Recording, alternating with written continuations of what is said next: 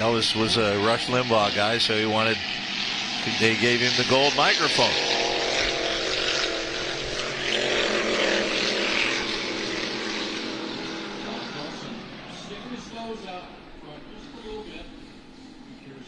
Oh, I'm told that's Sean Nelson, according to Jim Olson. Okay. It's always kind of funny when they do this, is they'll go around and do parade laps and such, but eventually they all get the racer in them. And they'll come out of turn 2, and then it becomes a drag race trying to... Although it's not an official race. It is not. You're not going for points. It's for show. But you can't tell me that they don't want to come in first. Yeah, they know who wins. You know that every time you played basketball in the backyard with your brother, there wasn't you know the score. You knew the score. You knew who was winning in the end. Yeah, you're playing a pickup game of hockey, whatever. I know what the score is. I know what the other guy gave up.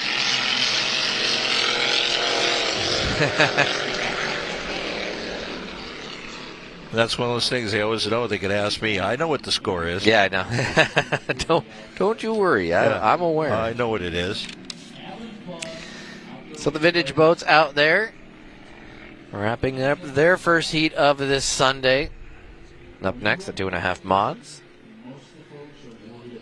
And here's the replay of John Woodward getting across the start-finish line first. There's Nelson as well, all just waving high.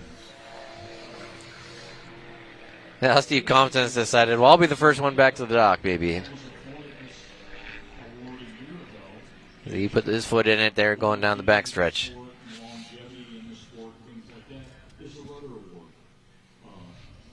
So Steve Compton, John Woodward, John Nelson all out there enjoying there. Now we'll have the 2.5 mods. Did unfortunately lose the 311 with Jacob Malden. Thankfully he's okay. Once I heard about getting hit in the head, I was like, are you okay? And he's like, I'm fine. But that leaves us with 5. The 85 is also out. Jim Malden's boat. Unfortunately, that was out beforehand. So we do have, hopefully, Brady Brackett able to get out there. Other than that, and hopefully Charles McDonald can get out there. But at least we'll have a few boats out there for the 2.5 mods. We'll see which ones they are when we come back. You're watching the 2026 Richland Regatta on SWX.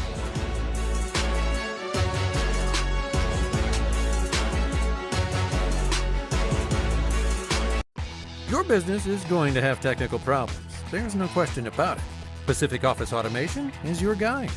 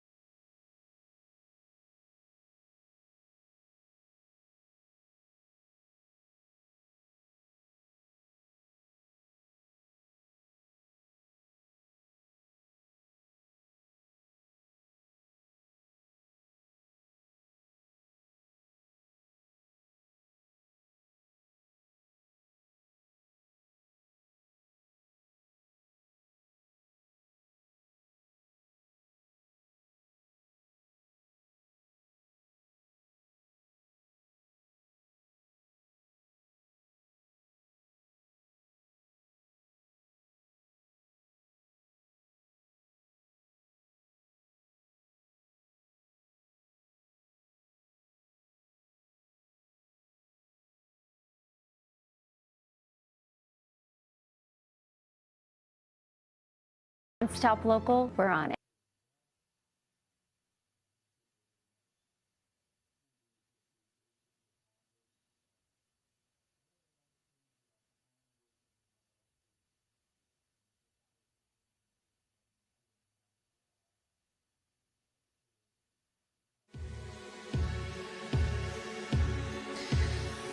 Well, that's not promising. The wind on that flag out there. But at least we're still calm enough that we can run out there. The water still looks pretty darn good.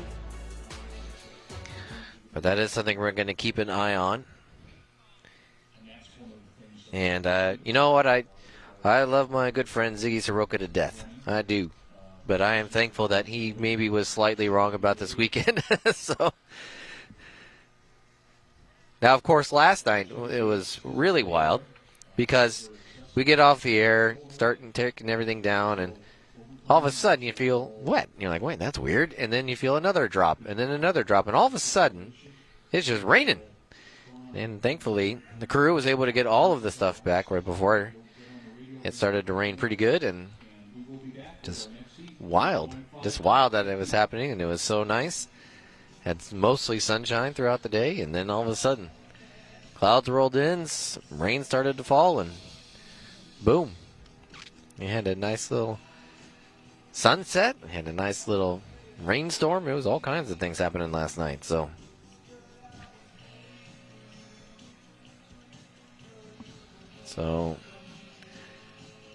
Lots of things that have to happen to swap over and get new courts, new judges out where they need to be, and we do have. A couple years ago, I got a chance to talk to Steve Compton.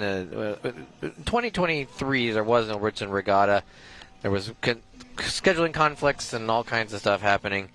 And so came back in 2024, and he just really loves this event. He's very passionate about this event, and so I got a chance to talk to him and about why the Richland Regatta is just so important. So here it is.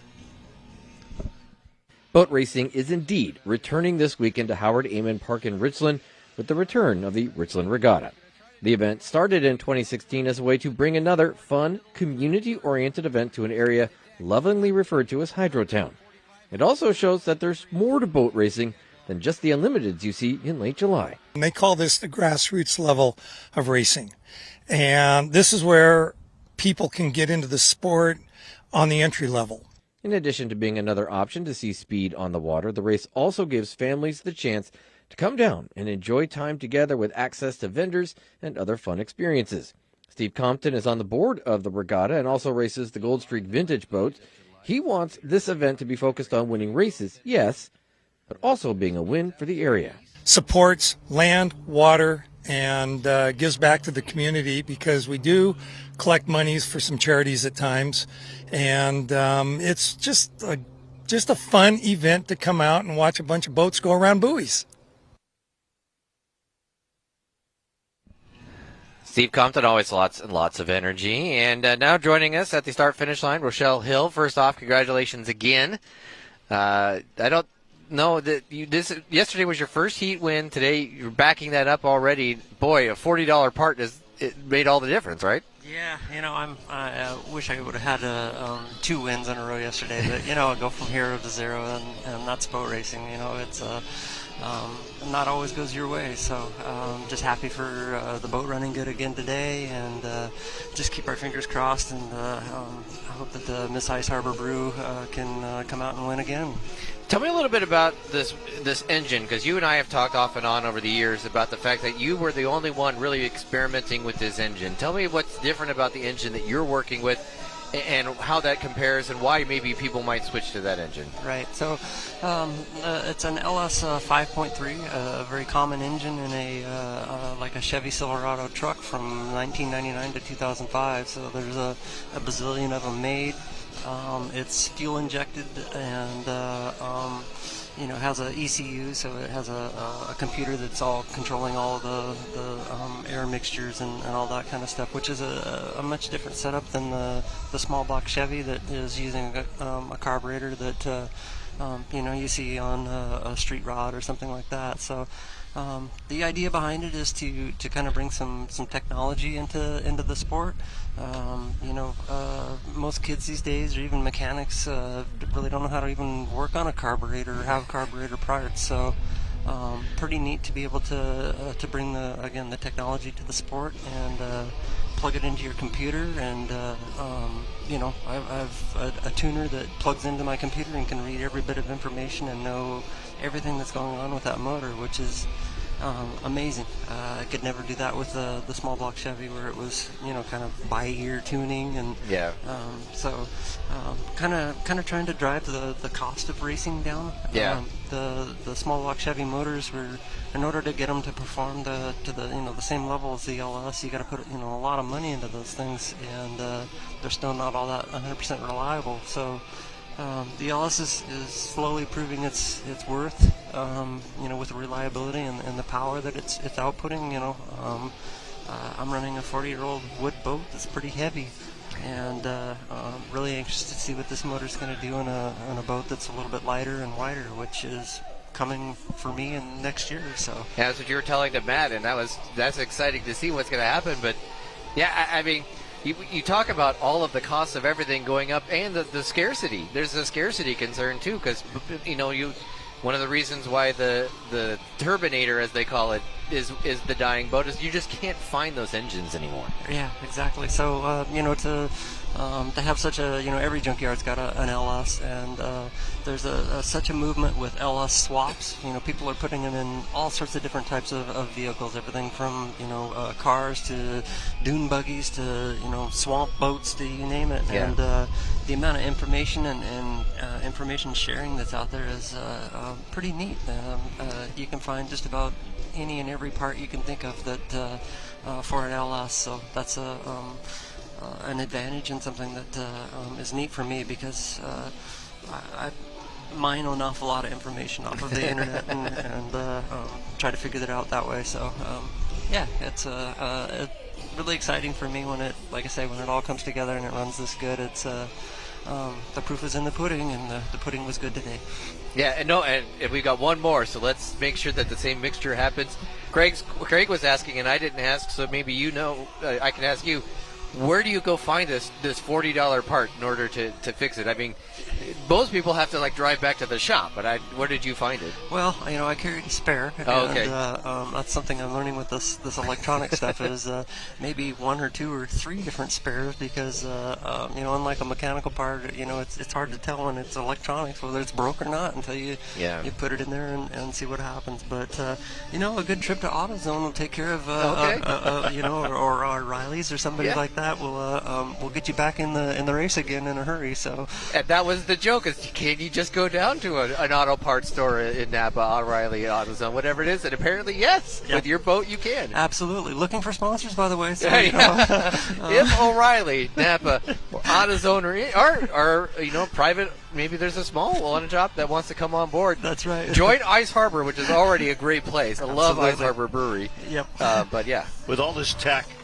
I know I said to Kevin on the air, I said, you're kind of like the Howard Hughes of who was the aviator. You're the floatiator, right? Where you're coming up with the innovations, and I think that's really cool. Yeah, I don myself as the godmother of the LS motor in the hydroplane world. So, starting to see more people starting to kind of adapt to the motor. There's a couple people back east that are getting ready to run this boat that's right behind us there. Brandon Cushing's boat's going to run an LS motor. And, okay.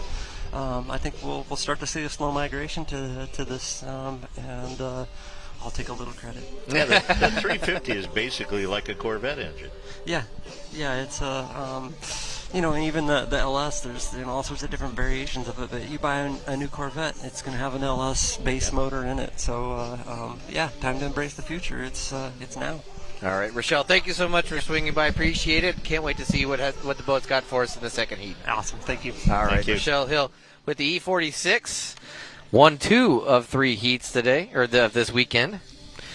And her first heat wins ever.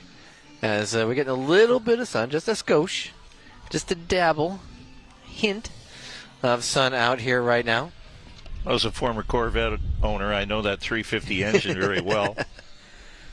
I know next to nothing about engines. I can change my oil. I can change an air filter. and then I'm out. That's at that point I just wipe my hands. Whenever they got the computers, and then now all the cars are computer and they plug and do it. They're made for you not to fix them. Yeah, that's true. And now anymore, anything pre you can, but it's a conspiracy, I tell you. My grandson is everything I'm not. Oh, okay. He's the mechanic. Get him, maybe we'll talk to him. And a very good one. Get him up here one of these years for boat racing and see what he thinks. He probably could pick up on it extremely quick, he and his friend. And that's what he wants to do in the long run, is he wants to get his own business and do it.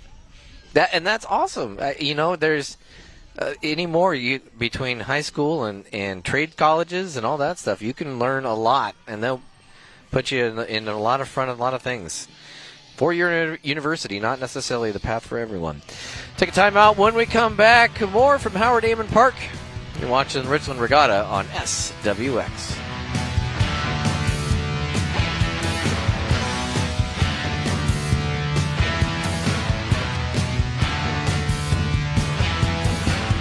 The awe, the suspense. The Apollo Columbia Cup for unlimited hydroplanes and STCU over the river.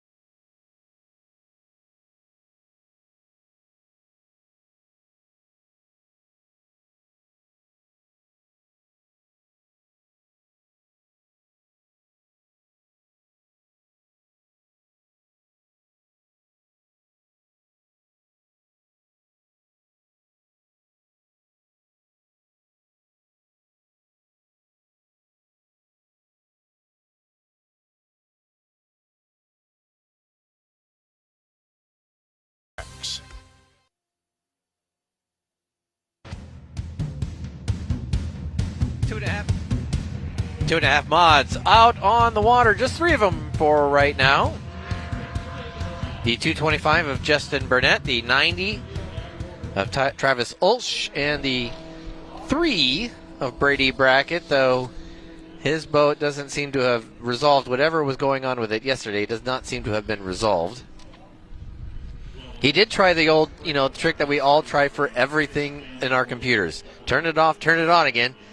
And it seemed like maybe it was going to be okay, but it is unfortunately not going to be the case.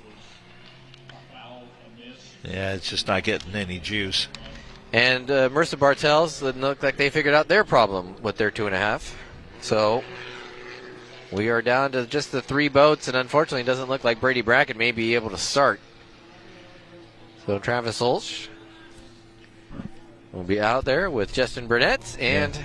I think it's safe to say Brady kind of limping along. Unless he's also playing possum. I don't think that's the case. I didn't feel like that was the case.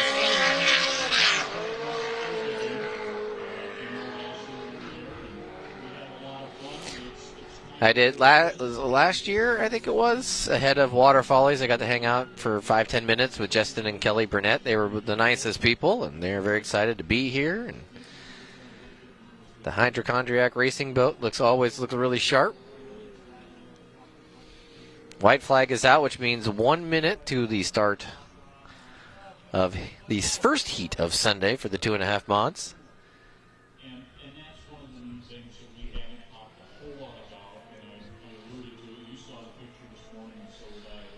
Brady firing it up, but we'll see if he's firing it up to get it back to the docks or firing it up to maybe try to start this race.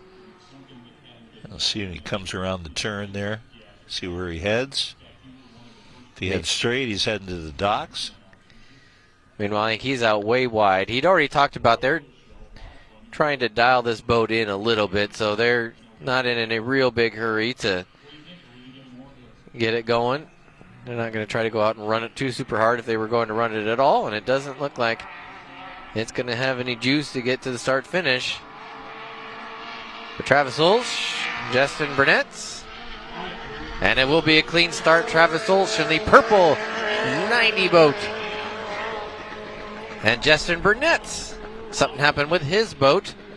So this looks like another kind of parade for Travis Ulsh, as Justin Burnett's boat not really responding as he'd like. Yeah, it's missing as it goes. He technically, I think, is going to get counted as started, as will Brady Brackett, which means there will be 3 boats that start this heat. So I think that at least they will qualify for points. So Travis Ulsh, barring him also running into problems, will get first place points when you look at that.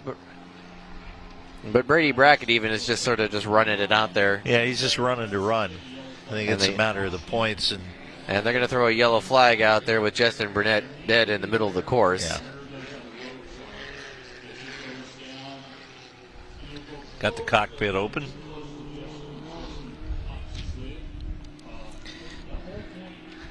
So unfortunately, 2.5 mods, they've been the worst hit of any of the classes so far this weekend.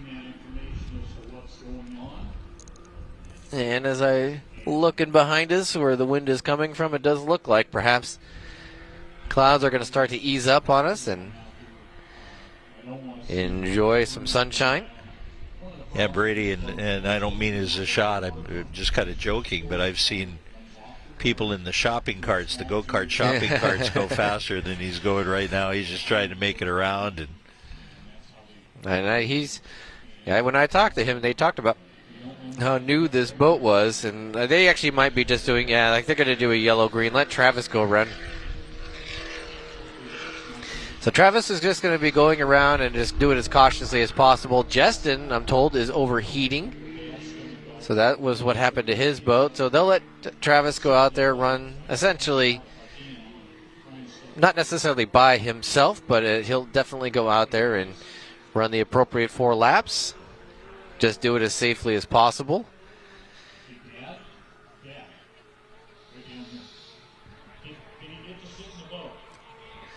Yeah, but Ulsh, it's been a good weekend. Yeah, has a lot of things to feel good about. All 3 modified heats go to the 90. Nice kid, too. Talked to him briefly this morning. Back in the Tri-Cities after taking some time off. Now he's going to go out there, get that opportunity to see how the boat handles. Brady Brackett, I think at this point, he started. They got the 3 boats to start. We'll see if Brady Brackett he's heading back to the dock. Decides to go back to the docks. So they got their 3 boats to start the race. I can get clarification on exactly how that works. So unfortunately, the 2.5 mods, just right now, having a heck of a time this weekend. And Travis Ulsh will come across the finish line. The John Mosteller start-finish line. He'll win the heat. And now he just needs to get the boat back. That boat has been consistently running. It's whether or not he makes the mistake, it seems like. After the 2.5s, which unfortunately, again, just the 90 finishing there. Now we'll get down to the 1 liter. And then we'll be at the 1 liters, which will be the last of the racing classes for the weekend in their first Sunday heats. And then we have a 3rd vintage, which unfortunately will just have the 2 boats.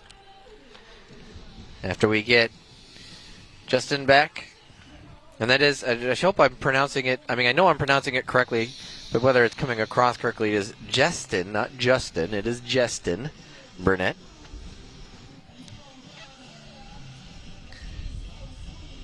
Well, we'll get him back to the docks. Once we do, we can get the 1 liters on the water, run a vintage class, and then it'll be time for lunch. Bummer for Justin, though. He was running much better than I'd seen normally out of him yesterday. Then, yeah, just overheating. But hopefully we'll get Matt, and Matt will get the opportunity to talk to Travis here in just a few moments. But while we wait for that, take a timeout.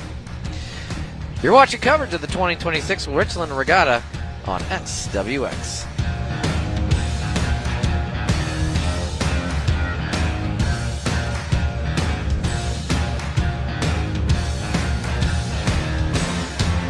Nonstop Local and Yakima Federal Savings and Loan want to help local families in need with our Lunchbox Lift Up Summer Food Drive.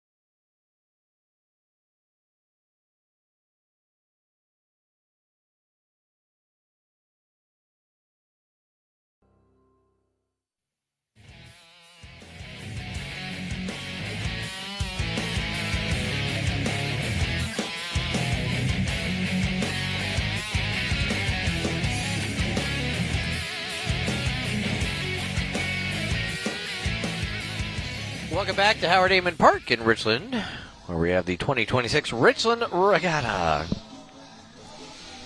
And trying to get Justin Burnett back to the docks. He's on the, unfortunately, other end of the course, so he's going to take it slow toe, as you can see. As everybody ends up back at the docks eventually, but you definitely would rather not do it this way. That's heartbreaking. You get out there and you literally got right to that start line and then had problems. Yeah, and just right as they're getting ready to start, that boat starts to overheat and boom, just like that. So that's unfortunate, and hopefully he'll get hit back. He'll get back, get figured out, and get an opportunity this afternoon to run.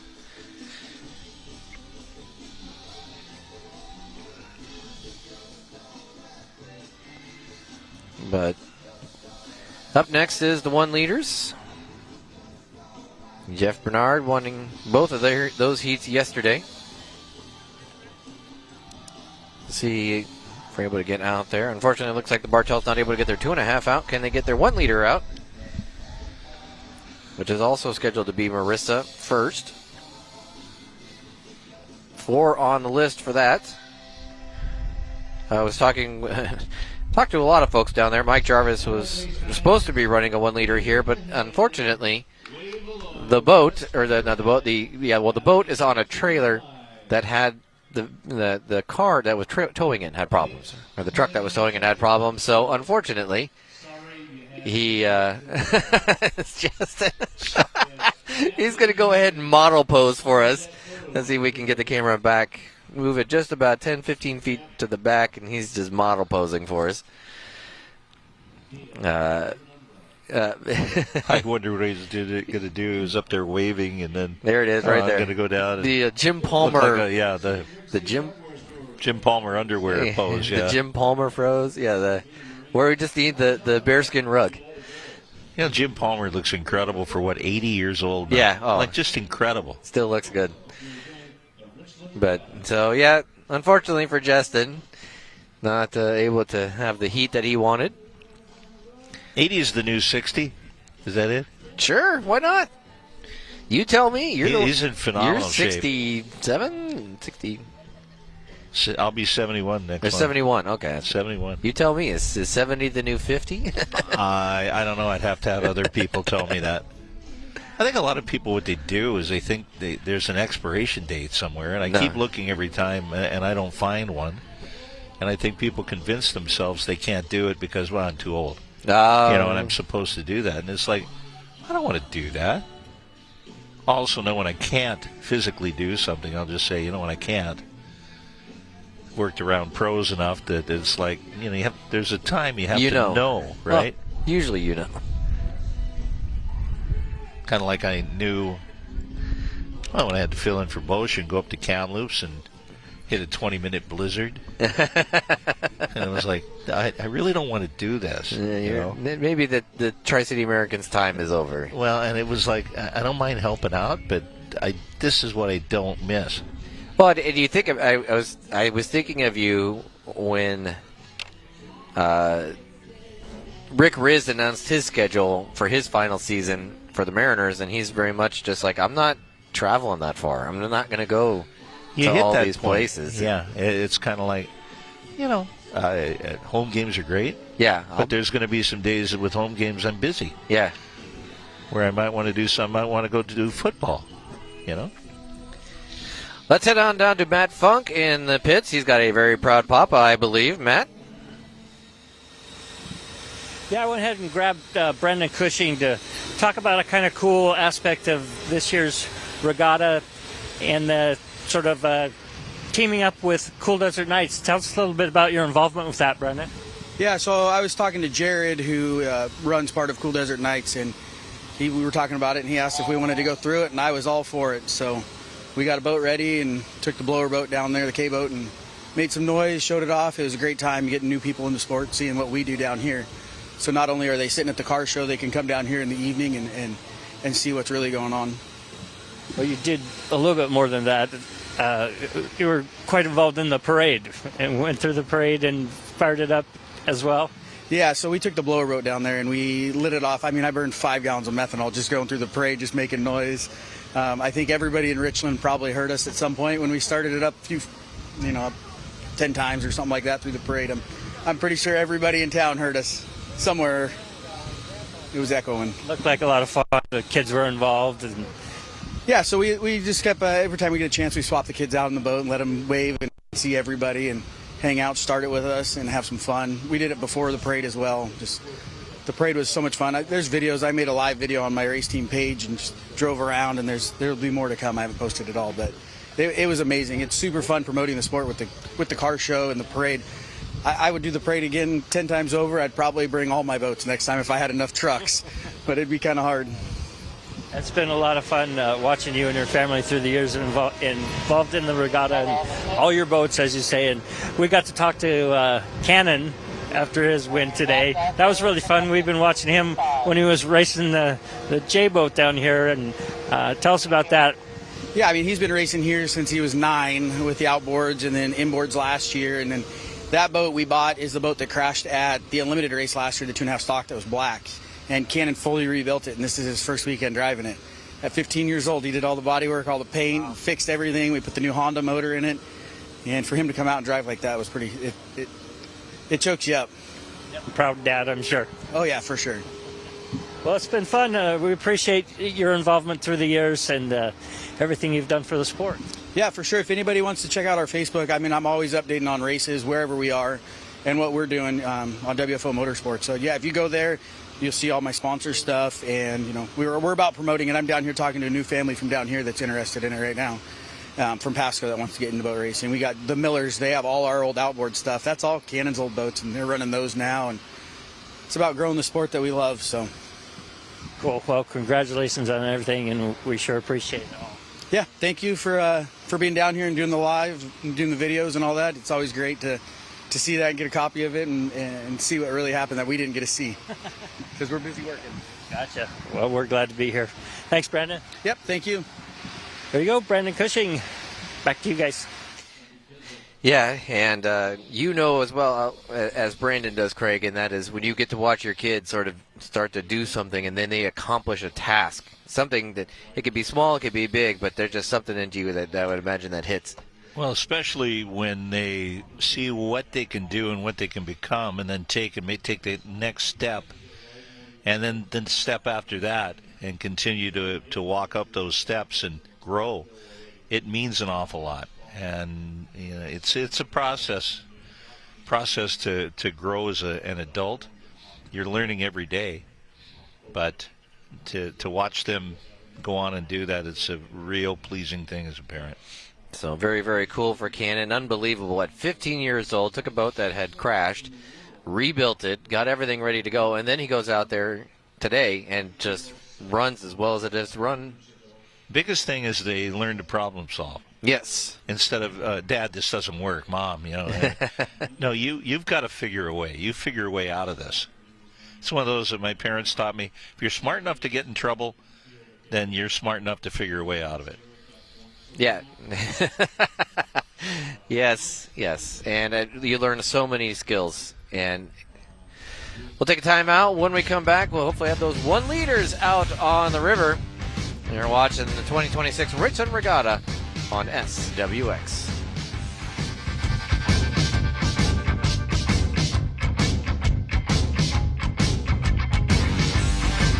Now even more ways to watch your favorite local sports on SWX. Catch live events over the air on 25.3 in the WX.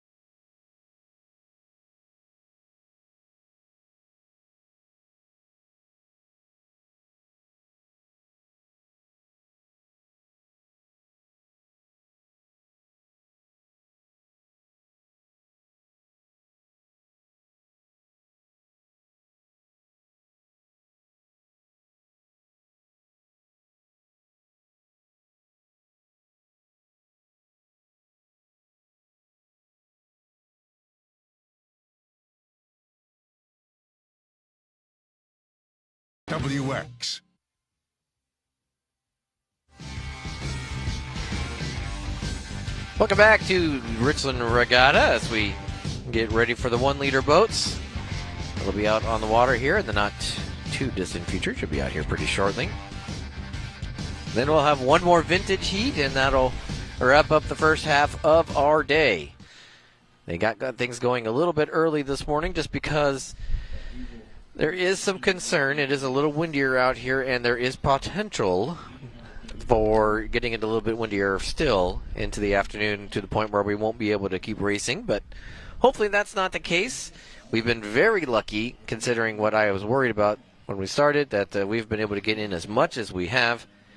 So they've got a gauge out there that'll tell them exactly what the wind is doing. Unfortunately for these boats, it doesn't take a lot. You know, if you're getting 15 miles an hour pretty consistently, you pretty much have to shut down for these smaller boats. Well, the temperature creeping up. It's at 73 right now. Very comfortable with the cloud cover. But the UV rays can be very nasty. Don't let the cloud cover fool you. Yeah, I got that little lecture last night. You know, you can get cloud burn, and I said, I know. Oh, yeah. That doesn't mean I listened. But I listened. Obviously, I listened because I remember the conversation. As the 1 liters get out on the water. They come screaming on. We'll see which ones can get out. I'm guessing that's Jeff Bernard.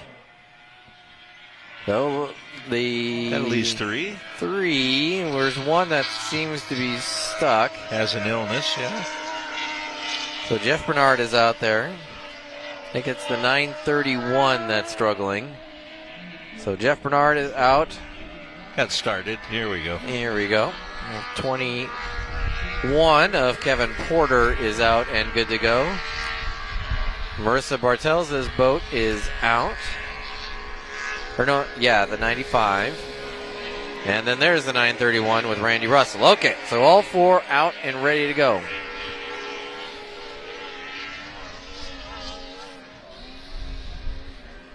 Get this 1 liter in, get the vintage boats in, and water's starting to look a little bit choppier out there. We may, again, be protected over here from where the wind is really hitting. It might be a little bit stronger out on the river itself. Yeah, I think that's safe to say, as we can see right out in the middle is where it's exposed. We have a bit of shelter, but it's definitely out toward the middle. You can see that it's a little rough, and especially on that backstretch. The historically difficult backstretch of the Richland Regatta. One of the challenges of running on a river, they'll always tell you, versus running on a lake. You've got that river current.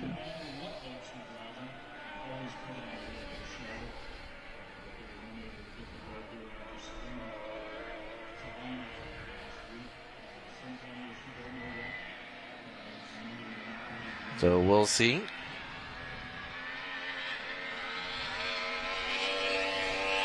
As there you see the 95.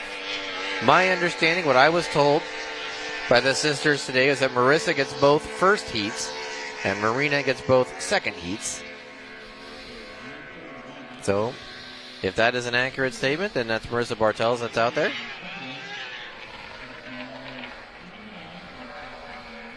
And now the boat's going to try to get lined up all together. Get themselves set for a clean start. As we got 2 in the back stretch, 2 in the front, though. Marissa is just entering, or now at the pinnacle of pit, or turn number 1. Russell and Bernard are going to cut across.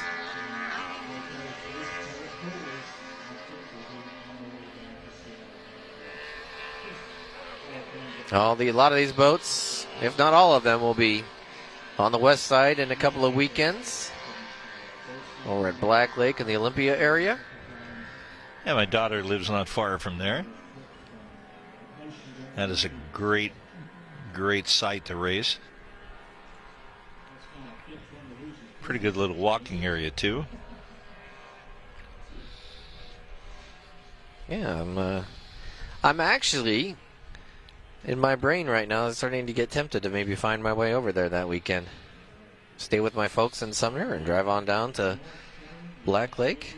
I've only ever been to Seafair once, and then to these boat races here, but to come to something that's specifically for the smaller boats, it's only ever been the Richland Regatta for me. So it'd be fun to see something to the size of Black Lake, as Jeff Bernard is going to start it perfectly. Kevin Porter in right behind him. Randy Russell in third. Marissa Bartels is in trouble out at turn number 2. She has yet to cross the John Bosteller start-finish line. So for right now, it's Bernard in front, Porter about a rooster tail and a half back, and then well back is Randy Russell. Marissa Bartels, there's definitely something going on with that engine. She might even be in a situation where she has to worry about getting lapped, because Jeff Bernard is flying around turn number 2. Kevin Porter not too far behind. Bernard on the inside. Porter just outside of him, but now it's about 2 to 3, maybe 3 rooster tail leads for Jeff Bernard as they enter turn number 1. Just have to keep an eye on that 95 boat that's out there. Should be pretty easy to see, though. So just work your way around Marissa, get by her, and then dive into the turns. As it will be Bernard will go inside of her. And then Kevin Porter.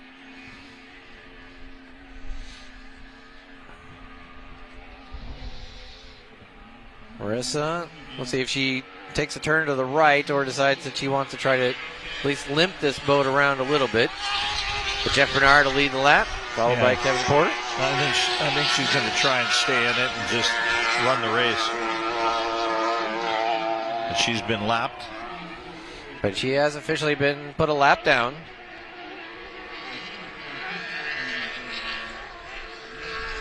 But if you finish, you get points. And this is a team that has some pride. They want to get points if they can. Well, again, it's the first race of the season, first weekend. So whatever you get here, and you work on whatever problems you have, and consider it a marathon. And, you know, this is the first length. Okay, didn't go well the first week. We'll play for the next one.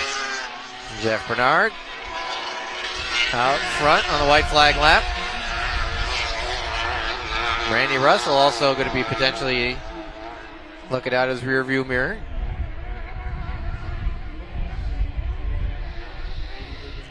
Yes. Russell now will come up in behind Marissa Bartels. Maneuver his way by, and Jeff Bernard entering turn number 2. This will be one of those checkered flag or multiple flag finishes as different folks are in different laps. In fact, Marissa Bartels is just going to go out wide, give him plenty of space. Randy Russell will get the white flag, and then Jeff Bernard in a checkered flag. As will Kevin Porter. Marissa's got a couple more laps to go.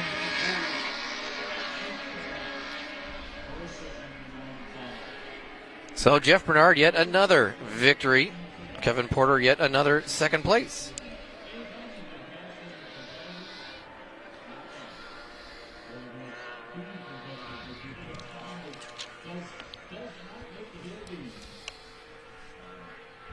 So congratulations again to Jeff Bernard. Good weekend for that family. Haley Ray doing quite well in the 1.5 liter.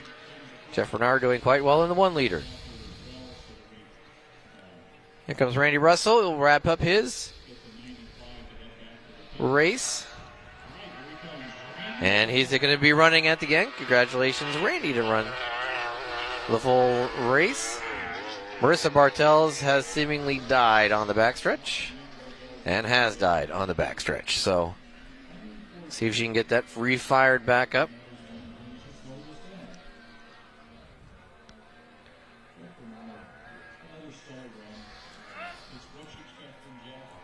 Yeah, it doesn't look like we have any success with that. Yeah. She's going to need a tow. Yeah, lid comes up. So, yeah. Craig, what do you want? You want ham again this for lunch? Yeah. All right. I'm pretty easy going with that. All right. We'll get that order placed. Very important. Everybody needs to know. You don't have to text me. So Marissa Bartels on the backstretch, going to have to get towed back to the docks. Unfortunately, a DNF for her. Pretty rough going. Yeah, it's better than a DNP. That's true. DNP CD. Oh, that's a rough term. NBA term right there. Yeah. Did not play coach's decision. That's all these terms they didn't used to have. They've got all of them now. It's like, oh boy.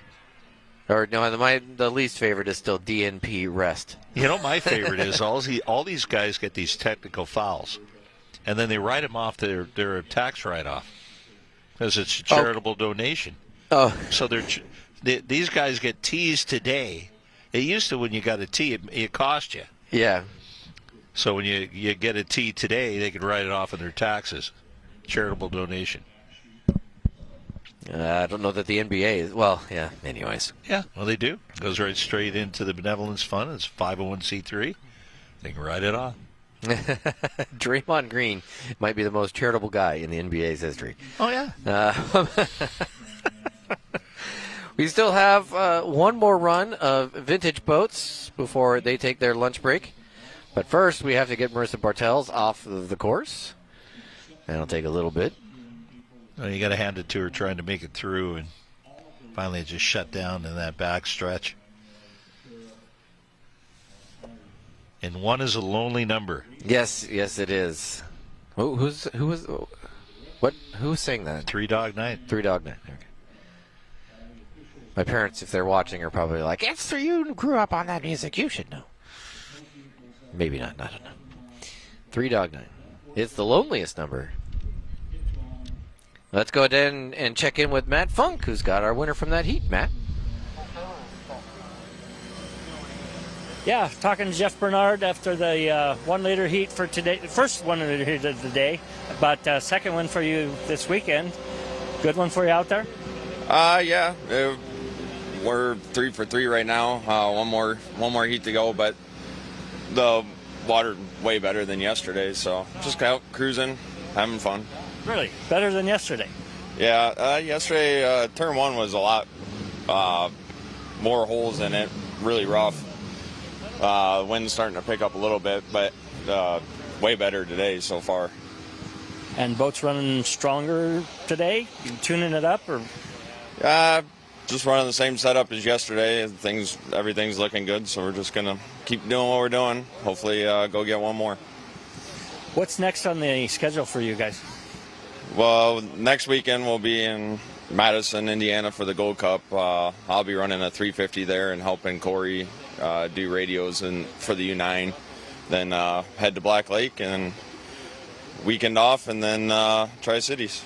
Back to the Tri-Cities. Sounds good. Congratulations. Thank you. There you go. Busy schedule for Jeff Bernard and his team. Looks like we got vintage heat going out right now. Back to you guys. Yeah, it got quite loud there for Mr. Funk. Yeah, next week in Madison, along the river between Indiana and Kentucky, you get the opportunity to watch the Unlimiteds again. And the J76 out there with Jerry Hicks. We're waiting to see. We knew this is where the 40, the Ombre was, is unfortunately not. The Peacock, though, is not getting started over there at the dock. So just the Copycat out for the vintage heat.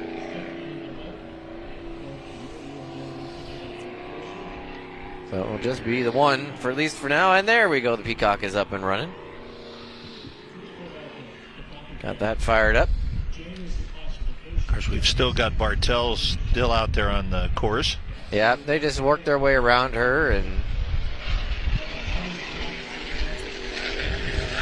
that's the thing. I think a lot of, when you have, for lack of a better term, getaway day, which is, I guess, a baseball term more than anything, is that a lot of these folks are not local, so they want to get their boats and get going as soon as possible, get back to their homes so it's not too crazy. So get back over to the west side. And we have until 5, but we may not take all the way until 5. Yeah, I don't think we are. We were taking a break yesterday at, it was after 1 o'clock, 1:15. Yeah, it was like 1:15. Yeah. So the two vintage boats now connected in. The Peacock and the Copycat. So the way it's going right now, we might be finished by 4:15.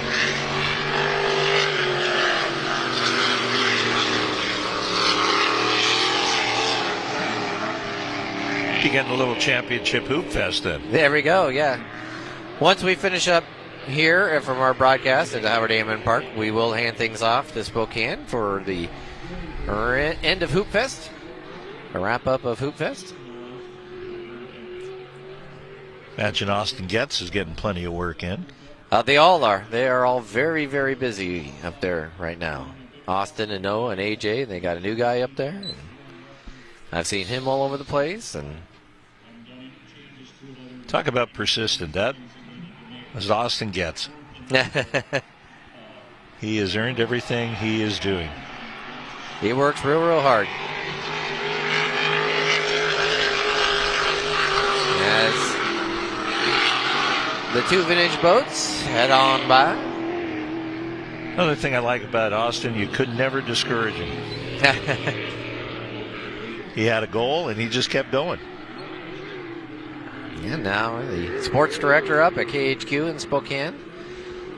He succeeded Dennis Patchen, who finally retired, though he's still doing play-by-play for University of Idaho, I think. That's what he called his ideal retirement job. Hey, you know what? That's a heck of a retirement job. Yeah, he did do Gonzaga for quite a few years. Did up to, I think, about 2001, I want to say.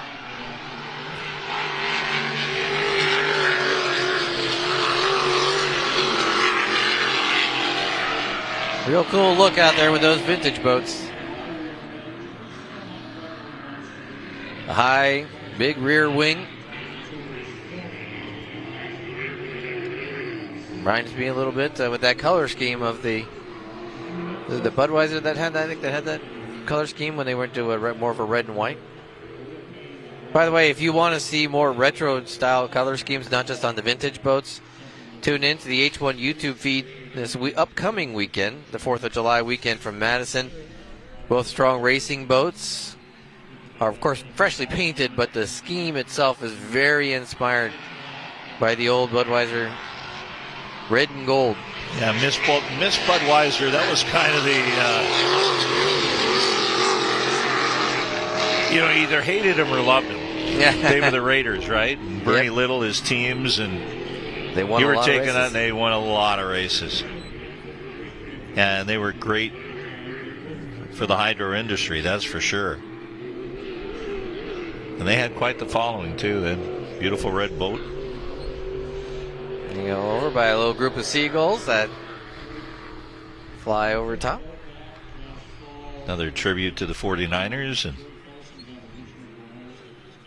another second place finish coming again this year. Seahawks should still be fine. Rams will be fine. Actually, a third place finish for the 49ers.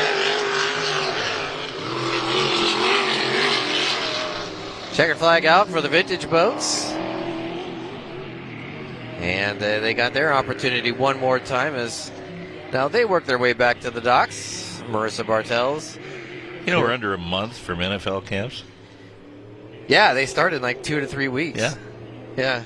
No, it's crazy. It's just. Well, the Rams went all in. They're trying this year. This should be a good race with the Seahawks, and then, of course, the 49ers will be there with the also-rans, and then, of course, there's the Cardinals. Yeah. Their games, their standings are listed down in tonight's games. Today's games. The Arizona Republic lists their record before the game even happens. 2-15, yeah. It should be interesting. NFL is always a lot of fun, and it's always a good time to get up there. Obviously, I was very pleased with how last season went as a lifelong Seahawks fan, so I can't be unhappy about that. And we'll see if they can do it again.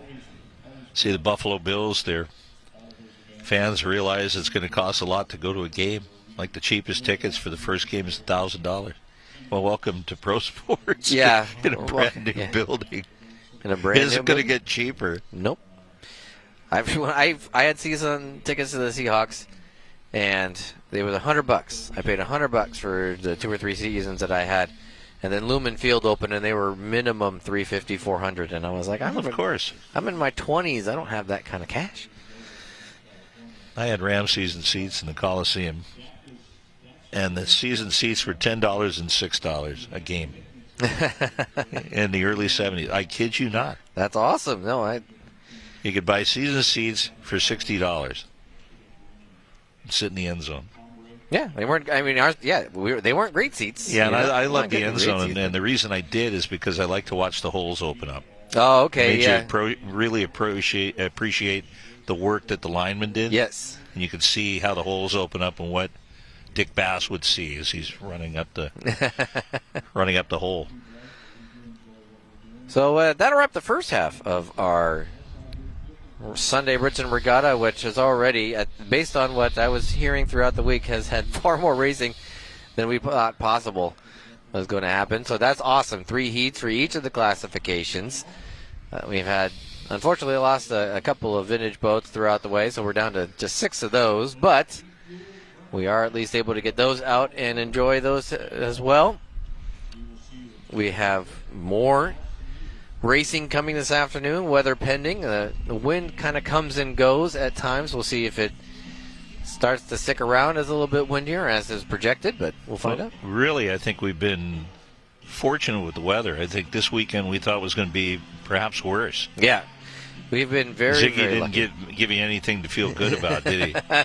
No, he just kept looking at me and he goes, I'm sorry for you guys. I'm so sorry for you guys. And yet, here we are, 3 heats in, and no complaints for me. This has been as good a weather as you could expect. And let's go ahead and toss it down to Mr. Matt Funk, who's got one of our vintage drivers. Matt? Yeah, I'm down here with Steve Compton, longtime boat racer and just huge participant in the sport. And Steve, let's talk a little bit more about that. And your participation has changed a little bit this year with the Northwest Powerboat Association. Yeah, Matt. We moved down to the Tri-Cities 6 years ago, and wise decision. Yes, we think so. Believe me, it's so much easier down here than it is over in the Seattle area. But the fan base here in the Tri-Cities is just phenomenal, and the Richland Regatta has been a tradition since 2016. We missed a couple of years, one because of COVID, one because of lack of sponsorship. But this year, we've got 35 participants, including 9 vintage boats. Last year, we only had 4, but this year we have 9. And the pair that just went out here a minute ago is our large vintage. But we've had some pretty good racing on the Columbia this year, and very fortunate that Mother Nature's been holding off with the wind, and keeping our fingers crossed that after our lunch break, she'll do the same for us.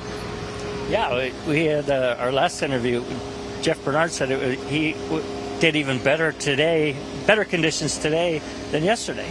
And I agree with that. I was actually out in my vintage boat earlier, and the 3 of us that were out giving the exhibition that we do, we all came together and said, you know, the race course is better, and so are the conditions. And that's one of the things that we did this year is we changed the configuration of the race course.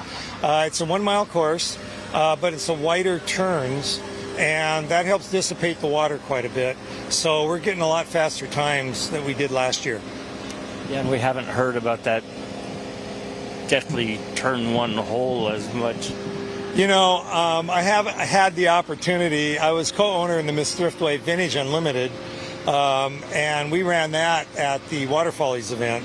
And I have come to the conclusion it doesn't really matter. If you're on a river with a current like we have here, the downriver turn is always going to be rough. For some reason, the waves don't dissipate.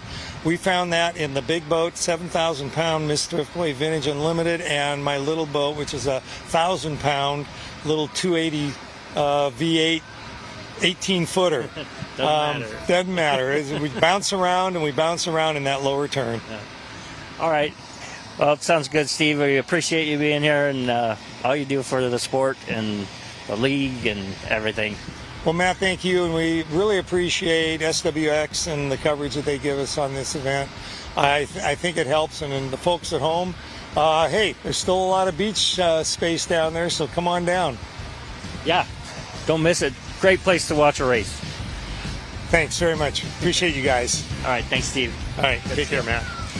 Okay, everybody, we're going to take a quick break, and we'll be right back.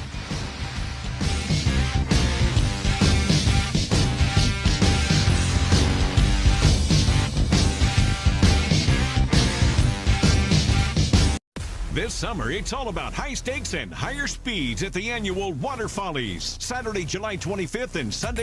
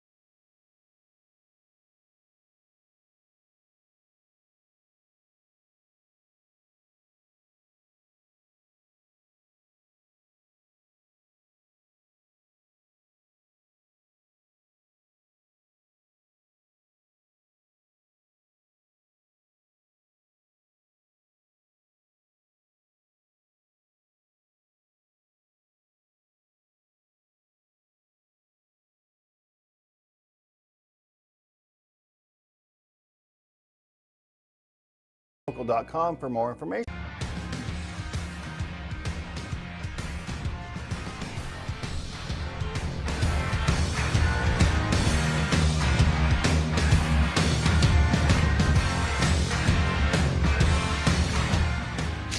And we've wrapped up the first half of our Sunday at the Richland Regatta, and we've got one half to go.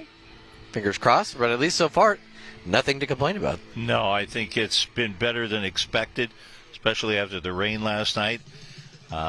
Expect a good afternoon, although we're going to have a few less participants. We've had some casualties here today with some of the boats, but that's pretty much par for the course. Yeah, I was going to say that. Welcome to boat racing. Yeah. You start with X amount, you always end with X minus. It does, unfortunately, not work out that way. We have a full list of heats ready to go after our lunch break. The lunch break will be an hour. We'll be back right now. I believe it is going to be noon when we take our break, so back at 1 o'clock, and you'll catch the Sunday afternoon portion of the Richland Regatta. We'll get you all up to date on what we can expect coming up at 1 o'clock. Enjoy your lunch break. We know we're going to enjoy ours. We'll see you here at 1 o'clock.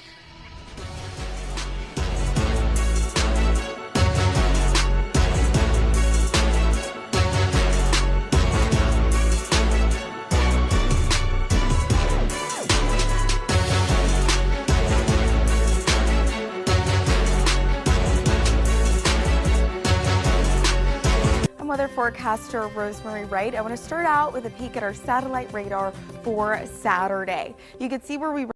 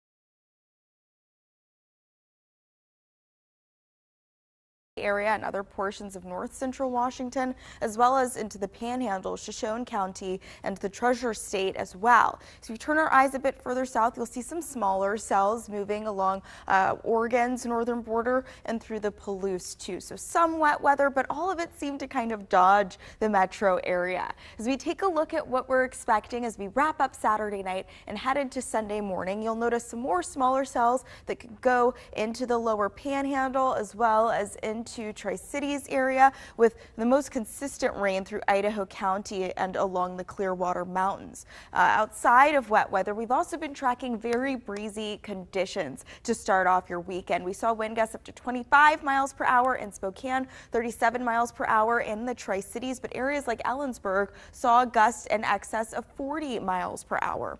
Overnight, you'll notice conditions remain quite breezy along the Cascades and the Columbia Basin into the Dells and along the Palouse too. We're talking 25-30 mile per hour gusts for those areas as temperatures fall into the upper 40s, low 50s for Spokane and Coeur d'Alene. 54 degrees are expected low in the Tri-Cities tonight and 51 degrees for Yakima.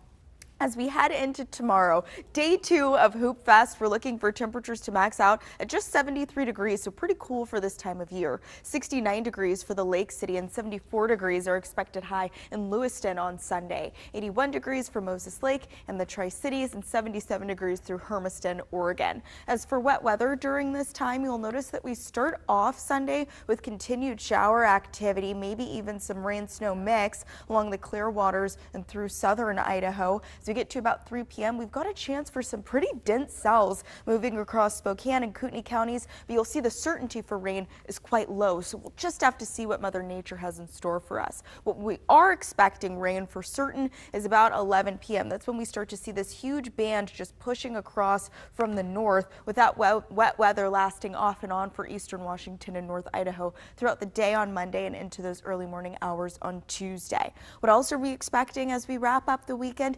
Even stronger wind gusts, with the strongest impacts on Sunday expected along the Cascades in Yakima and Kittitas, Washington, where we do have wind advisories in place on Sunday. We can watch together as this map just lights up as we get through about 4 p.m. on Sunday. As we get into the late evening hours, we start to see those impacts bleed into the Palouse and Spokane and Kootenai counties. Some models showing 35 mile per hour wind gusts, others showing wind gusts up to 40 miles per hour. So be prepared for blowing objects and road impacts, and then the chance of rain returns on Monday.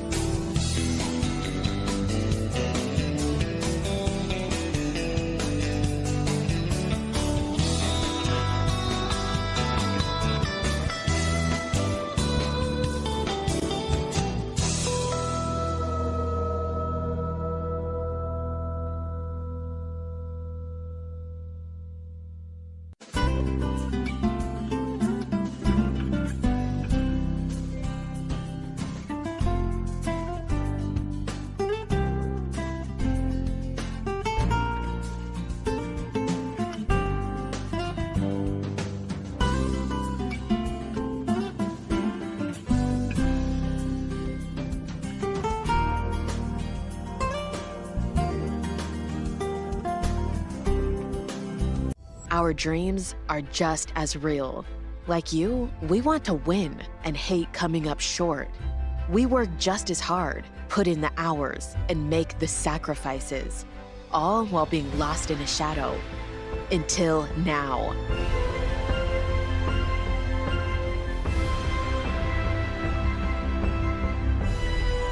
Yeah, we play like a bunch of girls. How lucky are you? Possibilities are all around us. We see potential in unexpected places. And when we share our knowledge, vision, and connections, we turn great ideas into action in our Yakima community and around the world. Together, we make real change happen. We are Rotary. We are people of action. Get involved today at yakimarotary.org. O'Brien Construction. Designed with purpose, built with integrity. From the Northern Quest Sports Studio, this is SWX Nonstop Local Sports. Every year, there's a celebrity judge for the Hoop Fest dunk competition, and this year, it's a Super Bowl champion. Seattle Seahawks defensive tackle Leonard Williams joined us at center court for the dunk contest qualifying round in front of a packed house. The Super Bowl champ says it's his first trip to Spokane, and the world's largest 3-on-3 basketball tournament has made a great first impression. I mean, this environment's amazing. I've never been to an event like this. This is my first time in Spokane, so thanks for showing out. And also the 12s have really showed up today. Had a lot of great fans out, and it never gets old, so I appreciate it. And as for the competition itself, this year's group impressed from the start. Ben Ehler got the biggest response from the crowd. The Spokane native wowed with this one-handed slam and some serious height. Tyler Cronk, a 3-time winner of this very competition, he advances with this performance, always a fun one to watch. And then something new this year, twins from Boise, only one advancing to the finals though. Bryce Elder, last year's champ Isaac Fisher, did not advance to the finals. 6 dunkers advanced.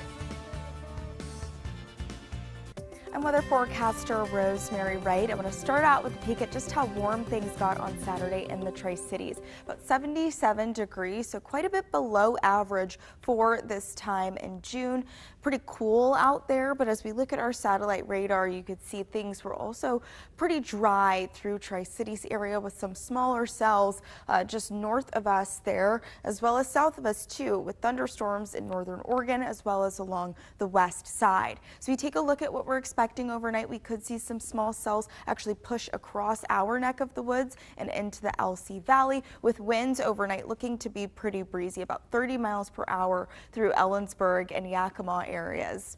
Outside of that, temperatures look to fall to 54 degrees overnight in the Tri-Cities and 51 degrees in Yakima. A little bit cooler in Spokane County, upper 40s expected there. So you take a look at tomorrow, you'll notice that we're looking for a high in the low 80s for Tri-Cities area, as well as in Yakima, Moses Lake too, with other areas like Hermiston and Lewiston, even Walla Walla peaking in the mid to upper 70s. Wet weather during this time, you'll notice we see this huge band push in Monday and into Tuesday. That's when we're looking for a chance of storm activity in our neck of the woods, but we could actually see most of that moisture isolated to eastern Washington and North Idaho rather than the Columbia Basin. What we will see in the Columbia Basin is some pretty breezy conditions on Sunday.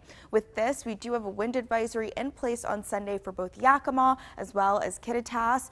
Some models showing wind gusts maxing out at 35 miles per hour, others showing wind gusts exceeding that 40 mile per hour mark. So expect breezy conditions as you wrap up the weekend in central Washington. Be prepared for blowing objects, impacts on the road, fallen tree limbs, and more. There's a peek at those next 7 days, just how cool things are going to get at midweek.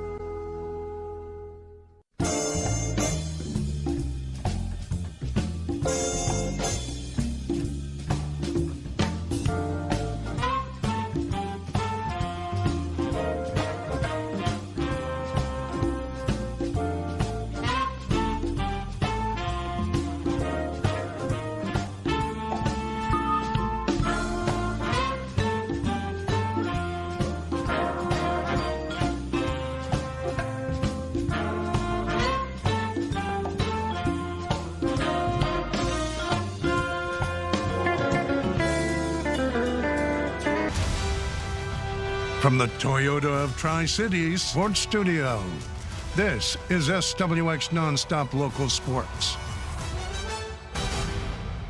For SWX, I'm Kevin Rounds. The 2026 Richland Regatta hits the water this weekend with a wide variety of boats hoping to win a heat or two. Now, outboard motorboats, usually used to help young kids learn how to race a boat safely, will be out. Also inboards for the E350s to the 1.5 liter boats and the big 2.5s, all hoping for some glory over at Howard Damon Park. Now, fans will be able to see drivers that will one day be dazzling us in late July at water follies in the Grand Prix or Unlimited boats. Now, festivities kick off Saturday morning, weather pending. Richland Regatta also comes to SWX this weekend. It's actually the only event of its kind in the area televised.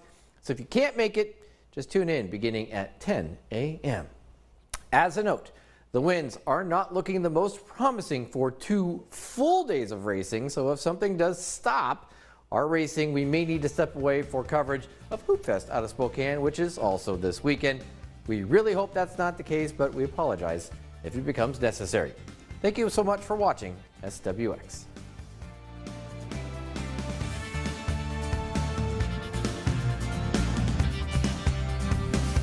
No one gets you closer to the action than SWX Nonstop Local Sports.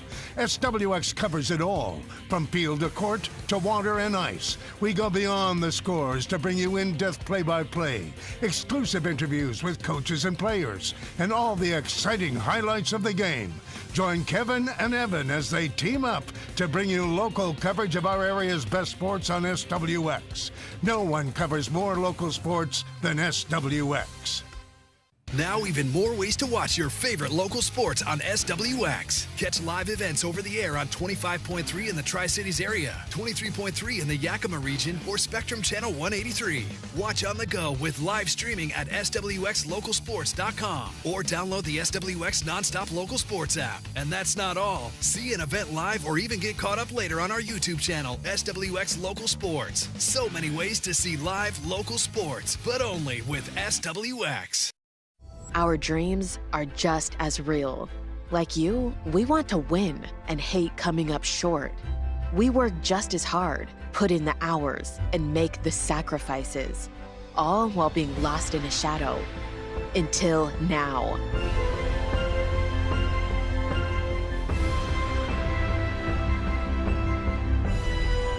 Yeah, we play like a bunch of girls. How lucky are you? As the sun sets, we're already on it. Thanks for joining us for Pulse Prime. Continue. Breaking news, weather shifting across the region. As for what we're expecting overnight, more dry conditions for those. The stories shaping our tomorrow. The deputies found the State Congressman Michael While other newscasts haven't even started, we're already live. On SWX, on your phone with the Nonstop Local app, and streaming on YouTube. A lot of fun, Morgan. Nonstop Local, content connecting community. We're on it just a bit earlier. I'm weather forecaster Rosemary Wright. I want to start out with a peek at our satellite radar for Saturday. You can see where we registered some thunderstorms through Lincoln County area and other portions of north central Washington, as well as into the Panhandle, Shoshone County, and the Treasure State as well. So if we turn our eyes a bit further south, you'll see some smaller cells moving along Oregon's northern border and through the Palouse too. So some wet weather, but all of it seemed to kind of dodge the metro area. As we take a look at what we're expecting as we wrap up Saturday night and head into Sunday morning, you'll notice some more smaller cells that could go into the lower Panhandle as well as into Tri-Cities area, with the most consistent rain through Idaho County and along the Clearwater Mountains. Outside of wet weather, we've also been tracking very breezy conditions to start off your weekend. We saw wind gusts up to 25 miles per hour in Spokane, 37 miles per hour in the Tri-Cities, but areas like Ellensburg saw gusts in excess of 40 miles per hour. Overnight, you'll notice conditions remain quite breezy along the Cascades and the Columbia Basin into the Dells and along the Palouse too. We're talking 25-30 mile per hour gusts for those areas as temperatures fall into the upper 40s, low 50s for Spokane and Coeur d'Alene. 54 degrees are expected low in the Tri-Cities tonight and 51 degrees for Yakima. As we head into tomorrow, day 2 of Hoop Fest, we're looking for temperatures to max out at just 73 degrees, so pretty cool for this time of year. 69 degrees for the Lake City and 74 degrees are expected high in Lewiston on Sunday. 81 degrees for Moses Lake and the Tri-Cities and 77 degrees through Hermiston, Oregon. As for wet weather during this time, you'll notice that we start off Sunday with continued shower activity, maybe even some rain-snow mix along the Clearwaters and through southern Idaho. As we get to about 3 p.m., we've got a chance for some pretty dense cells moving across Spokane and Kootenai counties, but you'll see the certainty for rain is quite low, so we'll just have to see what Mother Nature has in store for us. What we are expecting rain for certain is about 11 p.m. That's when we start to see this huge band just pushing across from the north, with that wet weather lasting off and on for eastern Washington and North Idaho throughout the day on Monday and into those early morning hours on Tuesday. What else are we expecting as we wrap up the weekend? Even stronger wind gusts, with the strongest impacts on Sunday expected along the Cascades in Yakima and Kittitas, Washington, where we do have wind advisories in place on Sunday. We can watch together as this map just lights up as we get through about 4 p.m. on Sunday. As we get into the late evening hours, we start to see those impacts bleed into the Palouse and Spokane and Kootenai counties. Some models showing 35-mile-per-hour wind gusts, others showing wind gusts up to 40 miles per hour. So be prepared for blowing objects and road impacts, and then the chance of rain returns on Monday.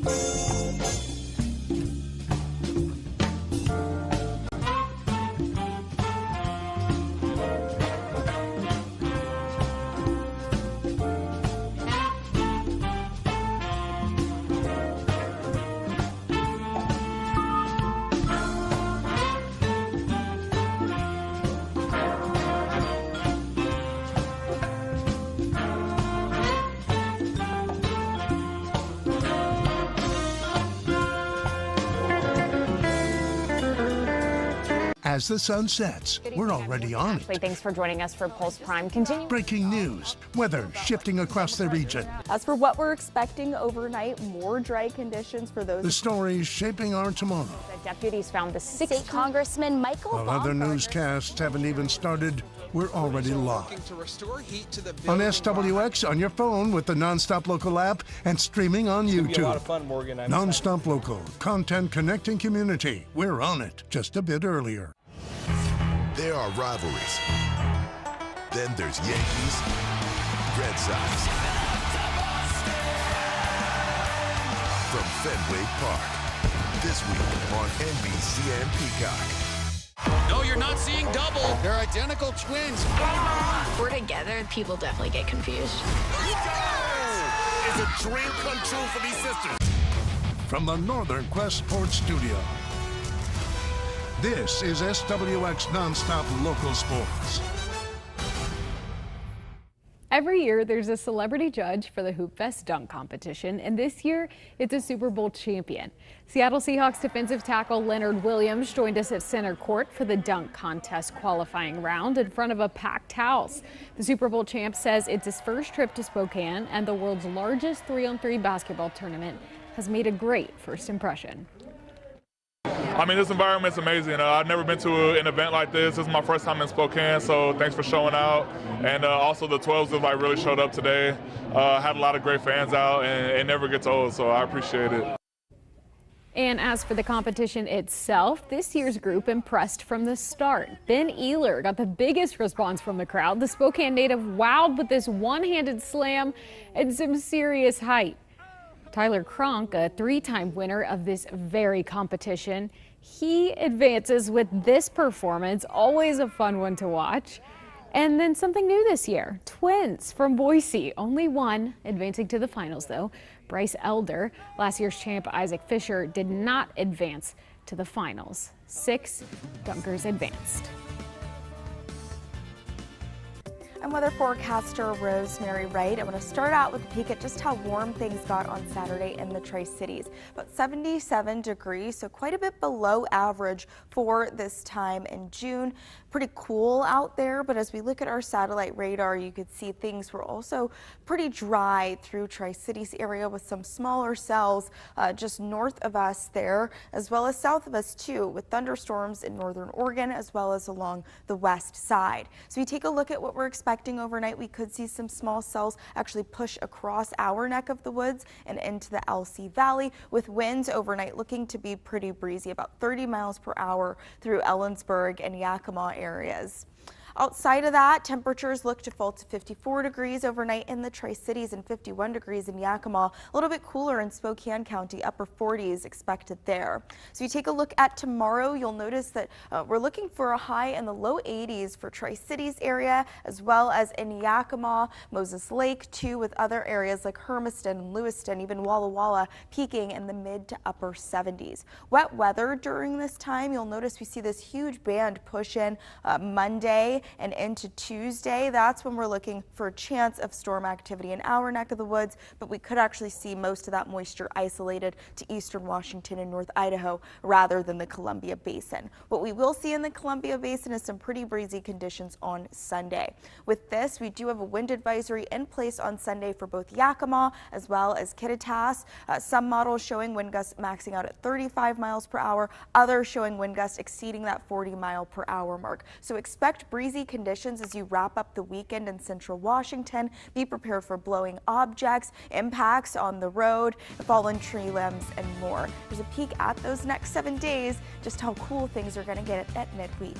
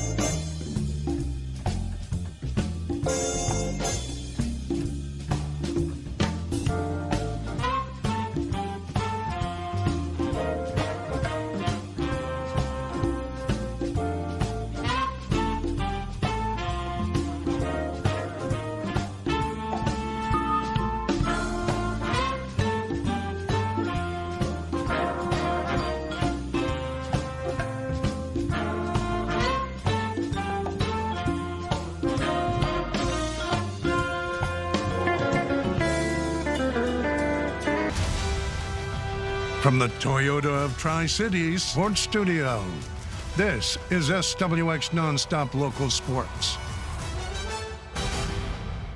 For SWX, I'm Kevin Rounds. The 2026 Richland Regatta hits the water this weekend with a wide variety of boats, hoping to win a heat or two. Now, outboard motorboats, usually used to help young kids learn how to race a boat safely, will be out. Also inboards from the E350s to the 1.5 liter boats and the big 2.5s, all hoping for some glory over at Howard Amon Park. Now, fans will be able to see drivers that will one day be dazzling us in late July at Water Follies in the Grand Prix or Unlimited boats. Now, festivities kick off Saturday morning, weather pending. Richland Regatta also comes to SWX this weekend. It's actually the only event of its kind in the area televised. So if you can't make it, just tune in beginning at 10 a.m. As a note, the winds are not looking the most promising for 2 full days of racing. So if something does stop our racing, we may need to step away for coverage of Hoop Fest out of Spokane, which is also this weekend. We really hope that's not the case, but we apologize if it becomes necessary. Thank you so much for watching SWX.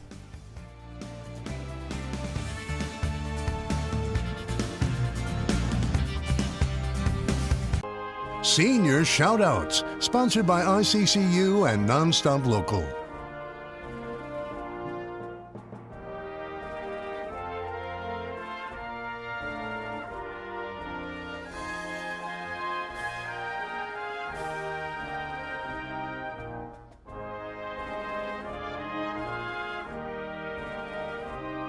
Congratulations to all our local high school graduates. There's a lot of people here at Nonstop Local that make it special. In addition to the faces that you know and love, we have our sales and our production teams that make everything run smoothly. And we're all geared up for our summer food drive, a lunchbox lift up. We want to make sure that no child in our community is without food this summer. So from June 1st to July 10th, please make a donation to one of our drop-off sponsor locations. Help us make this summer a great one for local families. Go to nonstoplocal.com for more information. The big boats are coming back. The Water Follies Apollo Columbia Cup and STCU Over the River Air Show return on SWX July 25th and 26th. Join us Saturday from 1 to 5, then Sunday at 10 until the Columbia Cup champion blasts across the finish line. Vintage, Grand Prix, and more join the action. Presented by Legends Casino Hotel. It's the biggest event of the year throughout the region, and you can catch it all on SWX. Hi everyone. Sadly, fire season is starting much earlier than we expected. Our thoughts are with the families impacted by these wildfires, and our thanks go out to the firefighters and the first responders working to keep people safe. For our part, Nonstop Local, KHQ Weather, and news teams are on it, tracking conditions, alerting you to danger, helping you prepare with information that can help protect your family. That's content, connecting community. Nonstop Local, we're on it. Nonstop Local KHQ. We're on it.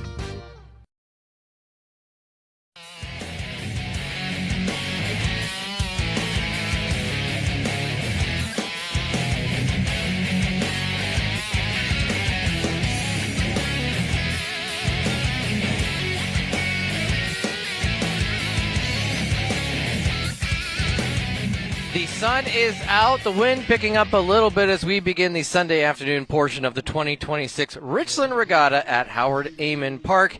A beautiful, beautiful Sunday afternoon alongside Craig West. I'm Kevin Rounds. And Craig, well, we're to the back, finally, the back portion of this. Feels like a beach day now. Yes.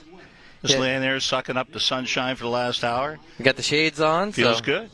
Should be a whole lot of fun. We got a heat now listed for every classification.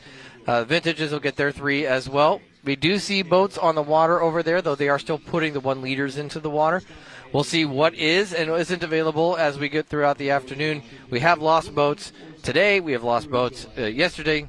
So we will see what ends up happening in terms of what is available. Again, the wind's starting to pick up just a little bit, but we'll hopefully it'll be calm enough. It'll be behaved enough to see how it goes. 1 liter heat so far has been all Haley Ray, and she's been pretty much the boat to beat. The other boat that had historically given her a real chance, a real threat. The Carson Kelly boat has done nothing but struggle today, so we'll see what ends up happening here as we get into the 1 liters. I want to send a big thank you to Griggs Ace Hardware for sponsoring this year's Richland Regatta, and to the city of Richland for everything they do to make this wonderful, family-friendly event possible. And all the other regatta sponsors, including Ray Poland and Sons. They're really busy right now. Star Rentals, Equipment Share, Brett's Marine, Myers Autotech, Freedom Equipment Rentals, United Rentals, Tri-City Water Follies, and Coca-Cola. So, scheduled to have 1 liters start things off. Then we'll have vintages. 1.5 liters. Then followed by vintages. And then nice little run of boats that are going to show off, hopefully, a really good time this afternoon. Again, the weather is all we're worried about at this point.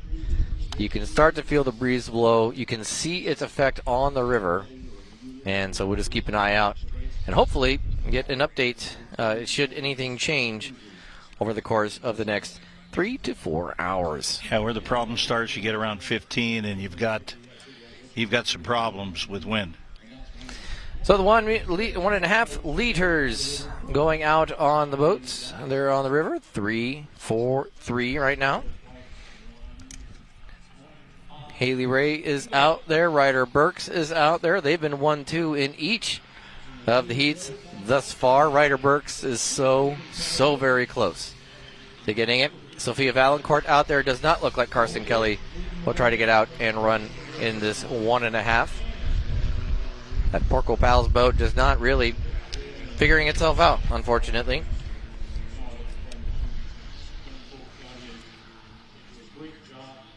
So the two boats, the 1 and the 25, have been the boats that have been able to watch. I got them wrong initially. I was told I originally thought Haley Ray was the 3 boat, but that is, I believe, she's actually the 1 boat. Talked to her briefly yesterday, and very quiet person. Didn't have a lot to say. Just excited to get out and race, and does it very, very well.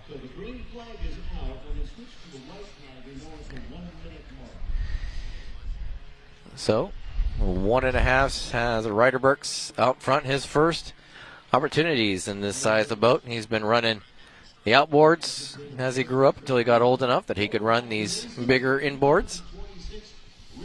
Should be a whole lot of fun to see if this time he's seemingly had something to try to battle Haley Ray with, but unfortunately just every time it's been that orange and blue boat.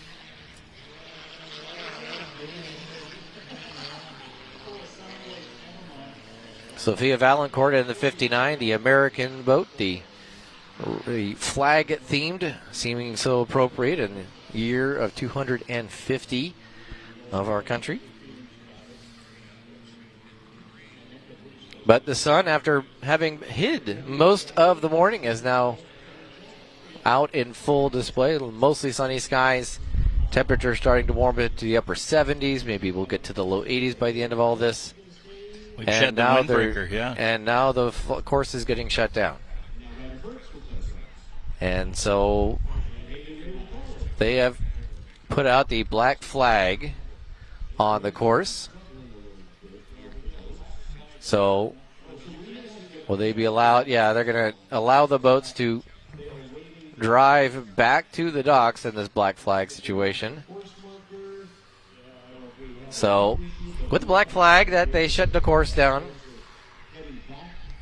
That's one of the fears we had from when we started at 9:15 today, and why they started at 40 minutes or so early to get an opportunity to make sure we at least got in half the day. And I hate to say it, there could be the possibility with the winds elevating that may not get a lot more in, may not get anything in. Yeah, so we're going to have to kind of keep an eye on exactly what happens with the course conditions throughout the afternoon today. We've been very lucky. There was times when I would talk with our meteorologist, Ziggy Soroka, and he would tell me, I don't know, man, I don't know. And we got very lucky yesterday. We got a full day of racing in. We got at least the first half of today in. We'll see if we were able to get in the second half of today. very thankful we got in what we got in. Well, you take a look at the top of the trees, and that's what's going to hit them. And top of the trees are making a lot of moves. So we'll see where we're able to get to here in the second half of the day. Of course, our own Matt Funk is in the pit area. He's got a walkie-talkie as well, so a radio, so he's going to be able to keep an eye on what's happening and what's going on the course and with different drivers.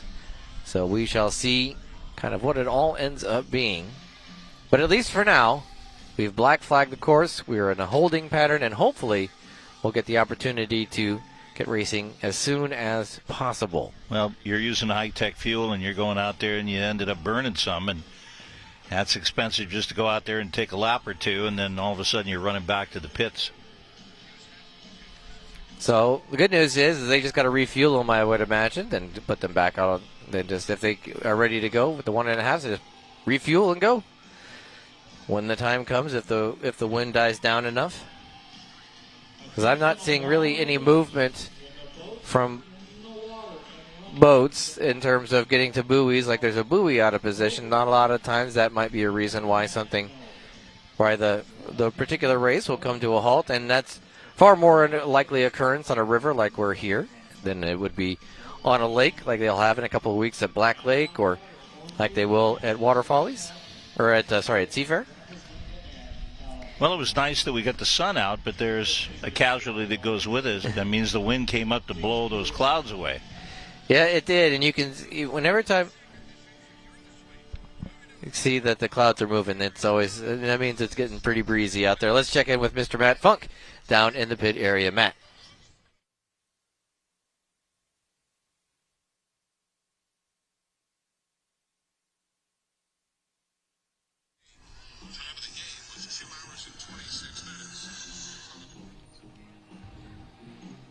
All right. Sorry about that. Hopefully we'll get better information. Hopefully you guys heard it. Unfortunately, I didn't hear what Matt was able to say. But hopefully get an update on what's going on with the course and what might be happening with the wind.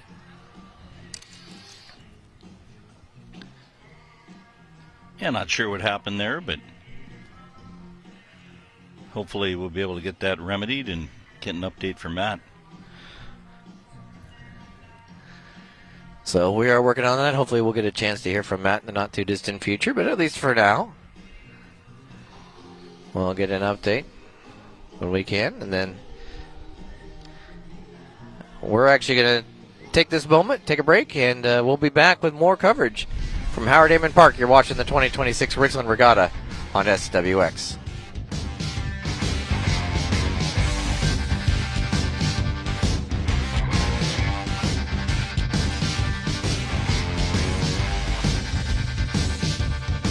Nonstop Local and Yakima Federal Savings and Loan want to help local families in need with our Lunchbox Lift Up Summer Food Drive.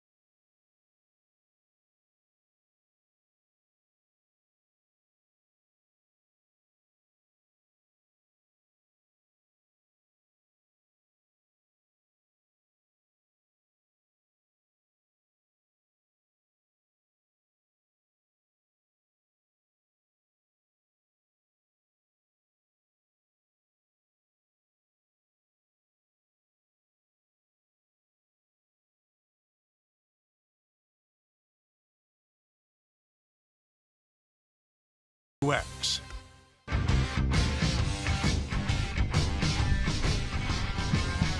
All right, talked to one of the race officials, and essentially their concern was just a safety concern, that they were watching these little T-boats, and there was just a little bit iffy. They were a little bit concerned, and he wanted to make sure that these young folks that are driving the T-boats are not going up and over and too bad. So they saw some boats bouncing up pretty good, getting a little flighty, and they said, hey, let's go ahead and put a hold on that. For right now, the hope is that other boats will be able to go, but we'll keep an eye on that, of course, throughout the day. Coverage of the Richland Regatta on SWX is brought to you by Top Notch Driving School. Do you have a new driver at home? Well, Top Notch Driving School offers teen driver education, behind-the-wheel training, and state-certified instructors. You can learn more at topnotchdrivingkennewick.com. That is their website, topnotchdrivingkennewick.com. Next on the schedule would be the first run of the vintage Joe Glass's boat out there. We'll see if she's able to get out, but at least for now we are on a wind hold, and we'll see what happens as we go forward. Again, this wind was expected. Thankfully, it didn't really come until this afternoon. It had been potentially happening all day yesterday and today, but today was theoretically going to be the poorer conditions of the days, that's for sure. So a wind hold right now. We'll see. I don't know if it's going to get much better than it is right now. Hopefully we'll get a chance to see some boats out on the river. We again have had 3 heats and had a really lucky weekend. Speaking of wind holds, it's all about being safe. It's all about taking the opportunity to make sure that the drivers are as safe and the fans are safe and everybody comes home and enjoys their time at home. And I got an opportunity to talk with our safety director, Jen Cushing, a couple years ago about the importance of being safe. This year's Richland Regatta will run with one thing at the forefront. Safety is paramount. It's the most important thing. This is a risky sport, but we definitely look at safety for everything for racers. That's Jennifer Cushing, risk manager for both the Richland Regatta and Water Follies. She was also a very good friend of Matt Madsen, who died tragically at the regatta in 2021. She tells me that's caused an even greater focus on being safe as possible, particularly if winds pick up, as they so often do. They will put us on wind holds if the winds are too dangerous for the boats to be out there, especially with the hydroplanes, because they can easily go over with too much airflow under the boats. The river near Howard Amon Park can be challenging, particularly on the east end of the course and up the backstretch. Cushing, who will also race this weekend, says her hometown course can be quite difficult. This area, the course is a little bit different because of the winds and the currents.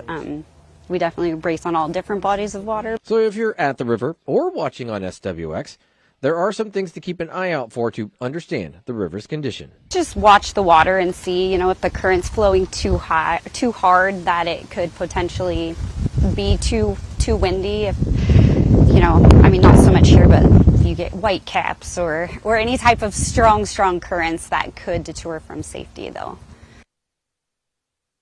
And again, right now, is proving to be true. East end of the course, that's down in turn 1.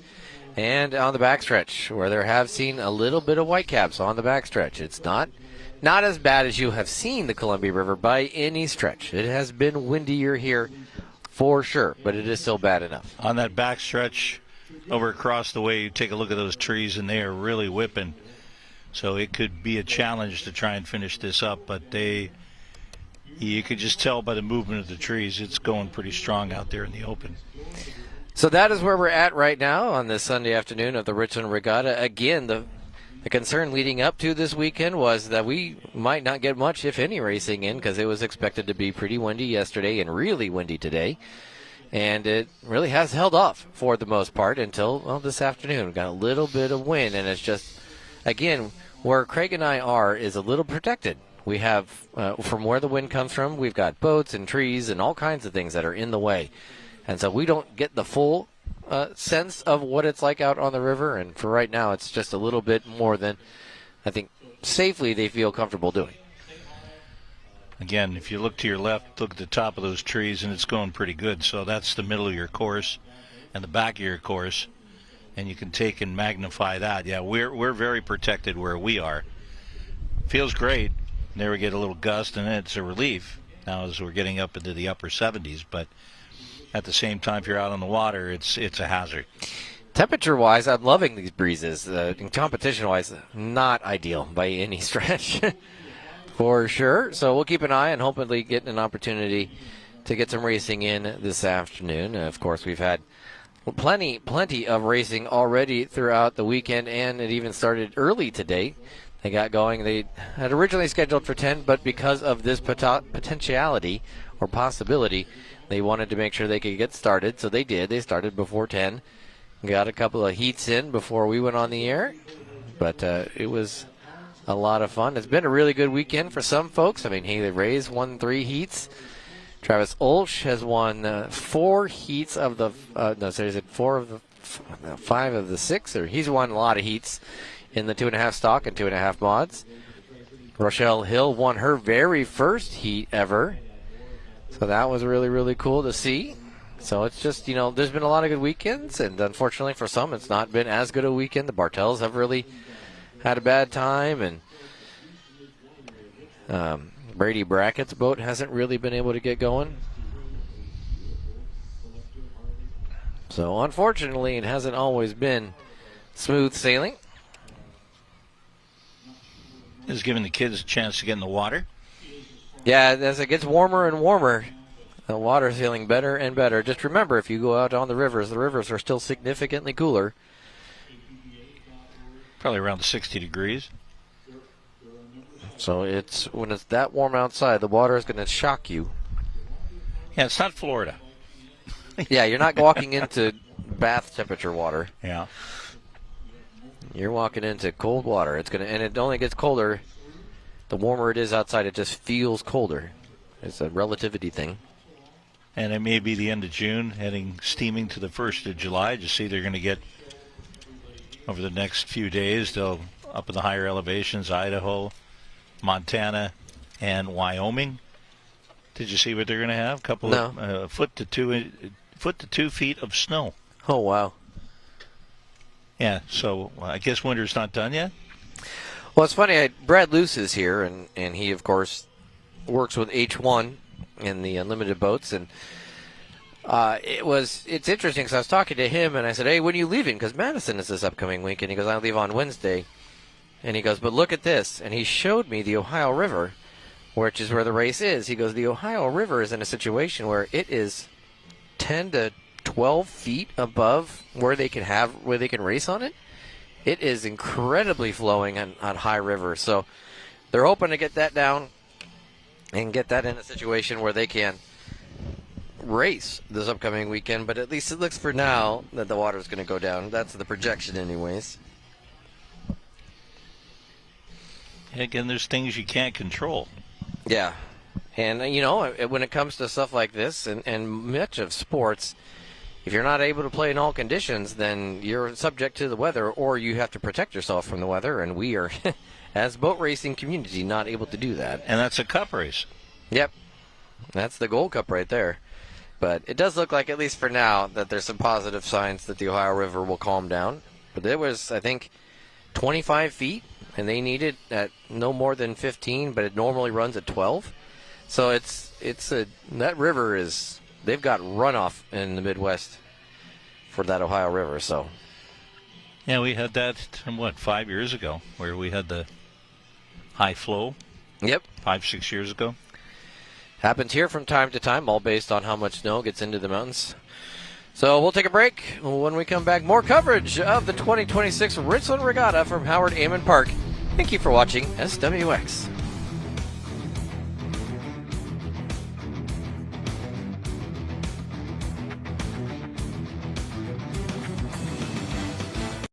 This summer, it's all about high stakes and higher speeds at the annual Water Follies, Saturday, July 25th and Sunday.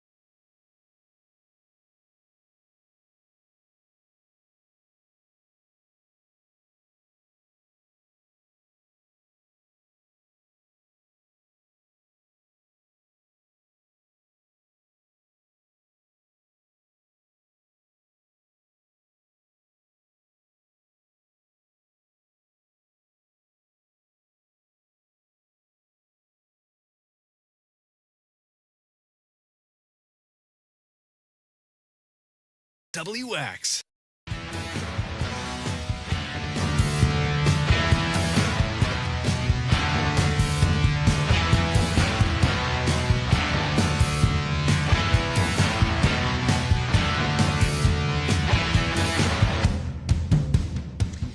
Back here at Howard Amon Park for the Richland Regatta 2026 edition, and still waiting on the winds to calm down a little bit. We saw one of the volunteer boats run down the backstretch like they were almost trying to race. I think they were trying to get a sense of what's going on, and now we are taking boats out of the water. So that is an incredibly bad sign. Unfortunately, we're still working on that technical issue in the pit area, so hopefully we'll hear from Matt here in the not-too-distant future. But I can tell you I did see off to the east of the course there were some jet skiers that were coming up, and that's when you hear the little whoop, whoop, and the sheriff boat was out saying, hey, guys, no. That's not where we're at right now. We're not doing this. So, but boats out of the water is not a great sign. And so hopefully, but again, weather forecasts were showing that maybe there wasn't going to get better throughout the day. So that's the only hope, is that perhaps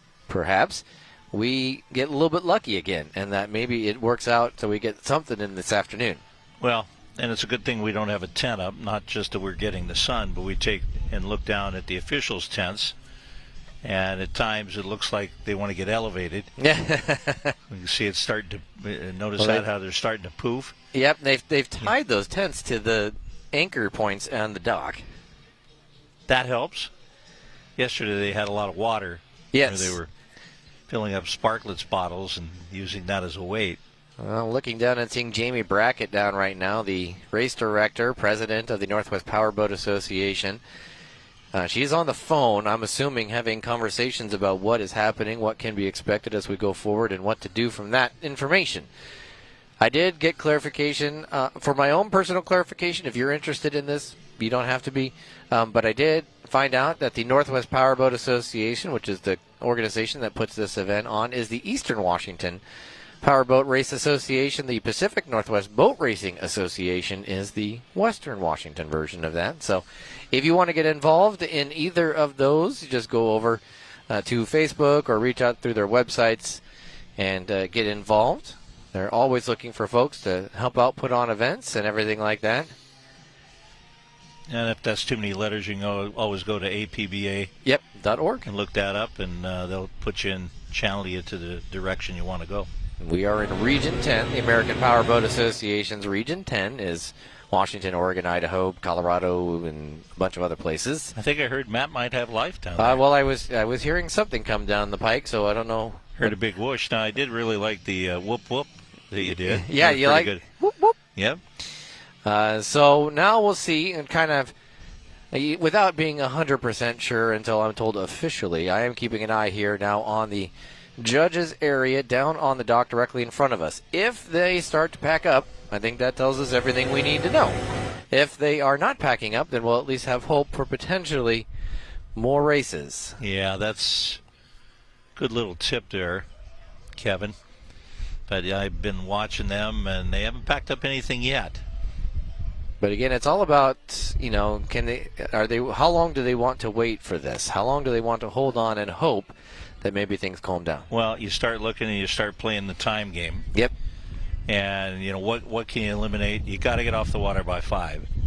But they also have the weather forecast and know the wind is going to elevate as the day goes on. So it's one of those you can hurry up to wait and wait a little bit more. So I'm sure they're talking to the Weather Service. I'm sure they are very involved talking with the folks who know what's going to happen at the weather. Take a time out. When we come back, more, and we'll have more updates, hopefully. You're watching the 2026 Richland Regatta on SWX.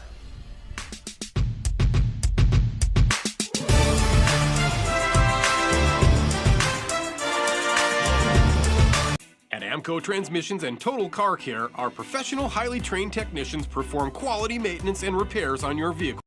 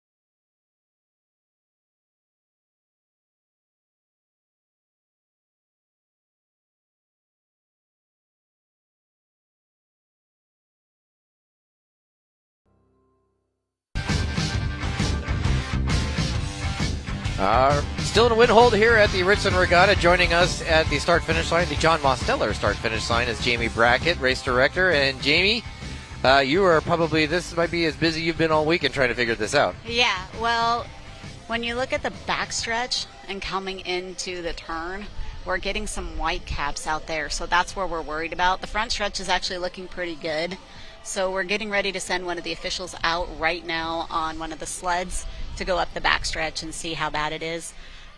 We do have a rookie in the 1.5 class that this is his first race ever, and he has no front canard, which the canard actually keeps the front of the boat down.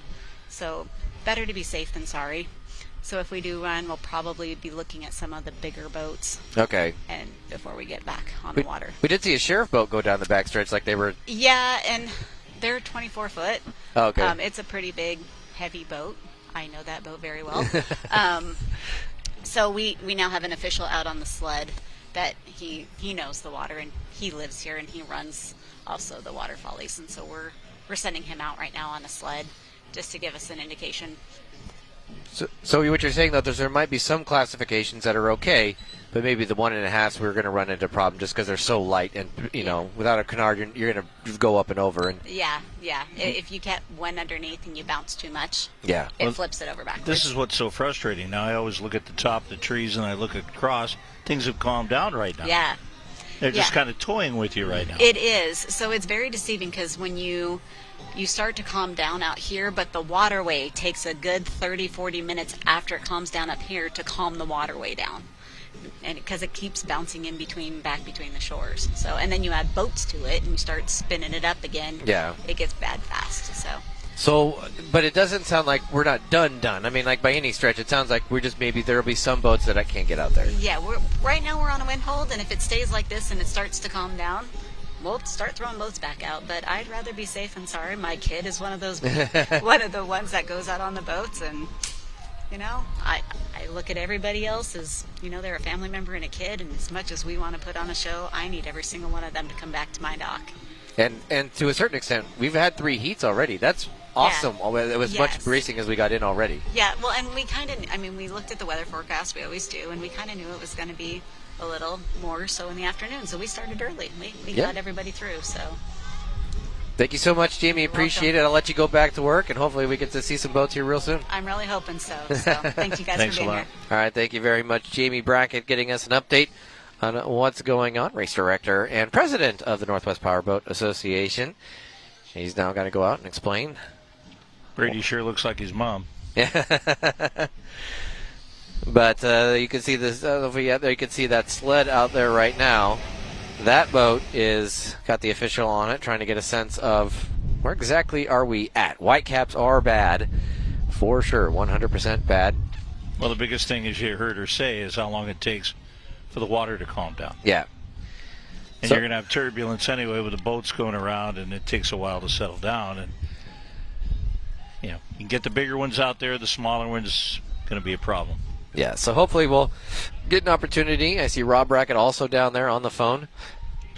He's helping out, trying to figure things out as Jamie gets down there, trying to talk to one of the officials.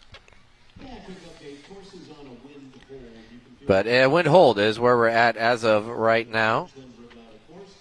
Unfortunately, that is something that can happen. We all know this too well.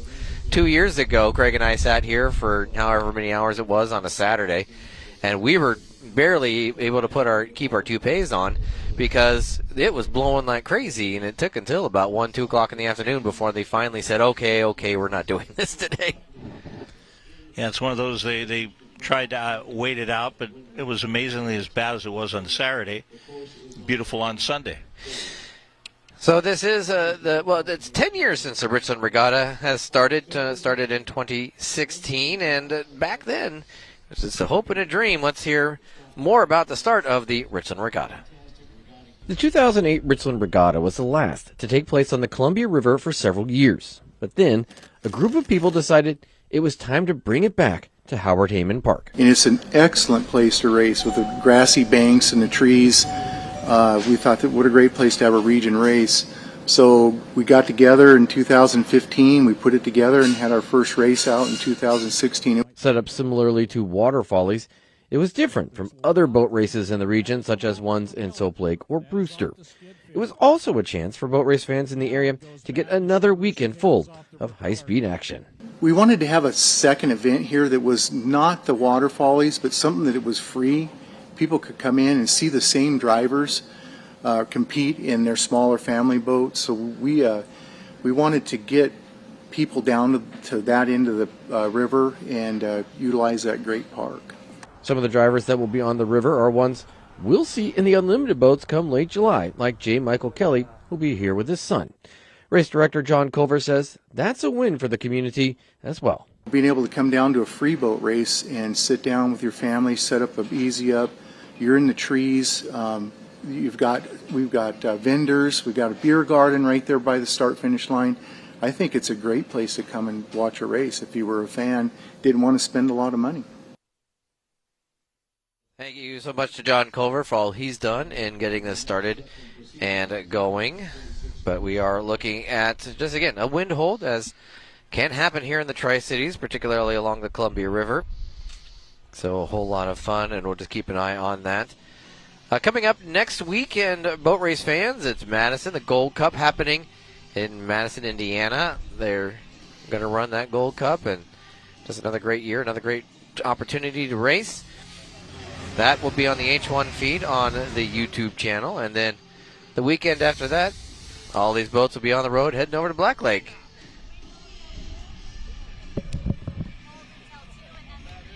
Okay. So Jamie Brackett came by and told me that they're going to hold, the wind hold officially is in effect until 2 o'clock, which is about 24 minutes from now. And then they will reassess at 2 o'clock to see where they're at. If the course is getting better, well, hopefully we'll have that opportunity to go. What's that? Yeah, sure. And so we'll have a wind hold till 2 o'clock, as I have to produce a little bit of the show on the fly. Sorry, Brittany, I'm taking your job just a little bit. I don't mean to. But the wind hold is officially in effect until 2. We're hopefully going to get some folks, some drivers down here, come down and talk to us. We've had a few already, but we'll hopefully have more come down here. And just about, hey, at 2 o'clock they're going to reassess. They'll let us know what's happening, and we'll see, fingers crossed, whether or not we can get boats on the river coming up later on this afternoon. But at least for now, it's unsure. The ducks, they don't seem to mind. The ducks and seagulls, they love it in this right now. It's the first one we've seen. Yeah, we haven't seen we've seen a lot of seagulls, not a lot of ducks, no geese.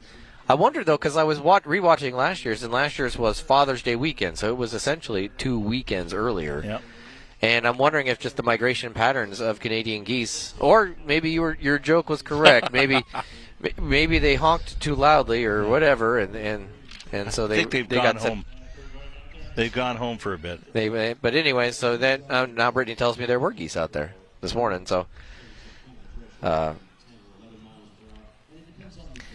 So they have hit the road or hit the skies, flown away, whatever it is. Whatever you want to call it, and hopefully enjoy some boats on the river instead. But at least for right now, we're in a little bit of a hold. Aaron Stevens is on the PA over there addressing folks, just letting them know. But again, we are officially on a wind hold until 2 o'clock. At 2 o'clock, the officials will get together. They will reassess, which is not terribly far from now. It's only about 20 minutes from now.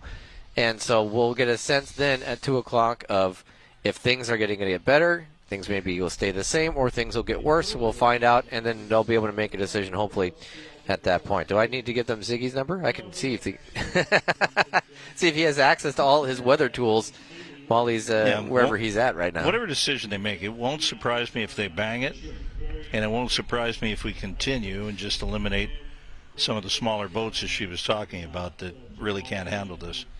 So that's the hope anyways, is that we'll get something out on the river, but ultimately it is about safety.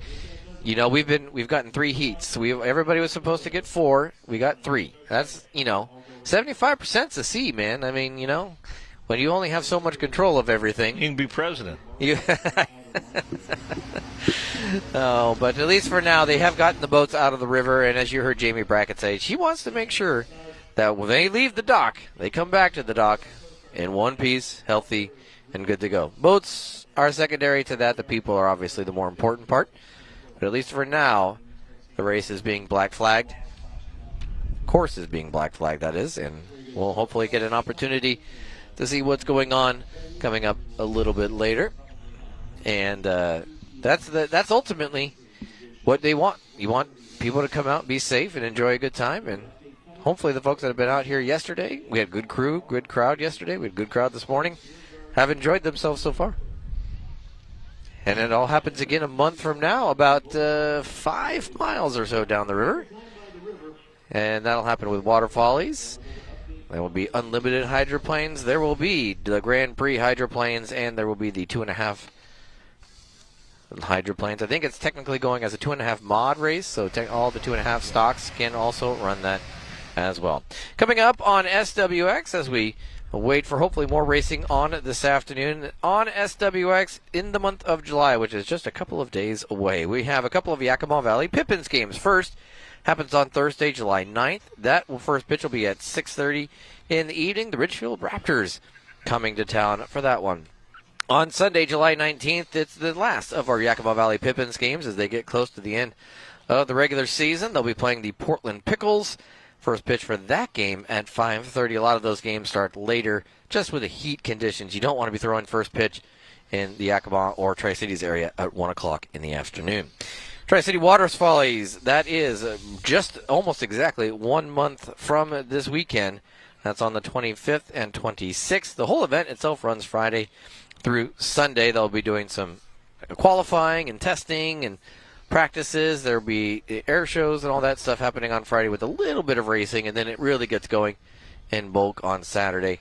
We will have coverage on SWX beginning at 1 o'clock. We'll have all-day coverage on Sunday beginning at 10 a.m. What races are not happening during those windows of times, we will make sure that we get recorded and opportunity to show you the race just so that you're not missing anything. If you want to catch Madison this upcoming weekend, make sure you tune into the H1 YouTube feed. Just go to YouTube, search for H1 Unlimited. Coverage of the Richland Regatta on SWX brought to you by Top Notch Driving School. Do you have a new driver at home? Well, Top Notch Driving School offers teen driver education, behind-the-wheel training, and state-certified instructors. Learn more about this group at topnotchdrivingkennewick.com. That's topnotchdrivingkennewick.com. And speaking of, do you need your license? Or perhaps you just need maybe a refresher behind the wheel? Well, Top Notch Driving School offers private lessons and license testing. You can visit them at topnotchdrivingkennewick.com today to find out more. It's funny to do lessons or talk about driving lessons and learning how to get your license when we're surrounded by a bunch of kids that are 2-3 years away from potentially getting their license in terms of some of these boat racers. So they're able to race a boat, but when it comes to driving the family sedan, maybe we're a little bit on the young side for that, which is always kind of funny to me. But well, the youth can fly planes too. Yeah, for sure. So still looking out across the way, still looking like it's blowing pretty good. Again, it was always projected that the wind was going to get steadily worse throughout the weekend, but we got really lucky through, 3/4 of what we were trying to accomplish that it held off. That it really wasn't that bad. Sun is out now, though. Temperatures in the upper 70s, and who knows? We'll hopefully get some more in, but successful weekend all the same. Unfortunately, these boats, they don't need as much wind to be in trouble. The unlimited boats, you can get 25-mile-an-hour winds, and you're probably going to be okay. It gets touchy at that point, but you get that little canard in the front, and you just use that to keep yourself on the boat down, and you're good to go. But these smaller boats, lighter, easier to get up and over, and we just want everyone to be safe, particularly these young folks. I don't know if you ever had an experience like this, Craig, but you have something happen to you when you're a kid, and it traumatizes you, and boy, if you're up in a boat and it goes up and over or something, that can be something where it's really hard to recover emotionally for a while. When you do that, car accidents, there's a lot of things that can trigger. And now we got people jumping in the river. Let's not have the sheriff's boat see that. But I'm not sure if he jumped in or fell in.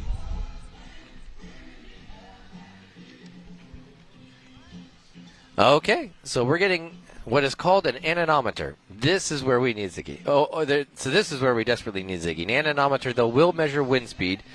So what they're going to do is they're going to put it on the crane, stick it out over the course as much as they can, as far removed as they can from trees blocking the winds, signs, boats, all that stuff blocking the winds. They want to try to get a truest sense they can of what's going to happen on the river. So with that, they're going to put the anemometer on it. It'll measure that wind speed. We'll find out once that happens.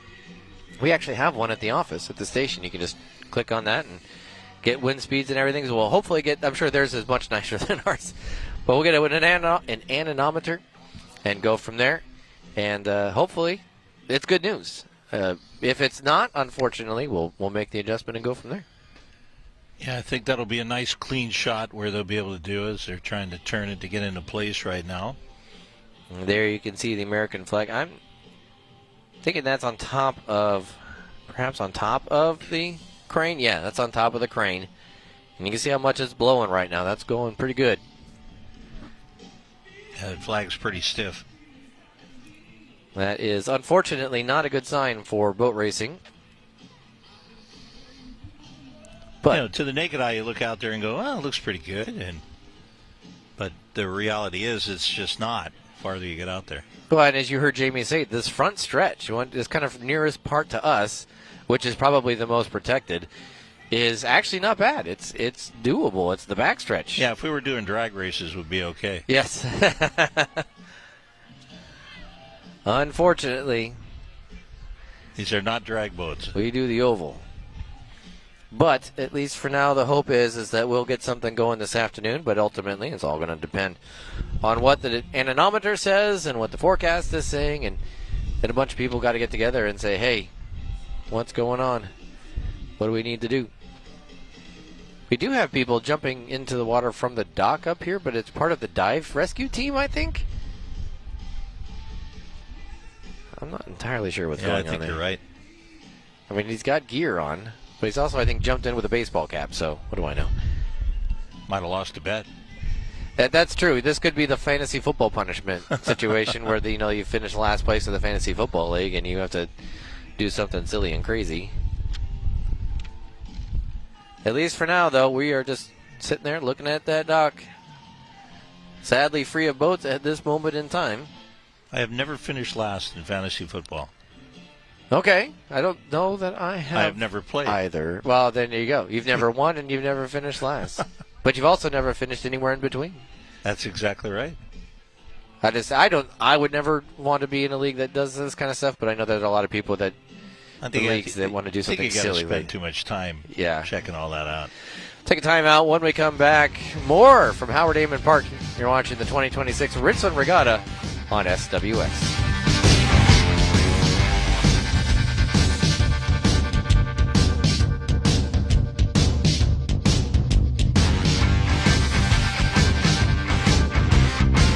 Nonstop Local and Yakima Federal Savings and Loan want to help local families in need with our Lunchbox Lift Up Summer Food Drive. Join us.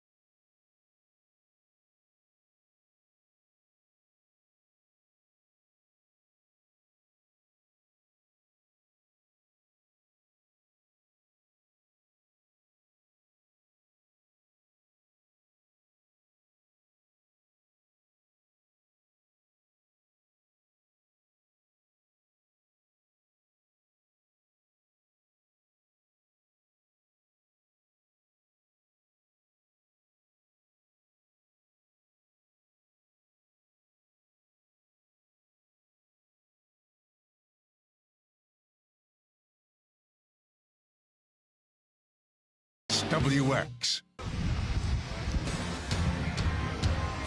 Hey, coming down right to the pits right now. We mentioned they were putting an anemometer on the crane. I'm going to step out of the way.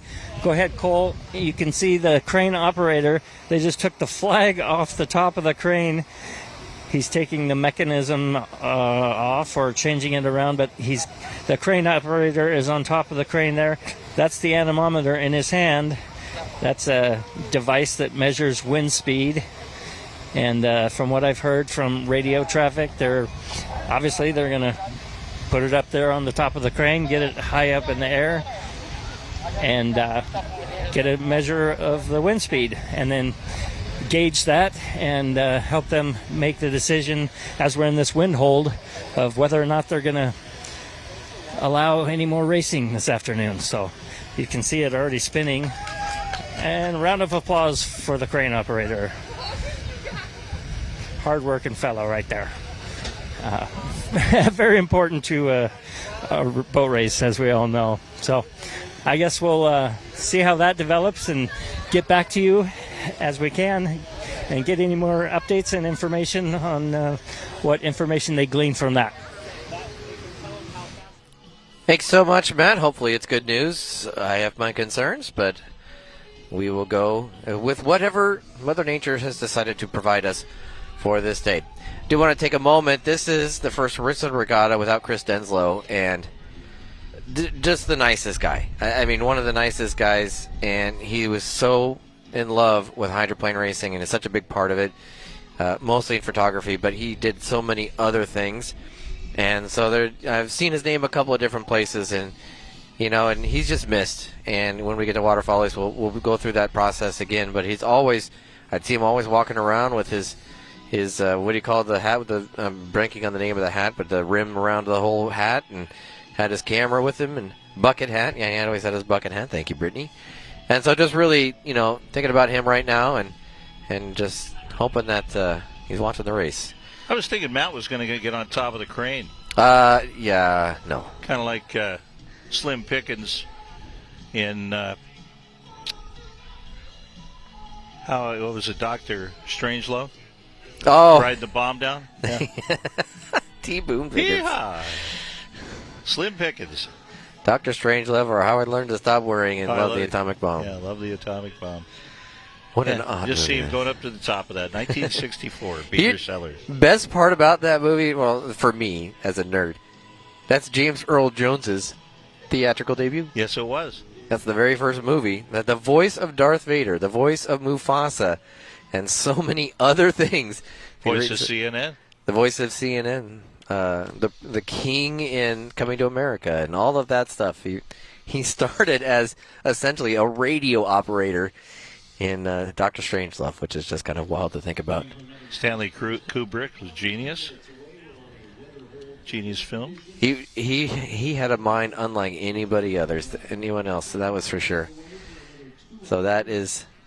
Yeah, I was 9 when that came out, and I don't think anybody appreciated it at the time, but as the years went by, and then you really look at the comedic value of what it was as the years went by, it was like, this is brilliant. And then, of course, Sellers was all those characters. Yes. I still think the funniest part is was he a general? I'm blanking on it.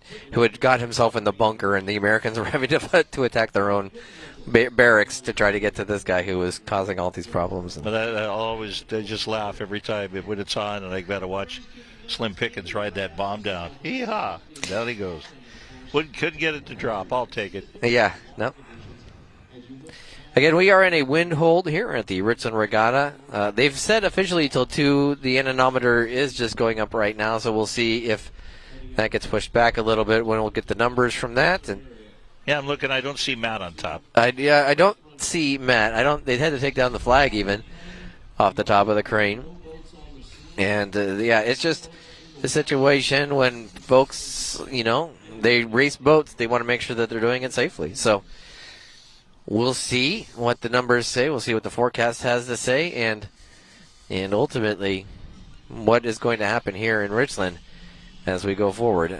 This is where, again, I would love to have Ziggy down in the pits, but we will have him explain it to me when we get there. But ultimately, I just don't know enough about meteorology to be able to explain what's going on other than it's too windy.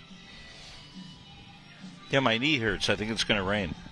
Remember that? Thanks, Grandma. And you know what? That would often be correct. Grandma was often right. But, so ultimately, that's where we're at right now, as we're kind of just relaxing, enjoying.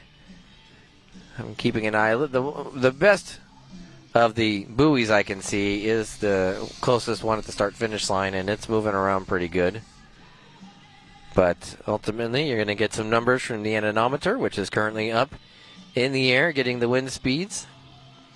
If nothing else, folks are out enjoying a beautiful sunny day outside on the river and having a good time, hopefully. There is numerous kids out throwing rocks, trying to skip rocks, doing whatever they got to do. Stay cool, enjoy their time, and we'll go from here and see what happens.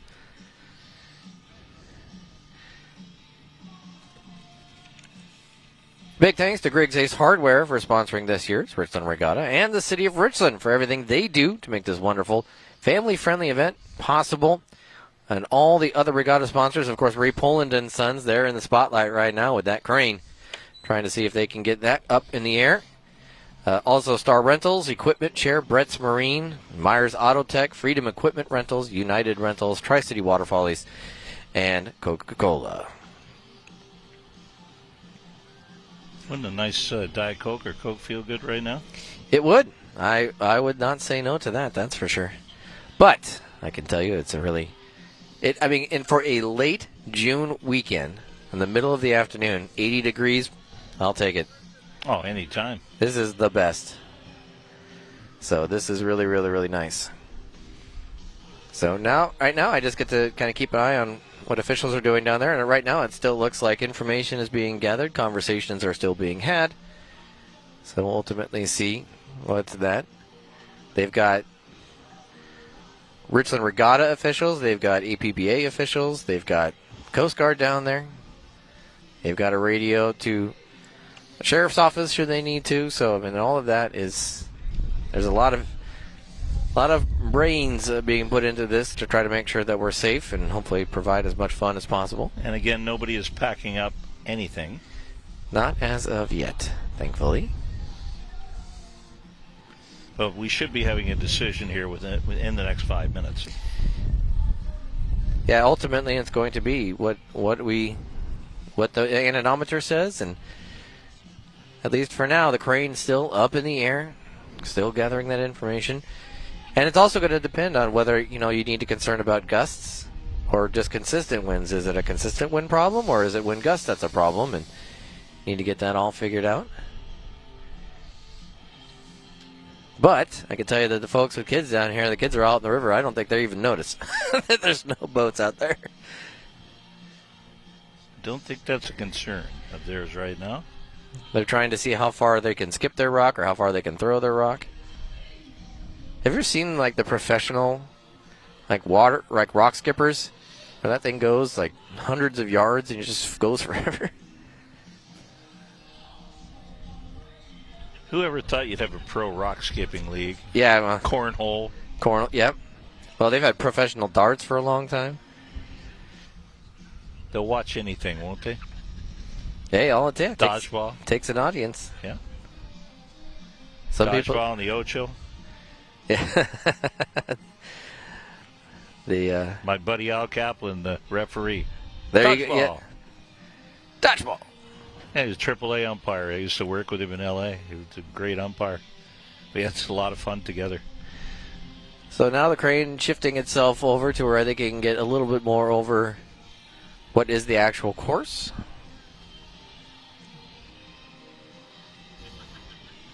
But that is where we're at right now. It is, of course, sunshine, beautiful day. Lots of folks out at Howard Amon Park enjoying. And again, for most everybody, and out in the sunshine, this breeze is wonderful. This breeze feels great. But it's the boats that, unfortunately need it to calm down. Does it look like that's... We'll find out, I guess, then. We'll see what the numbers say.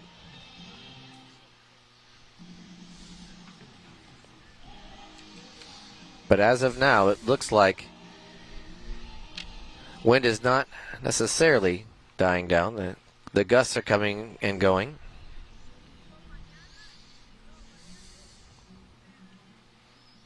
So the PA system here playing some music. Folks get to enjoy, relax. It's been a little all over the map music-wise. It's been older stuff, newer stuff. It's been country. It's been rock. It's been pop music. It's been definitely a wide variety and able to find something that you can enjoy. And you probably won't go 100 for 100, but you will get opportunity to find something. I've always referred to it as used music.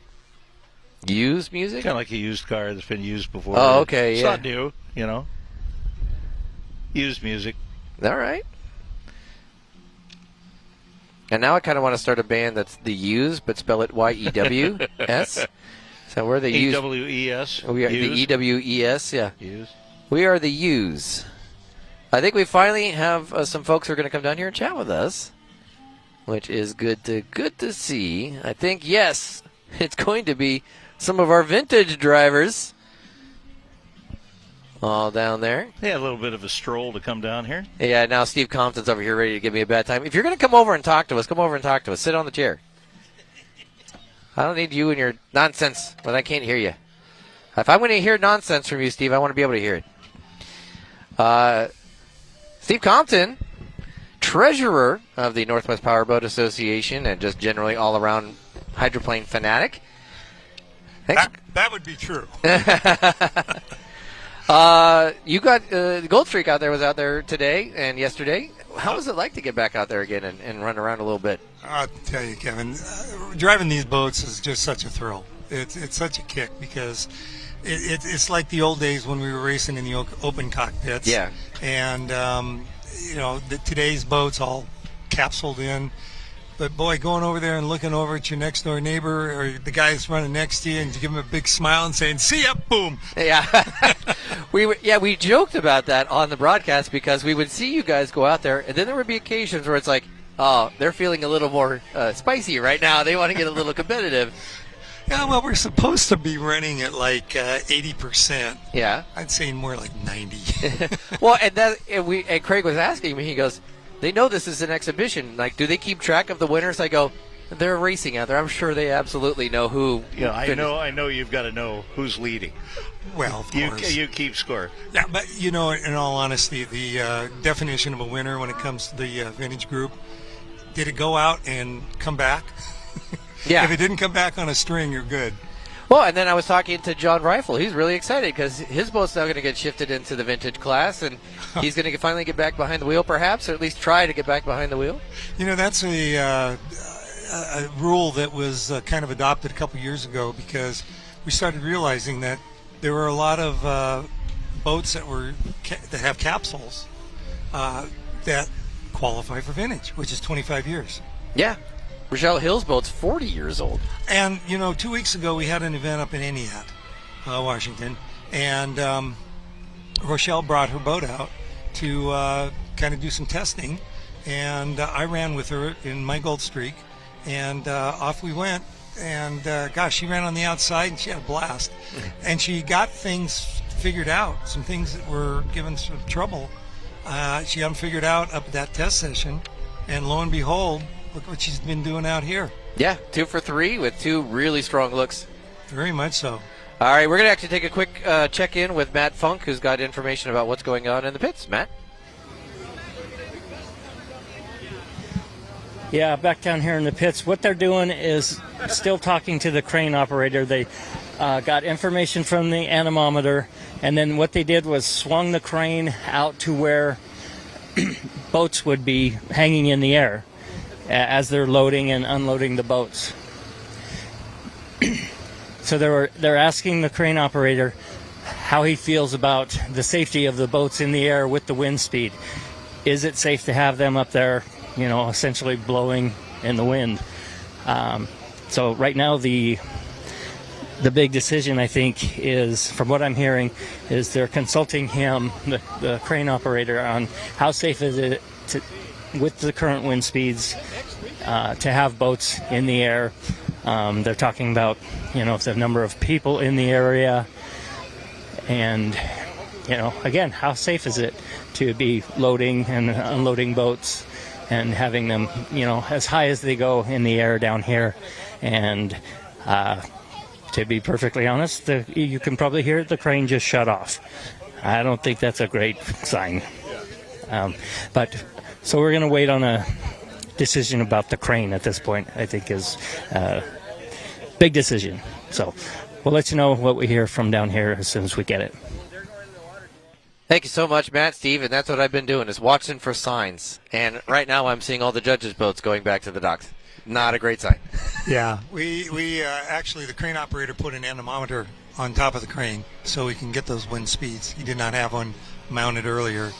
So that's what that activity was all about that Matt was referring to. And, these boats, as everybody knows, they ride on a cushion of air. And the last thing we need them to do is get too much air underneath them. And Mother Nature helps in that respect. So, well, and up there you're several stories high and you're hanging and you're inside the cockpit. For example, yourself, you're exposed. It's a long way down. We don't need that. Yeah. Don't need that. Well, I don't know if you guys are interested, but I brought the vintage crew down. A lot of us have been doing the exhibition runs. Well, we'll get Stephanie Gilmer over here, and she'll take the spot for you. Thank you so much, Steve, for joining us. No problem. Thanks. Here you go, Miss Stephanie. Stephanie Gilmer. Hello. Hi there. Hello. You got to be out with the Pegasus the last couple of days. What's that like to be out there and enjoy, especially with that big wing in the back? Yeah, so Saturday, second heat of the day, I took her out, and the water was really good. We had a good run with 3 boats in our heat. Yeah, that's fun because the vintage boats all sort of hang out together and you get good photo ops, but you also get a little competitive. How do you balance that, I imagine? Because you've got to hold yourself back a little bit, but I'd also imagine it's really super fun. Yeah, absolutely. So we're not pushing the boats to the limit, but we are being safety conscious, watching everybody, making sure that we put on a good show for the crowd, and also having fun ourselves. How did you get involved in boat racing? My dad raced competitively back in the 70s, and he set a world record back in the Pegasus that we drive is a replica of his world record boat. Okay. So I grew up with Dad racing, and he got out of it for a while to raise us, and then we got back into the vintage crowd, and that's where we have been since. What's up next for you? Where does the Pegasus go next? Next, we're going to Black Lake in Olympia, Washington. Okay, so that's in a couple weekends, in July 12th, 11th, and 12th, I think. Right? Yes. All right. Stephanie, thanks so much. I know it's like something's been happening, so we'll go ahead and let you go, and then we'll get John Woodward over here and talk to him, man of the dudes. Thank you so much, Stephanie, for doing that. And I'm, again, trying to find signs, but John was there for the full conversation with the APBA official, so we'll hopefully get an opportunity. John, thanks so much for swinging by. Absolutely. What were they saying in that little group meeting back there that... Well, they're talking about the weather, and they're talking about boats on the crane, and currently right now they're still in conversations. He's a politician right now. Yeah. What can I say? All I see is the boats. Yeah, I would say that they're going to come to a conclusion here in the next 15 or 20 minutes. They want to side on the air of safety more than anything, and I'm 100% for it. I mean, for me, I'd go out and run into stuff just because I'm crazy. But I had 3 great runs today and yesterday, and I'm perfectly happy with them shutting it down if that's what needs to take place. Yeah, and I think that's what they're looking at is you've got 75% of the runs, basically. Yeah. 3 out of 4 you've got them in, and so that's enough. Yep. And, there's a lot of people that have come long distance, and if they shut this down a little early, give them a chance to get home. And, for me, I live 10 minutes away, so it's no big deal. No big deal for me. But, sure, we wanted to put on a good show for the fans, and I think we have in the day and a half that we were here. And I'm happy with it. I'm happy with the way everything went. So if they call it, then they call it. How did your boat handle out there? Fantastic. Our boat You know, when my brother rebuilt it or restored it back in 2004, it was a competitive boat before that, and I raced it from 1986 to 1991 as a competitive 280 class boat. And then it went to North Carolina, sat in a garage for 12 years, and he was going to take it to Salina, Ohio to sell. And that's back when vintage started taking off back in the East Coast. And the guy said, no, don't sell that thing. Restore it and run it as a vintage. So that's what he did. And the first time we ran it as a vintage boat was mid-2000s. Yeah, we're going to check in with Matt Funk, who's got an update down in the pits. Matt? Hey, yeah, we got a quick update. They just were consulting the crane operator some more, and all of a sudden the race director turned around and called very loudly, driver's meeting at the trailer. So I got to run over there too and get the latest. So again, got to go to a driver's meeting, and we'll have the latest as soon as we can. So talk to you later. Thank you so much, Matt. Hopefully you get over there real quick.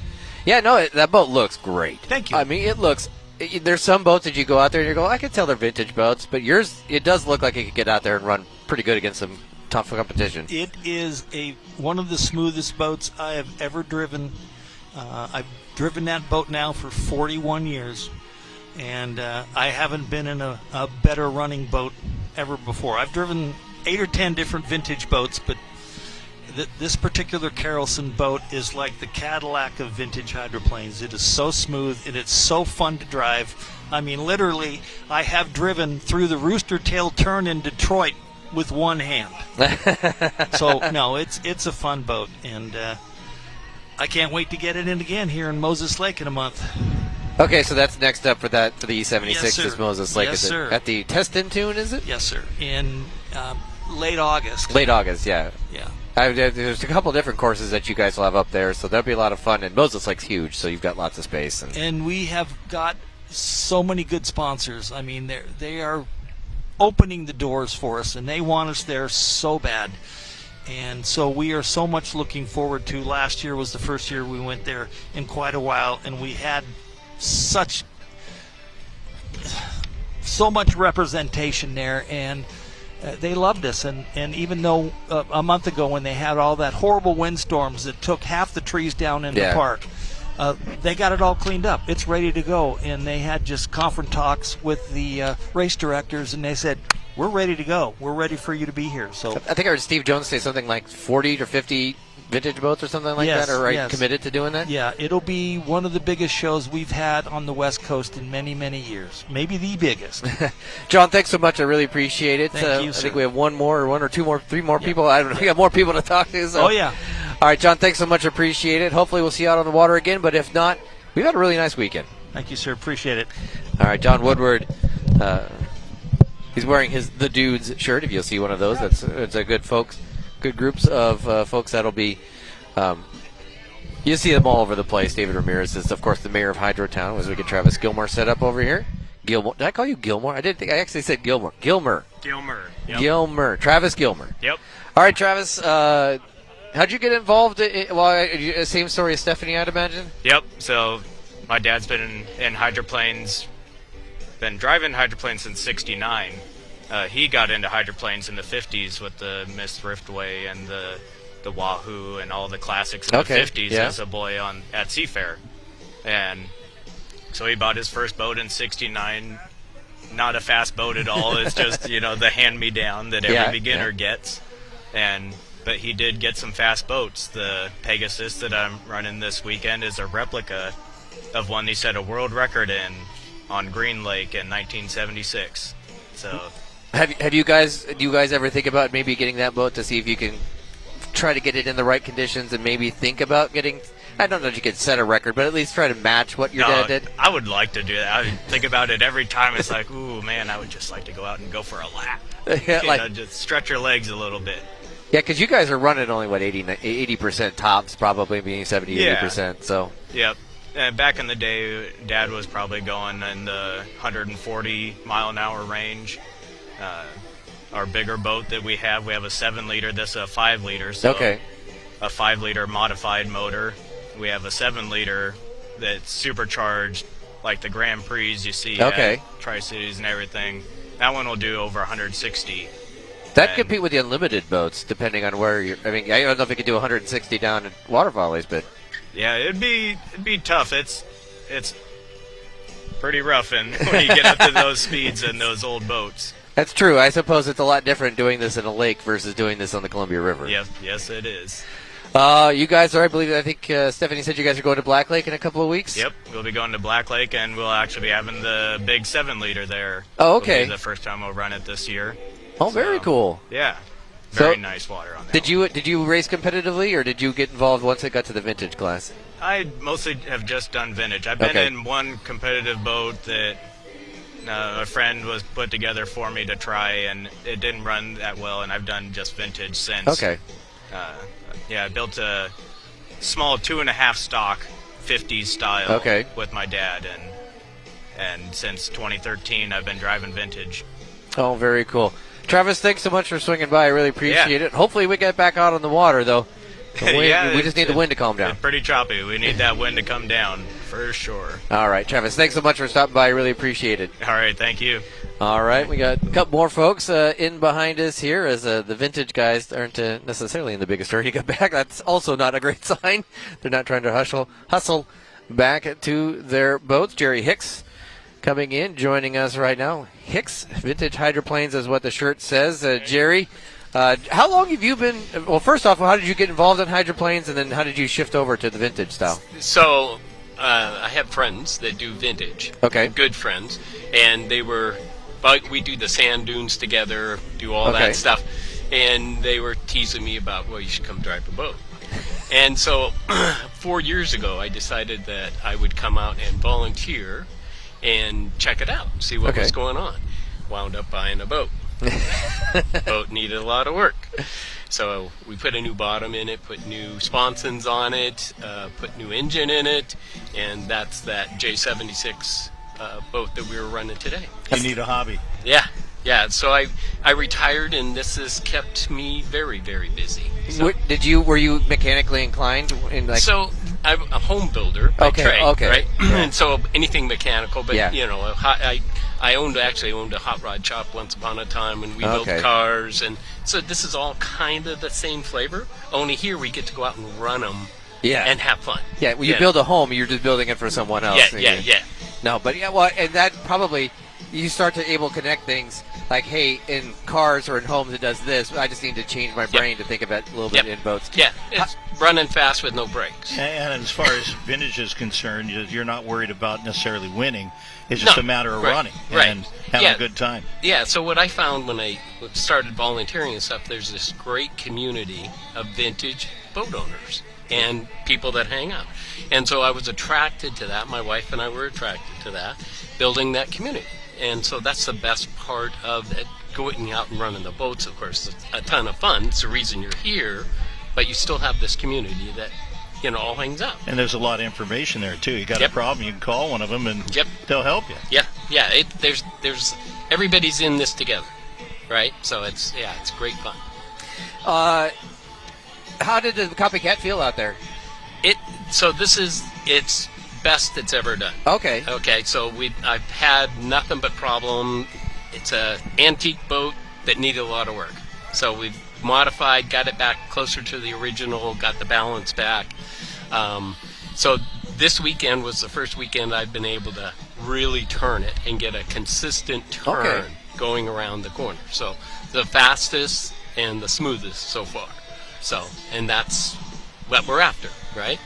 And you guys are able to stay together, put on a show, and every once in a while you get to push the pedal to the metal and see what happens. Yeah, exactly. All right, so we're going to check in right now with Matt Funk, who's talking with Aaron Stevens. Matt? Okay, we're fresh out of the drivers' meeting with a major update. Referee Aaron Stevens with us. Aaron, tell us the development. Well, we've decided amongst me and our other referee, Chaz Dodge, that we are going to cancel the rest of the racing today. As you can feel, it's quite breezy over here. From the start-finish line, it wasn't too bad. I went out on a rescue sled earlier, about a half hour ago, surveyed the race course. Parts of the race course are fine, but the problem is not all of the race course is fine. So with the betterment of caution and safety involved, we had to cancel the race. Right now we're even seeing 30-mile-an-hour gusts at the top of the crane, which has a weather station on it. So we're sad for the fans, and we're sad for the racers that wanted to come out and finish up their day and have a good time, but it's my job to make sure everybody goes home safe. Yeah, and Chaz also mentioned he didn't want to see everybody go home with a bunch of repairs to be made to their boats too, just to get in a little more racing. Yes, we only have one set of heats for all the classes left, and with the holes that I've seen out there on the river, that could easily pop a 2-foot, 3-foot, 6-inch hole in a boat. So everybody's boats are mostly intact. Everybody's happy to tow them home and be good, and they're ready to go for the next race. If I had to go out there, if I send somebody out there and they end up blowing it over, then we're sitting there, spending the time to do a rescue. It would really weigh heavily on me that I could have prevented this by using the side of caution. Yeah, and it was very encouraging to see that everybody understood. Nobody was upset. There was no booing or, complaining. Everybody understood. Yes, the racing community is very good at understanding the decisions that have to be made sometimes, and sometimes they're very tough decisions. We did get a couple of thank yous from some of the race teams on canceling it for safety. We did get, before we made the decision, we had other teams come up and say, we're not going to run. They already voluntarily elected not to run, which gives you an indication that the water's too rough, it's not safe. One other detail that Jamie brought up, asked about the change in the race course, and it seemed like everybody was positive about that as well. Yes, this year's race course got a little bit wider, and we were trying to shore up some areas. The river right here in Howard Ammon Park goes around a corner. It's a really big corner on a map, but we actually have this race course sitting on a corner, so the current is a big factor in this course, and it's smoothed out the water a lot with letting the boats make their arcs off their skid fins. I've heard a lot of good reports back from the racers themselves that really enjoy this race course. And fortunately for us, we've been in contact with our local and regional and government officials to work through some of those situations. We were able to get the water to a higher elevation. We were able to get more of a control on the current with the dam. So we do appreciate the coordinated efforts between Bonneville Power Administration, the U.S. Coast Guard, and the U.S. Army Corps of Engineers, which are all big players in allowing us to go race on the Columbia River. All right. Thanks, Aaron. Thanks for your time, and wise decision, sounds like, all the way around. Yes, it was. We could stay here and feel the breeze, so it makes me feel a little bit better about making sure everyone's safe. I think everybody agrees. Thank you. All right, thanks, Aaron. There you go. Referee Aaron Stevens, and I think a consensus on everybody's end down here. All right, thank you so much, Matt. The referee's call everybody agreed with. Yeah, so there. Hey, that doesn't happen very often. We've got Scott Whitaker with us, and I'm sure you're wondering now at this point, now that the race is over, it's time to pack up, get out of here, and get home. But tell us a little bit about how the Dawn was feeling out there today. The Dawn was liking this course. It was good. It was good early. It was great yesterday, and it's just a fabulous venue. Yeah, this is really, really fun. I think that's the first I've seen your boat out there. How did you get involved in hydroplane racing? I got involved. Father. Okay, yeah, so many do. Yep. He grew up in Seattle, or I grew up there, and I tell people if you're around the water, I'm a captain by trade as well. Okay. So I work professionally on the water. I grew up in the water, watching hydroplanes race around Green Lake and around Sammamish, and when I had an opportunity to buy one, just in. Nobody will loan you one. That's the funny thing. You can borrow a Harley, you can borrow a pickup, but you have a hard time borrowing a race boat. That's true. How much effort are you putting into the Dawn on a weekly basis that you're trying to get it ready to run? The Dawn's a pretty simple. Dawn's the second boat that I purchased. I bought it from Sean Kelson. A lot to carry on the same the heritage and the spirit of the Dawn and the name. And the boat is, I would say, after this weekend, I'm not doing a bunch. I'm looking for a little oil leak. There's a few hours, but throughout the season, I may spend 20 hours in maintenance, and then off season, you'll spend 7 to 10 days maybe. Okay. Because the motors come out pretty quick. We're pretty. It's actually 5-liter vintage is a pretty sweet spot as far as cost of operation, and that boat just runs very well. So what's next for you?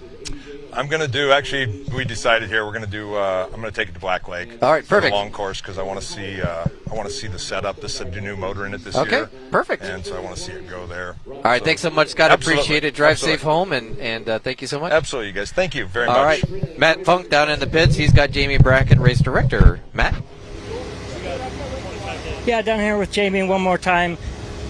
Asked her if she wanted to say any final words as we wrap up the 2026 regatta.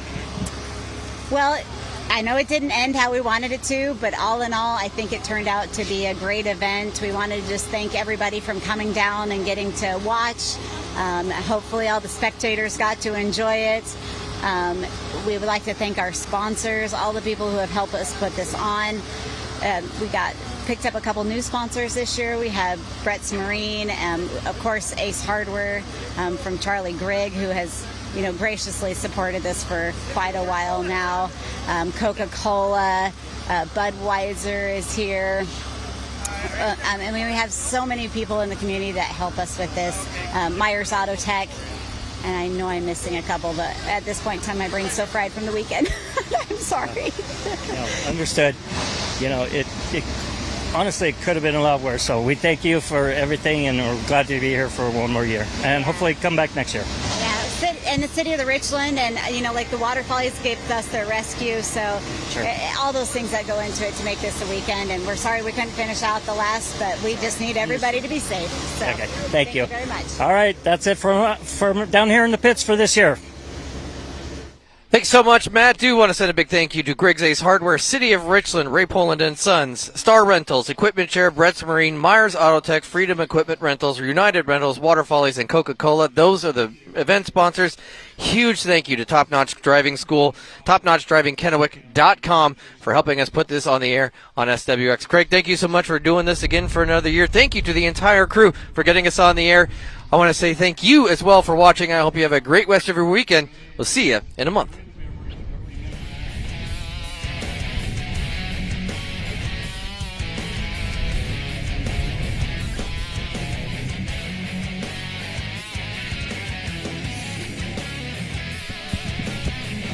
The awe, the suspense, the Apollo Columbia Cup for unlimited hydroplanes and STCU over the river.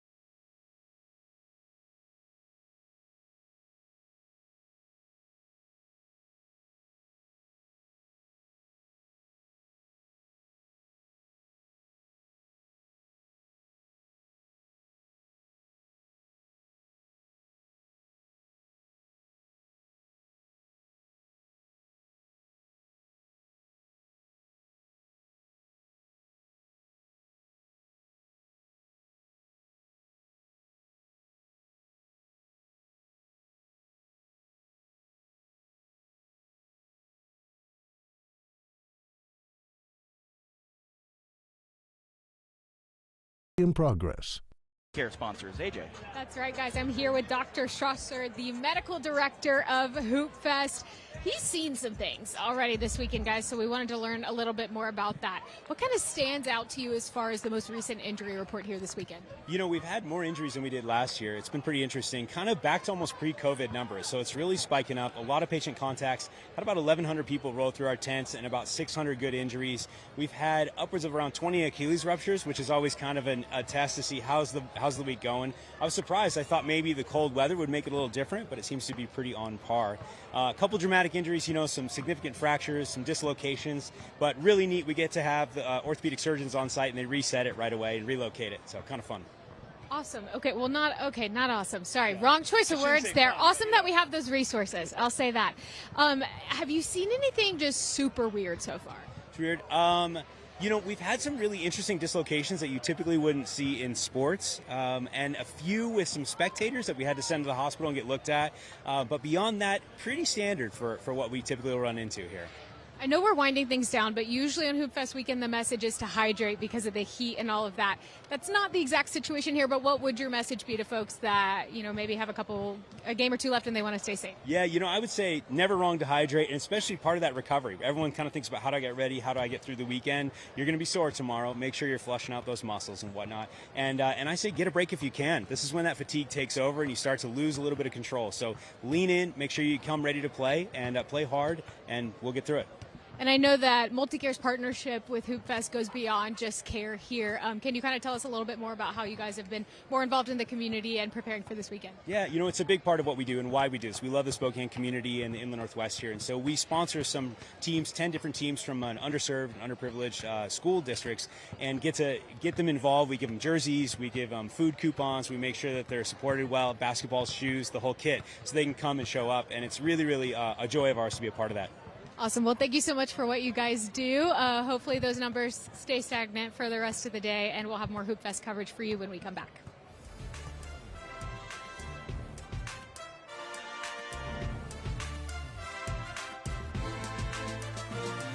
Nonstop Local and Yakima Federal Savings and Loan want to help local families in need with our Lunchbox Lift Up Summer Food Drive. Join us.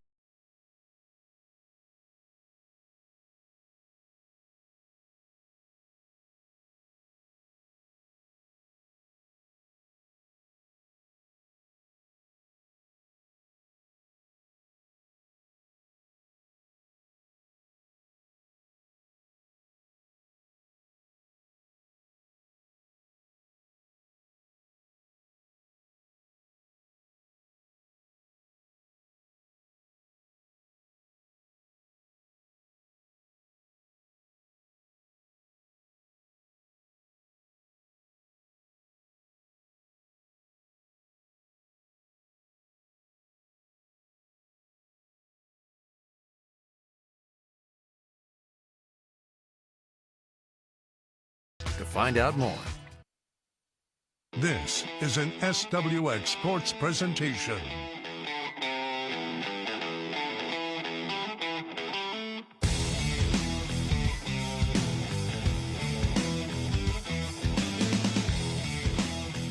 Live from Center Court in Riverfront Park, Hoop Fest on SWX Nonstop Local Sports.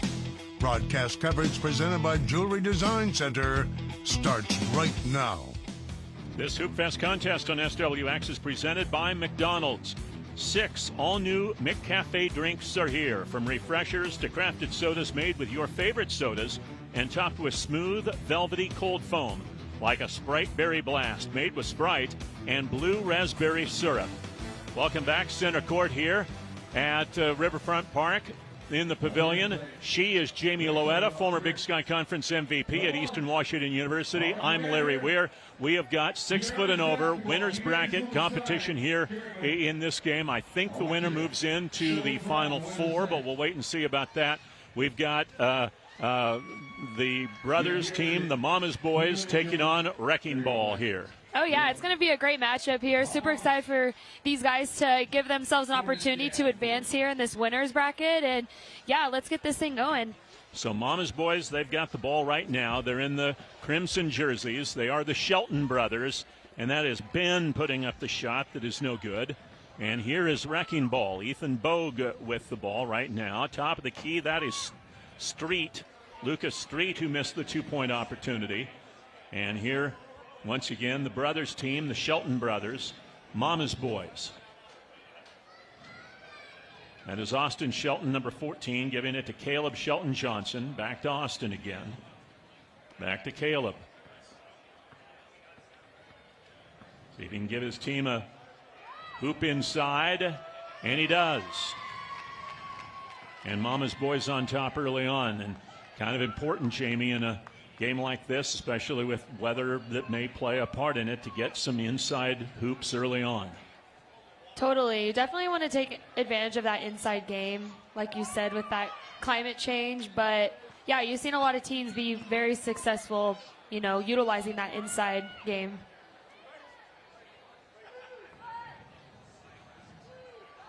This is Ben Shelton.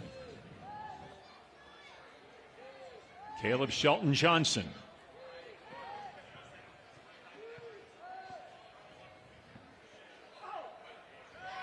And he has the first 2 points of the game, both inside baskets, and the second one off an offensive rebound. And it's 2-0 in favor of Mama's Boys. Both these teams have been runners-up in the last couple of years here in the 6-foot and over elite at Hoop Fest. Mama's Boys a couple of years ago, Wrecking Ball last year. Good defense there by Aubrey Johnson, who not only is one of the players here for Mama's Boys, but he's also the head coach at UPS.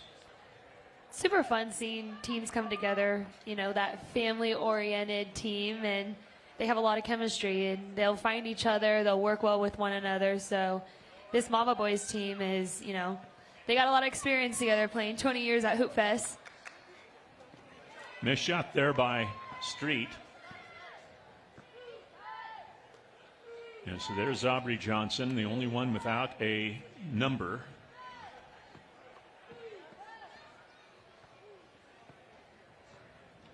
Austin Johnson down in the post. Good defense down there. And Wrecking Ball with it. Here's Ethan Bogue on the drive. And he'll score in the lane. And Wrecking Ball is on the board. Great turnaround for Bogue there with Wrecking Ball, just elevating. You'll see it right here, replay. Just elevating that shot to shoot that ball over Shelton. So here's Ben Shelton out to Austin for 2. And Austin again, and he is fouled, and we go to the line to shoot 1 here. Early on in the game, not a bad thing to give up a couple of fouls here and there if you're keeping another team from getting a layup shot, make them earn it from the line. Most definitely.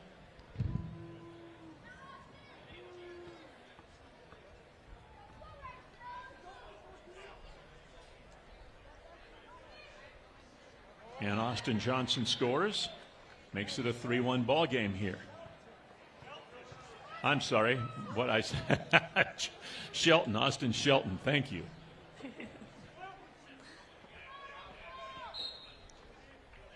Ball stays with Wrecking Ball.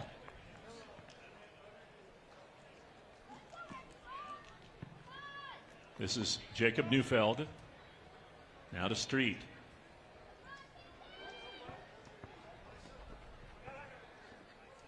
Neufeld gets the bounce in the lane. And it's a 3-2 ball game in favor of Mama's Boys. A little bit of a slow pace to the start here right now, but it'll be interesting to see just how this game plays out as far as, you know, team going on runs, getting stops. That was a great take there for Shelton. Downhill there, Austin Shelton on the drive to the basket makes it a 4-2 ball game. A little breezy. We'll see how that affects the 2-point shot. Some games it's affected it, some games it hasn't. Izzy Hellman on the drive that time. And teams are taking it right to the rim. Wind isn't going to affect a layup here this afternoon. 100%. Those are just the in-game adjustments that, you know, teams have to recognize, whether it's another team going on a run or the weather changing. So here's Caleb Shelton Johnson. He's going to get a layup there as Bogue went down in the post. Caleb with 3 for Mama's Boys, and they have a 5-3 lead here.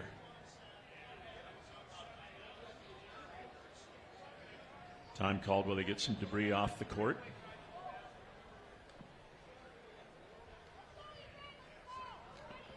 Quick pass, Street on a feed from Bogue. And everybody has scored from Wrecking Ball. They have 4 points, and everybody has 1 so far.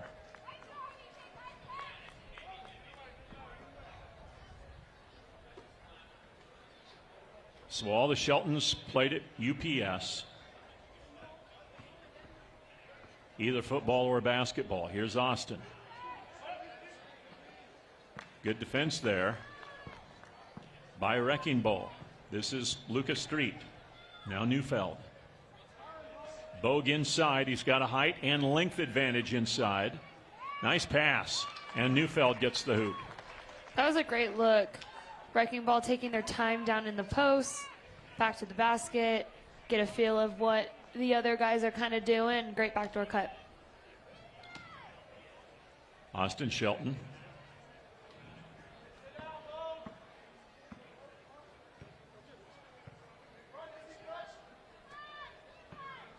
Aubrey Shelton inside. Was able to keep that one alive.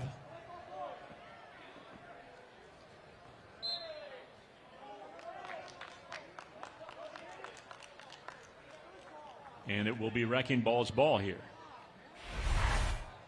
As you see the hustle there on the sidelines. Really cool seeing teams diving on the ground and, putting their bodies out there just to, make a hustle play. Izzy Hellman scores the fadeaway. That's 3 straight for Wrecking Ball, and they take a 6-5 lead here. This replay, that's a great contest, but like I say, sometimes it's just a better shot. Defense can be super solid, but the offense just execute just a little bit more. See if Mama's Boys can get the equalizer here or go ahead with a 2, but good defense by Wrecking Ball to get the steal. Hellman, 2-point shot. And Ben Shelton gets the rebound.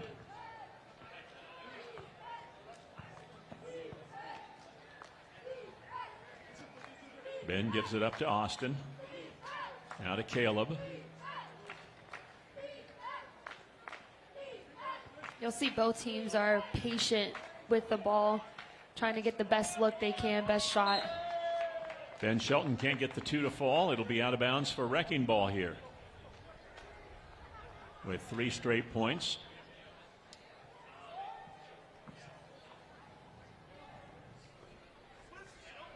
Izzy Hellman. Now to Street. Out it comes Bogue for 2. I think 2-pointers are going to be a challenge here. Most definitely.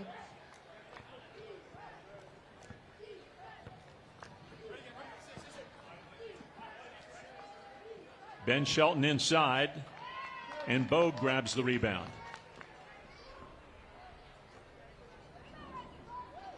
Hellman. And Bogue will run it down. Bogue with a height and length advantage. Can't get the fadeaway to fall, and Austin Shelton grabs the rebound. Got to take advantage of those second chance opportunities there for a Wrecking Ball. 2-pointer no good. We have yet to see a made 2-pointer in this game. Here's Hellman.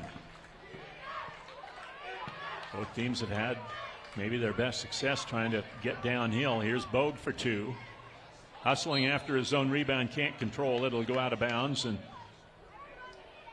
it'll be Mama's Boys ball. They are liberally substituting, trying to keep fresh people in the game. And here's Aubrey Shelton to bring it in. Now to Caleb.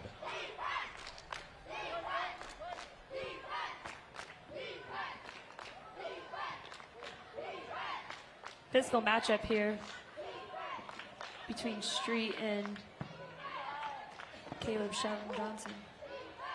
Two-pointer is missed, but Caleb runs down the rebound there, and they get another opportunity here. Wrecking ball. Up by 1, and a foul is called, and Caleb Shelton Johnson will have a chance to go to the free throw line here and tie this game up. Second foul on Wrecking Ball. We'll keep you posted on the foul situation. 7 fouls, and that's puts the other team in the bonus. Caleb has been the majority of the offense for Mama's boys so far. He has 4 of their 6 points, and we're all even. Lucas Street now up top to Hellman. Around it comes to Neufeld. Back to Street. They'll take the 2. We still have not had a made 2 yet in this one. And here's Austin Shelton to the rim. And Neufeld takes down the rebound. Winners bracket. This is bracket championship game, and there is finally a 2-pointer, our first of the game, and Izzy Hellman is the guy that knocks it in. Wrecking Ball was super patient in that possession, and Izzy was just ready to shoot. He set his feet, knocked it down. 4 points for Hellman in this one. It's a 2-point lead now for Wrecking Ball. Austin Shelton for the equalizer. Can't get it to fall. Neufeld has the ball knocked away, and Austin comes up with it. Now to Ben. He misses the 2, but Caleb gets the rebound. Ben Shelton.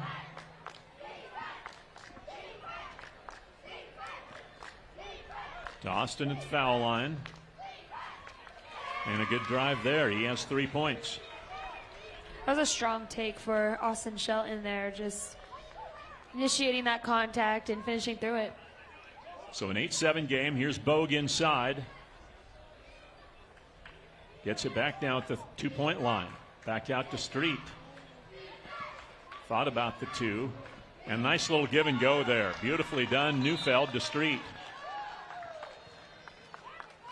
One of the older plays in basketball, Jamie, but it works every bit as good as it did 100 years ago. One of my favorites. You just got to give him a look. Let him know, hey, you got that backdoor opportunity. Your defender's facing me with their back. So, you know, those are perfect opportunities there. Long 2 for Aubrey Shelton, and Austin will run it down.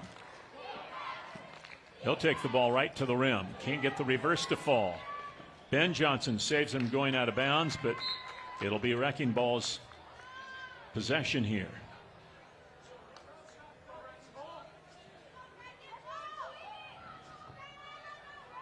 Neufeld brings it into Street.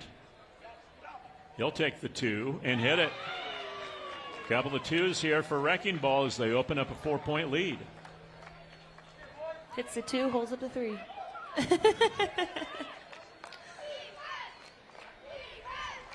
Here's Caleb Shelton Johnson. Got a double screen there. Feeds it back to Austin. He'll launch the 2. And Bogue cleans the glass. Street. Bogue off the drive. Tough fadeaway, but he scores it. That is so hard to guard. With someone who can elevate that high over the defender, that's a pretty tough shot. It's now a 5-point Wrecking Ball lead. This game was 6-6 not long ago.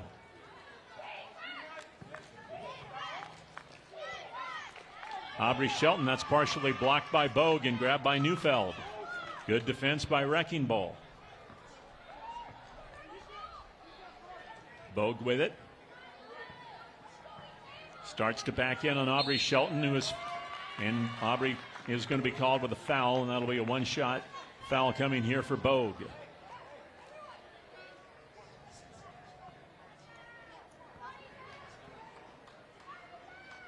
This Wrecking Ball team out of Canada. 4 different universities as Bogue made the free throw. He played at Victoria, University of Victoria. 13-7 now for Wrecking Ball. Nice pass there. Ben Shelton can't finish, but he was fouled and will go to the line here to shoot 1. That was a great slip for Ben Shelton there. You could tell he was a little frustrated with not getting that finish, but, you know, he got bailed out a little bit. So he gets a free throw here. Been a football player at UPS in his college days, and he got the free throw to fall. His first point. You can feel that wind coming towards us. Yeah, the wind Wonder is, if he made an adjustment there on that touch. Wind is blowing across the court. Here's Bogue down low. Another tough fadeaway, and he scores it again. Again, really hard to guard, as you mentioned earlier, Jamie, and that's an almost impossible shot to try to block. Great separation, but again, that release point is, ultimately what's getting him those good touches. Aubrey Shelton got it. The first 2-pointer for Mama's Boys, and the first basket for Aubrey in this one. Cuts it to a 4-point game at 14-10. Neither team has used their timeout yet. Fouls are not a major concern for either squad at this point. Izzy Hellman to Bogue.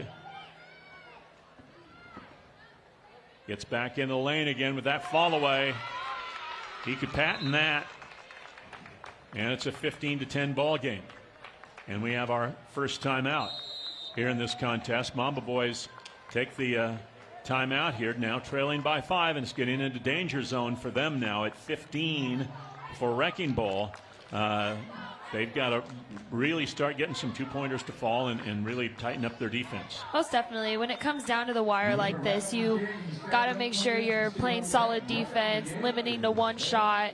And on the offensive end, it's just taking the best shots and not rushing and not letting the defense speed you up at all. But both teams are doing well just involving each other. But you can see in those last few possessions that Ethan Bogue is kind of keeping them together right now. So that lead is looking good for them. All right, every hour during our Hoop Fest coverage, you have a chance to win. This hour, it's a $150 gift card presented by McDonald's. 6 all-new McCafe drinks are here, from refreshers to crafted sodas made with your favorite sodas and topped with smooth, velvety cold foam, like a Sprite Berry Blast made with Sprite and blue raspberry syrup.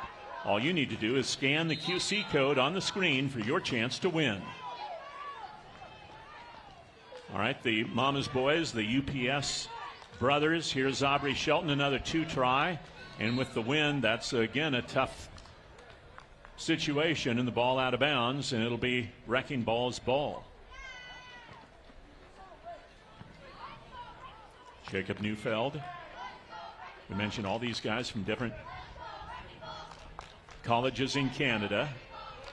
Izzy Hellman, he played at the University of Alberta. Tough fadeaway there. Good defense by Aubrey Shelton, but now a 2-point try, and Hellman knocks it in, his second of the game. 6 points for Hellman, and the biggest lead now for Wrecking Ball of 7 points. The momentum you can just build off of an offensive rebound. Those shots are most of the time going to go in, and that was a great outlet for the Wrecking Ball. 2-pointer missed by Austin Shelton. Here's Street trying to muscle his way to the rim, and an offensive foul will be called.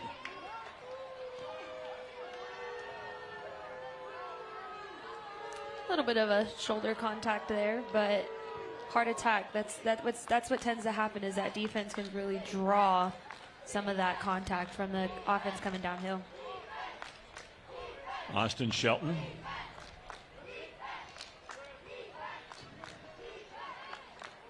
To Aubrey. He'll take another tough 2. Good defense there by Hellman. And here's Wrecking Ball up by 7. They can't win it with this possession, but they can, if they get a basket, there'd be one hoop away from winning it. And this one went out of bounds, I think. Let's see if they give it to Wrecking Ball, or it will be Wrecking Ball's possession here.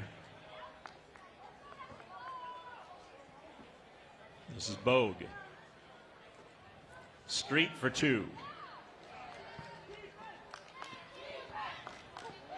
Street had made 1, 2, 3 twos made by Wrecking Ball in this game.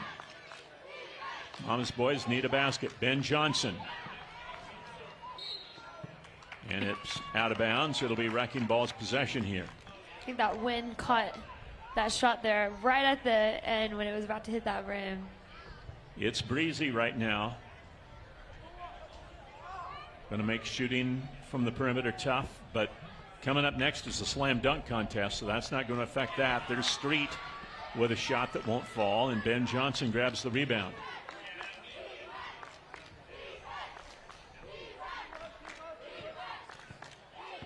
Caleb Shelton Johnson backing his way in. And the rebound won by Street. Wrecking Ball still at 17. Hellman with a couple of twos, 6 points so far. He shoots a tough fadeaway. Good defense by Ben Shelton. And Mama's boys have it. Here's a 2-point try. No good by Austin Shelton. Rebound deflected into the hands of Hellman.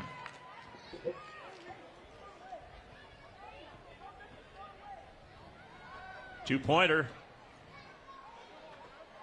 And very quick offense there. Leans into a shot is Austin Shelton, and that's short and out of bounds, and Wrecking Ball will get the ball.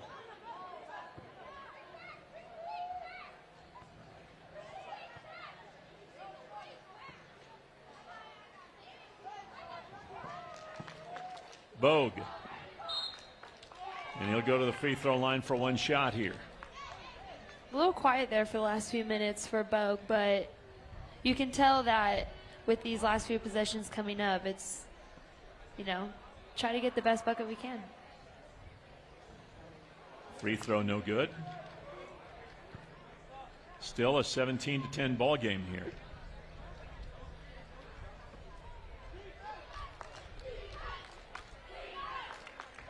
Caleb Shelton Johnson hands it back to Ben Shelton. And was that partially blocked? I believe it was. And the ball will stay with Mama's boys.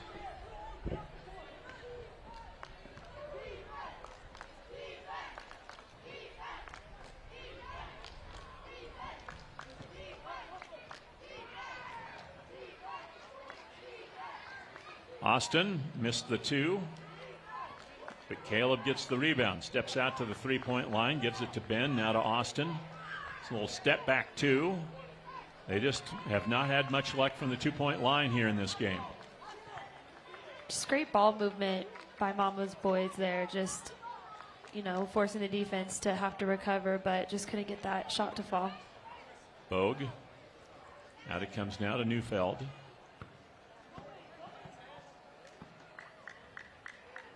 Out to Bogue.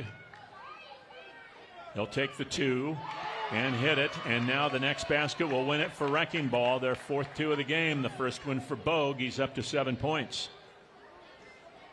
Bogue's game is just extremely poised. He takes his time. He's very patient in what he does from the outside in. Austin for two. And the rebound grabbed out of there by Neufeld. So now next basket wins it here for Wrecking Ball.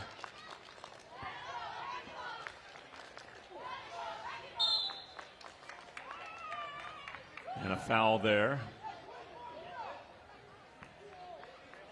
It's out of bounds here for Wrecking Ball.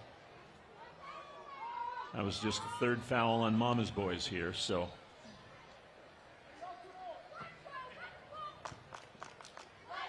They can be physical and give up some fouls here. They can't give one up on a shot, though. Here's Neufeld. Tough fadeaway, got it, and that's the game for Wrecking Ball. A very balanced scoring attack for Wrecking Ball. Everybody had at least 3 points in this one. They had the better shooting day with 4 made twos, Jamie, and Wrecking Ball advances. Like you said, I think they did a really good job just getting everyone involved, just all 4 players. And I think a good standout was Ethan Bogue. Like I said, his game is just extremely poised. He stays patient, and you can tell that his teammates give him a lot of that confidence and support. And yeah, Wrecking Ball looked really good, and excited to see in their advance how they do in the next game. Yep, the runners-up last year, so we'll see how they do indeed. Ethan Bogue with 7, Izzy Hellman 6, Lucas Street 4, Jacob Neufeld scored 3 points. Wrecking Ball advances. Mama's boys will need to win some games to get back here to center court. The dunk contest is coming up, and we'll have more coverage here from Riverfront Park inside the pavilion on SWX. It's holiday time. Let the fun begin. Spend time with your family and friends. I'm attorney Mariana Morales, reminding you that drinking and driving can turn good times into bad times. If you get in a wreck and you're over the limit, your life becomes a nightmare. Don't risk it. It's so easy to call a ride service and leave your car where it is. Drinking? Enjoy the ride home and get someone else to do the driving. I'm attorney Mariana Morales, the heavy hitter, reminding you not to drink and drive because you matter. No one gets you closer to the action than SWX Nonstop Local Sports. SWX covers it all, from field to court to water and ice. We go beyond the scores to bring you in-depth play-by-play, exclusive interviews with coaches and players, and all the exciting highlights of the game.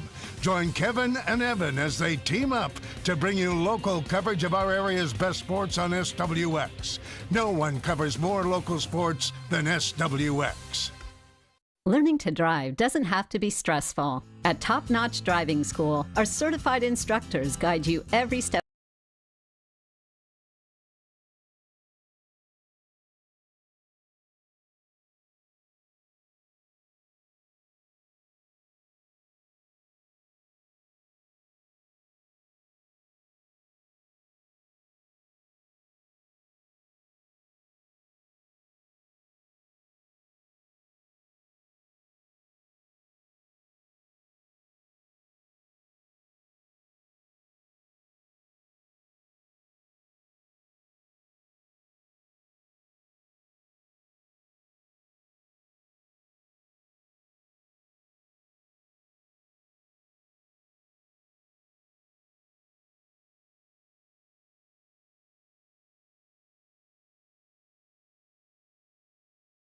On NBC and Peacock.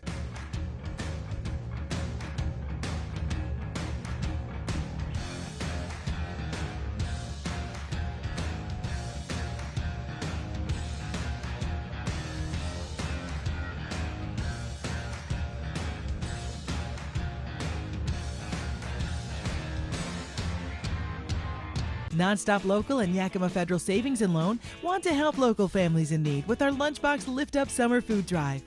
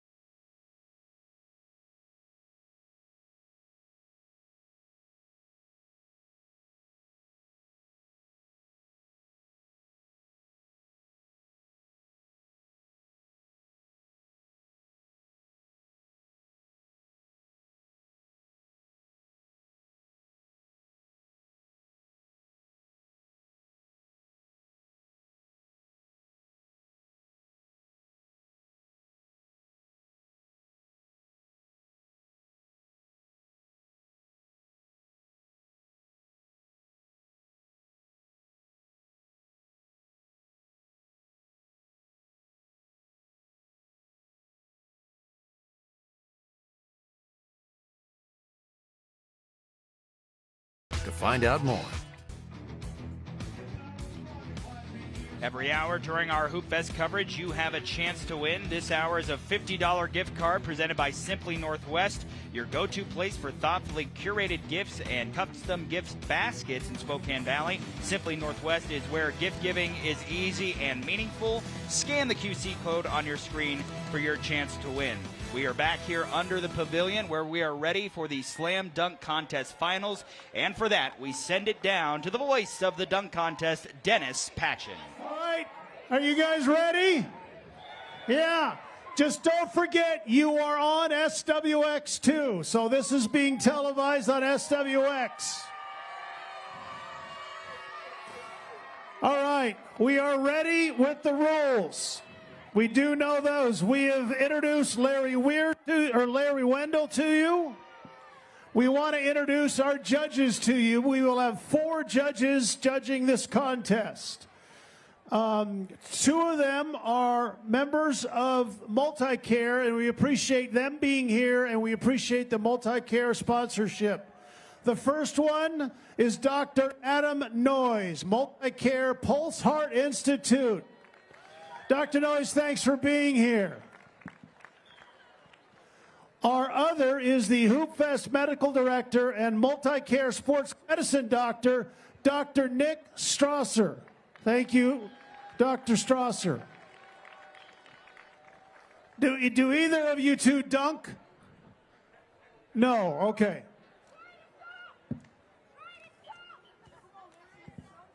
Hugh Langenhorst from the Hoopfest Board of Directors is also one of our officials.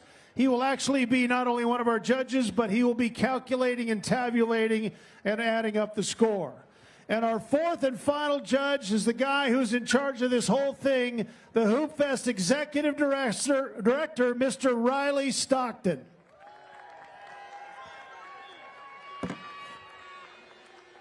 Judges, are you ready? Fans, are you ready?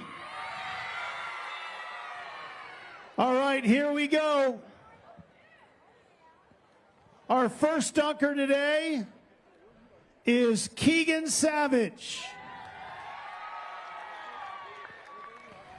Keegan is from Spokane, from Gonzaga Prep High School.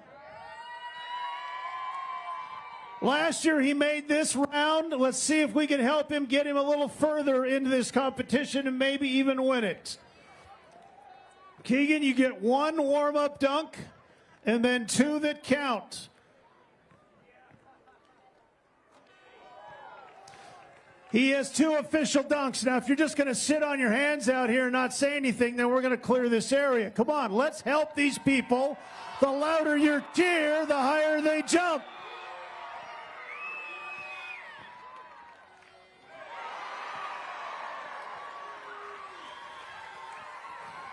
Not bad. He's got 1 more. You could probably help him get even a little higher here.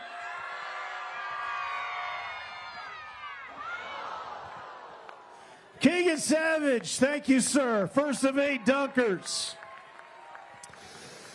Another Spokane dunker from North Central High School, Jakari Irvin. Jakari Irvin.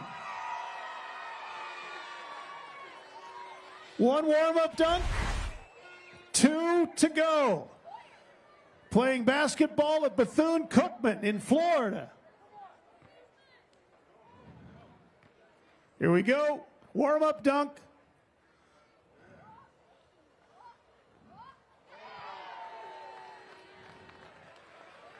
That is the first dunk we've ever had at Hoop Fest that involved 4 people.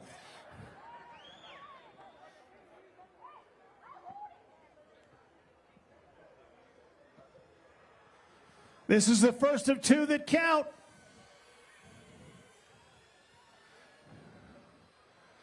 First of 2.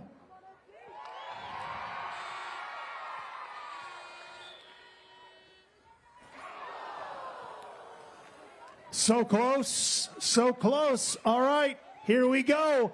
He needs this one to stay alive. Second and final dunk for Jakari Irvin. Hold on a second. Hold on. Hang on. Are you, is he going to jump over you? Yeah. Do you have insurance? Yes. Okay, good. Okay, go ahead. Wait, hold on. Is it good insurance? Oh, great. Okay, go ahead. Last dunk, last try. He's got to get this down to get it to stay alive. Here we go. Hold on. I'm serious this time.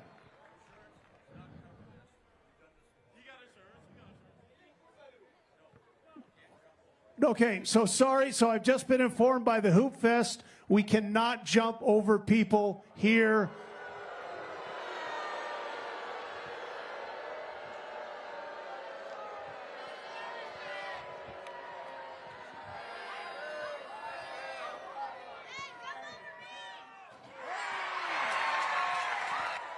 He doesn't need to jump over anybody. Ja'Cory Irvin, how about that? Thank you, Ja'Cory. Basketball back to our official. I just want to say, you guys are really good at booing. You should have booed Larry like that. That's really good. Ben Ellert is our next competitor.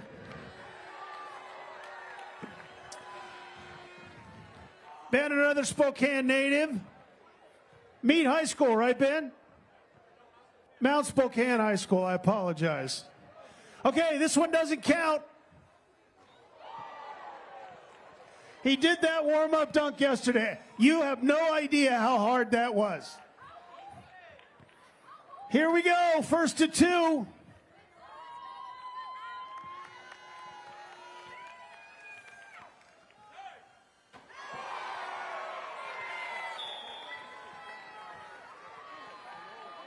He's got one more. Let's see if he's got a little bit something else up his sleeve, huh?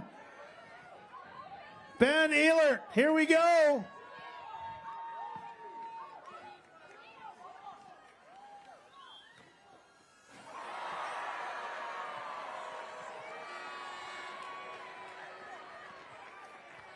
Thank you, Ben.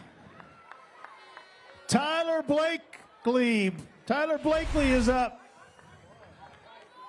Tyler's been second twice, third once. This one is just a warm-up, Tyler. Another Spokane dunker here.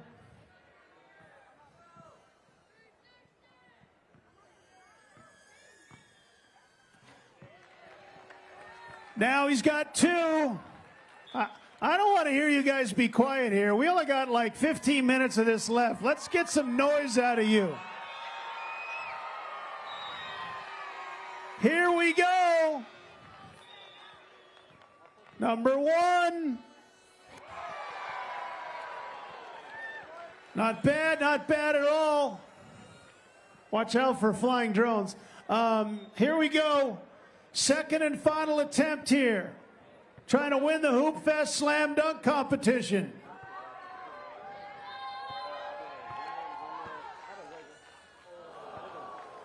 Has one more. He gets one more. Larry said that was not an official attempt.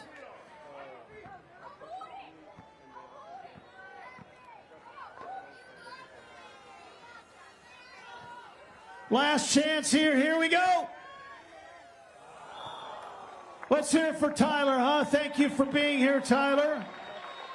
Our next competitor has won the Slam Dunk competition 3 times, Tyler Cronk.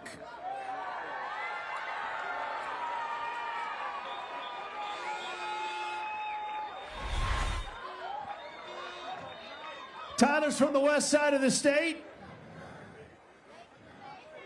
First one doesn't count. First one is a warm-up.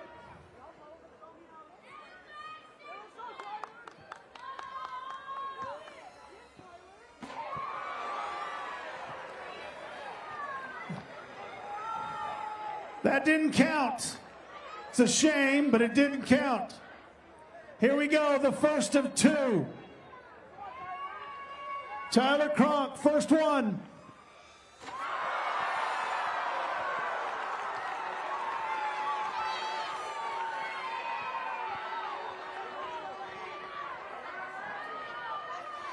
Did you just go between your legs with that dunk? Yeah.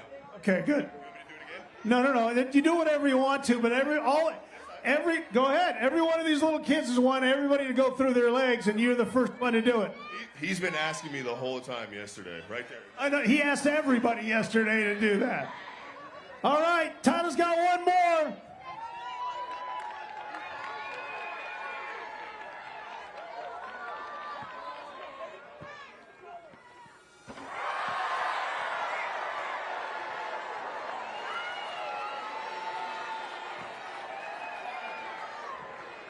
Tyler Kronk, ladies and gentlemen.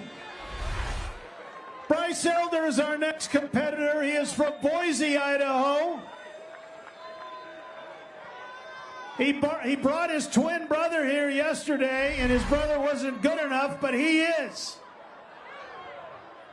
Is he here? He is. Oh, sorry. First one is a warm-up, Bryce.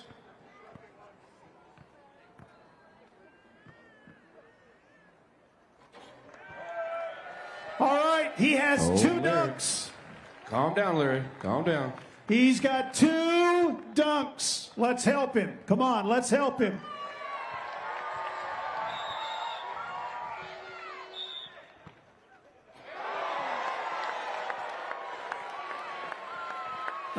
Not bad indeed. Bryce Elder with 1 more dunk. 1 more. Help him out. Help him out. Help him out. Help him out. Help him out. Bryce Elder.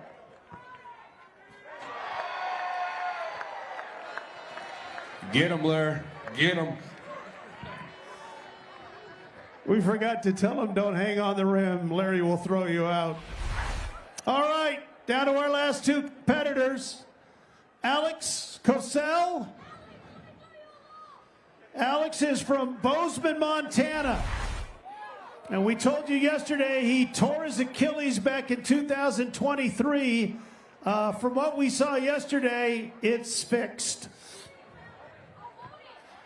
Just a warm-up here. This one doesn't count.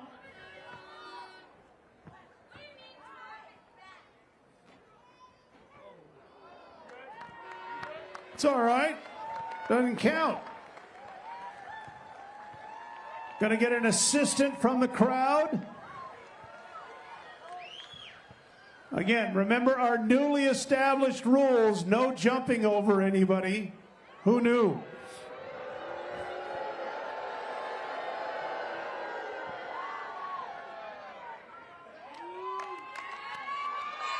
Yeah, he wants some help. How about it?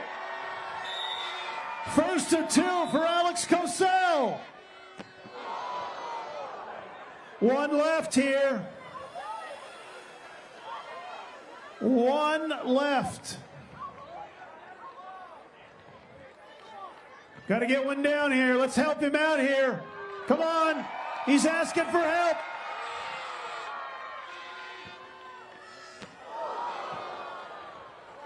Thank you, Alex. We appreciate it. Thank you. Our final competitor here is Xavier Rushing. Xavier Rushing is our final competitor. Another Mount Spokane, or I should say a Spokane high school athlete. LC is where he went to high school. Lewis and Clark. Hence the orange sneakers. Practice. Practice. We're just talking about practice.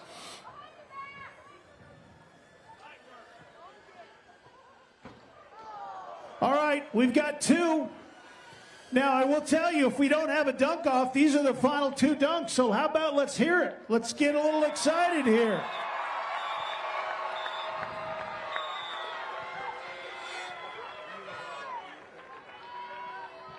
First of 2 for Xavier Rushing.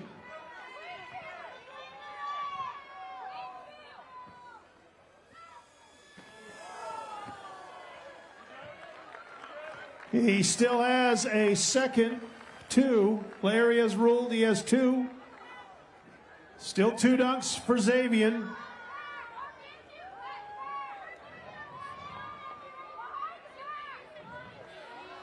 Here we go. First of 2. That one did not count as an official attempt.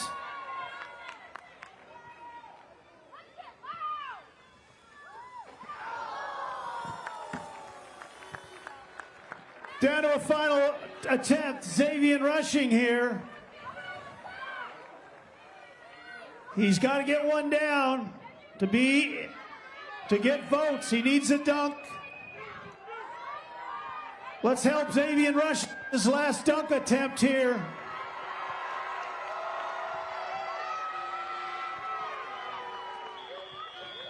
Here we go. Let's hear it for Xavier Rushing. Don't go away. We're going to add up the scores, and we'll see if we have a champion or if we have to go to a dunk-off. I will tell you, this, hang on a sec. This group we've had here yesterday and today has been the best field of dunkers we've had. Let's hear it for everybody who's here today for their abilities to be able to get off the ground. As we're waiting to get votes, I got basketball for you, but I gotta hear you. If you want a basketball, over here. Over here. Come on over here. Here. Over here. Here. I got one more for you, but you gotta get loud.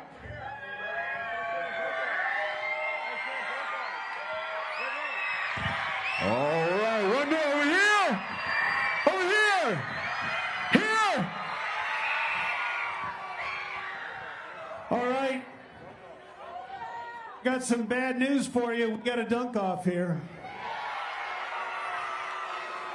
We have a dunk-off between two dunkers, Ben Ellert and Tyler Kronk. Those two will decide who wins the slam dunk competition. We go in order on the sheet. Ben Ellert will go first.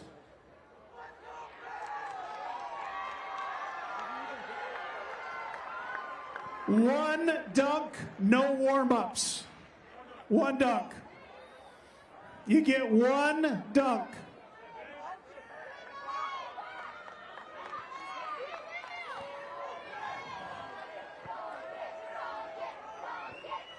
Ben Ellert here trying to win the slam dunk title.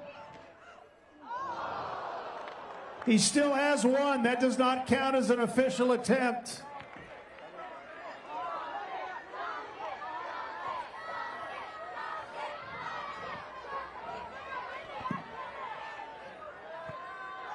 Ben Ellert, let's help him out here. He's trying to win a title.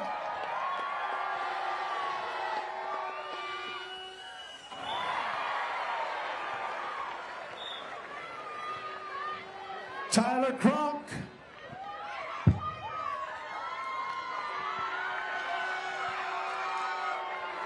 Just to let you know, if we are tied after the dunk off and we have to do it again, Tyler would go first, then Ben. It alternates if we have to do that. All right, one dunk for a three-time champion, Tyler Croft.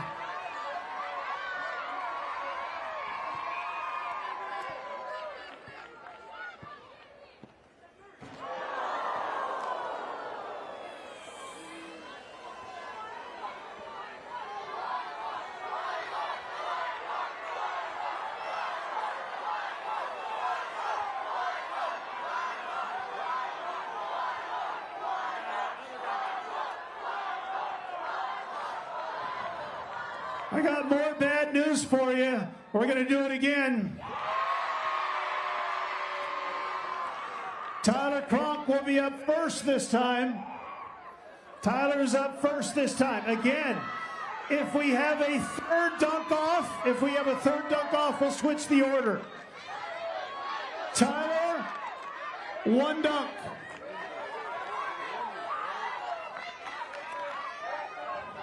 One dunk, here we go.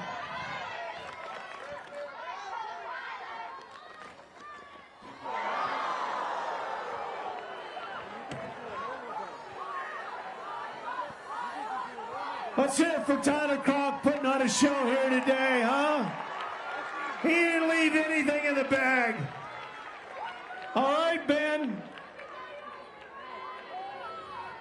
One dunk for a championship.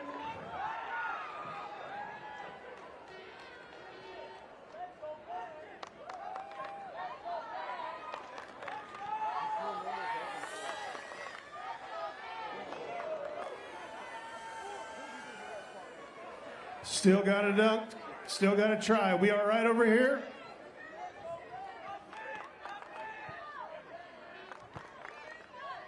Here we go. Ben Eller.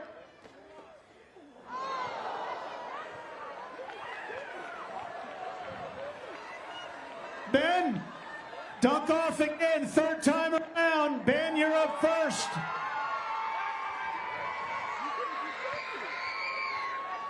You know what? Hats off to these two competitors. They both could have went up and just dunked it simply. Hats off to these two guys. Here we go, Ben. One chance.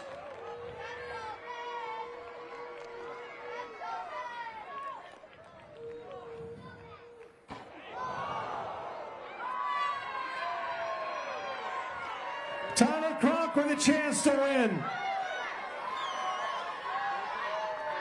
Does anybody want to win this?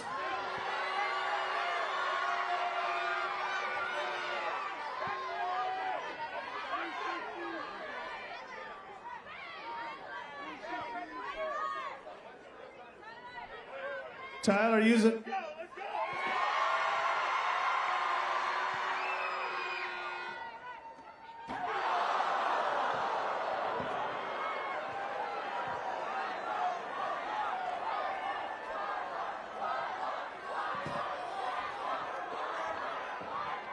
Okay, so here's the deal.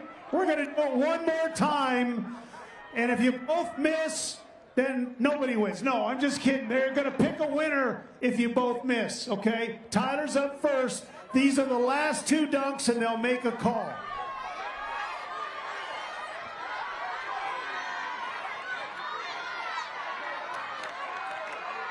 Tyler Cronk here.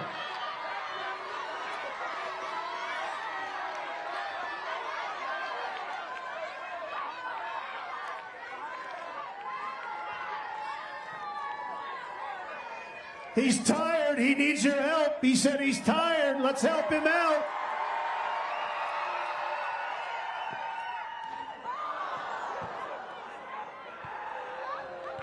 Ben, this is it. Last dunk. They'll make a judgment.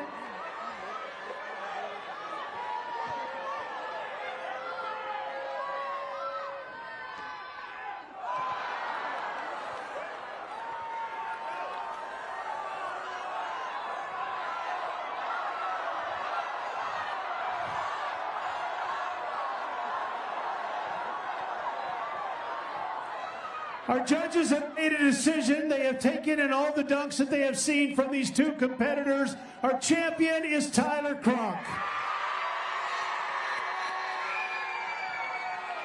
Thank you to Ben. Thank you to all our competitors. Thanks for all of you. We'll see you next year for the slam dunk competition. Don't forget, stick around. We got more games, including championship games, right here at center court. Austin Getz. Thank you, Dennis. Every hour during our Hoop Fest coverage, you have a chance to win. This hour is a $50 gift card presented by Simply Northwest, your go-to place for thoughtfully curated gifts and custom gift baskets in Spokane Valley. Simply Northwest is where gift giving is easy and meaningful. Scan the QC code you see on your screen right now for a chance to win. Dunk contest in the books. All there's left to do is crown some champions here at center court. We'll do that when we return. We're under the pavilion, Hoop Fest 2026, coming to a fun conclusion. Valley Farm and Home, your new one-stop shop for all your farm, home, and Ace Hardware needs. Much more than just a hardware store. We're here to help with home improvement, paint, clothing, shoes and boots, sporting goods with camping and fishing. Our outdoor lawn and garden has hundreds of plant starts, soil, and Ace lawn care needs. Ace Hardware plus farm and home supplies. It's all here in one location. Our friendly, helpful staff can't wait to welcome you. Hi, welcome in. Quick fixes to big projects. We make it easy with everything you need. Valley Farm and Home, next to Winco and Union Gap.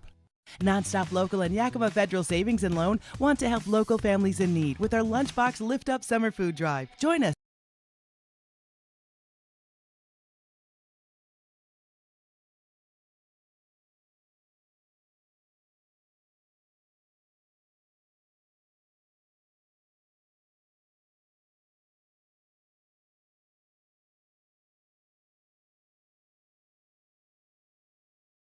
Any of these drop-off locations. This is an SWX Sports presentation.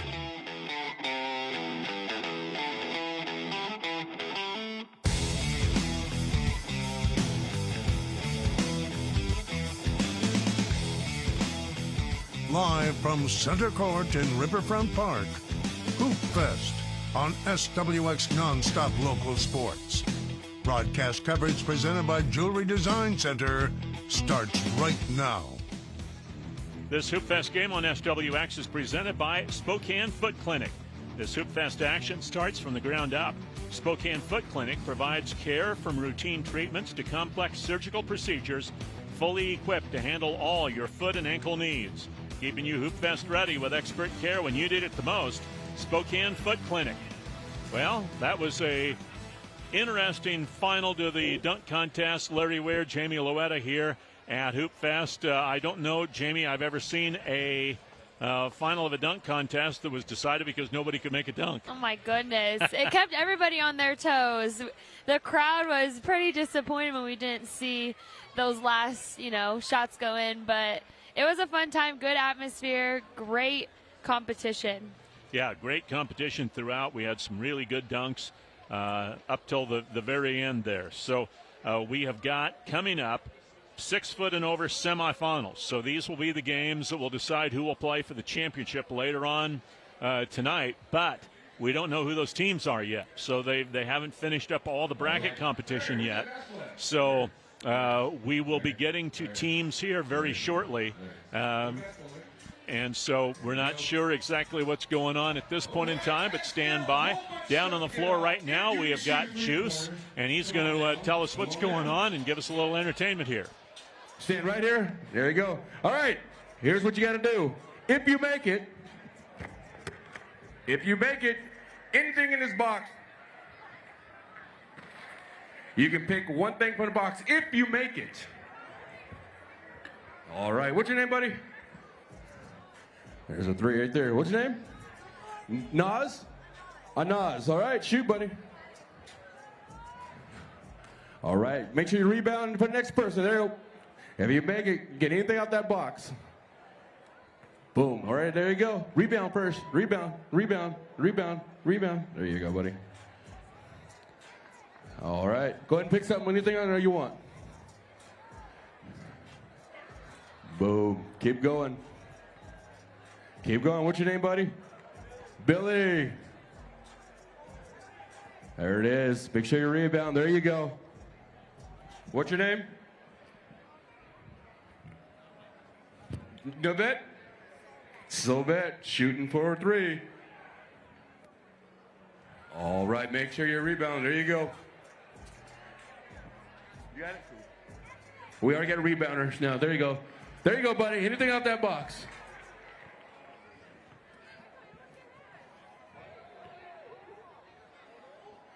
One hand. What's your name, bud? Tegan. All right, there we go. Grab the rebound. There you go. Good job.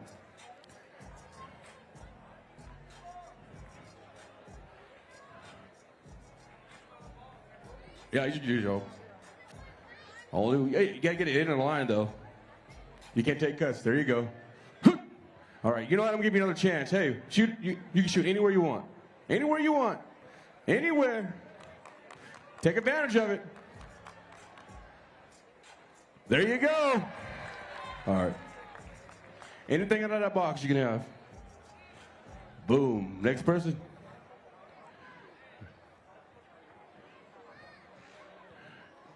Nice try, nice try. Next person.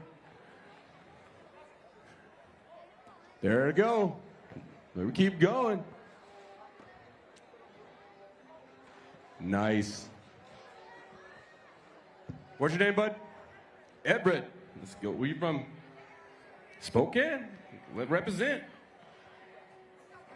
Oh, almost. What's your name? Michael. From Texas. All right, the next person up. Next person. What's your name? Sebastian. Nice try, buddy. Nice try. Yep. Rebound, rebound.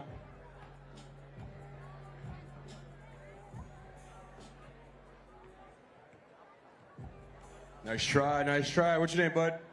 Spencer? Yep, get it. That's a wrap. Anything in there, buddy?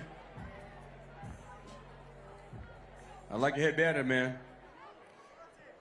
There it is. Anything in that box?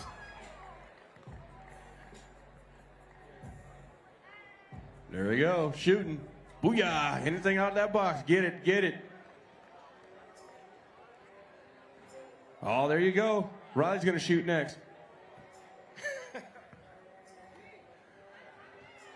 All right, nice try. Those are socks. Oh, you get a water bottle. Nice. All right, thanks, Juice Kennedy, for his work there. And we are awaiting our teams for our 6 foot and over semifinals, which will be coming up. Some of those teams coming in from outside the area. So in the meantime, let's go down courtside right now. And we've got A.J. Howell down with our slam dunk champion. That's right, guys, here with Tyler Conk. We know his name. We were just laughing about that. You hear his name, you think Hoop Fest, you think the dunk competition. I have a quick question. Do you play in the tournament or just the dunk competition? You know, I try to find people every single year, but people, you know, they have jobs. They're all old now. They have kids, and I'm just like, oh, okay. So I just go here, kind of just, you know, walk around Hoop Fest and just enjoy the vibe, watch other people play. But I came for the dunk contest 2 years in a row. So. Hey, you know your strengths. Why not, you know? Tell us kind of your approach. Obviously, I'm sure you kind of try to outdo yourself every year, but how do you decide when is it too much? When is it just right? How do you decide what you're going to do before every dunk? Everyone asks me that, like, oh, what type of dunks are you going to do? To be honest, I don't know until I step right where the cameraman is. Like, I just step there, and I'm just like, okay, maybe I can do this, maybe I can do that. But once I get up here, I kind of just throw something together, and then if it goes in, get ooh and ahs, and then hopefully a high score. I don't get very much stuff left. So obviously this year was a little bit different of a competition, and this is your 4th win, right? Yes. 4th win, okay. Probably the most unique win that you've had, where it goes to this many dunk-offs and all of that. What do you think it was about your attempts that stood out and got you the win? Nice shot, buddy. I wanted them to go in, but, you know, sometimes I lose the ball or it's a bad throw or, you know, it happens. It's life. You know, everyone does it to themselves. But keep shooting. These attempts, I was just trying to go for, oh, maybe I can finish a flashy dunk and then maybe finish it off. But, you know, it's just got unlucky. Ben Ellard, he's my guy. He's been doing that for, like, years. And, you know, just going against him in the finals is great, you know? Yeah, it's to the point where there's so many familiar faces. I'm curious. You guys are also very supportive. We hear you up here in the broadcast area that you're like, okay, wipe your feet, do this, flex it, do this with your leg. Why is this such a group that likes to see each other succeed even though you're competing?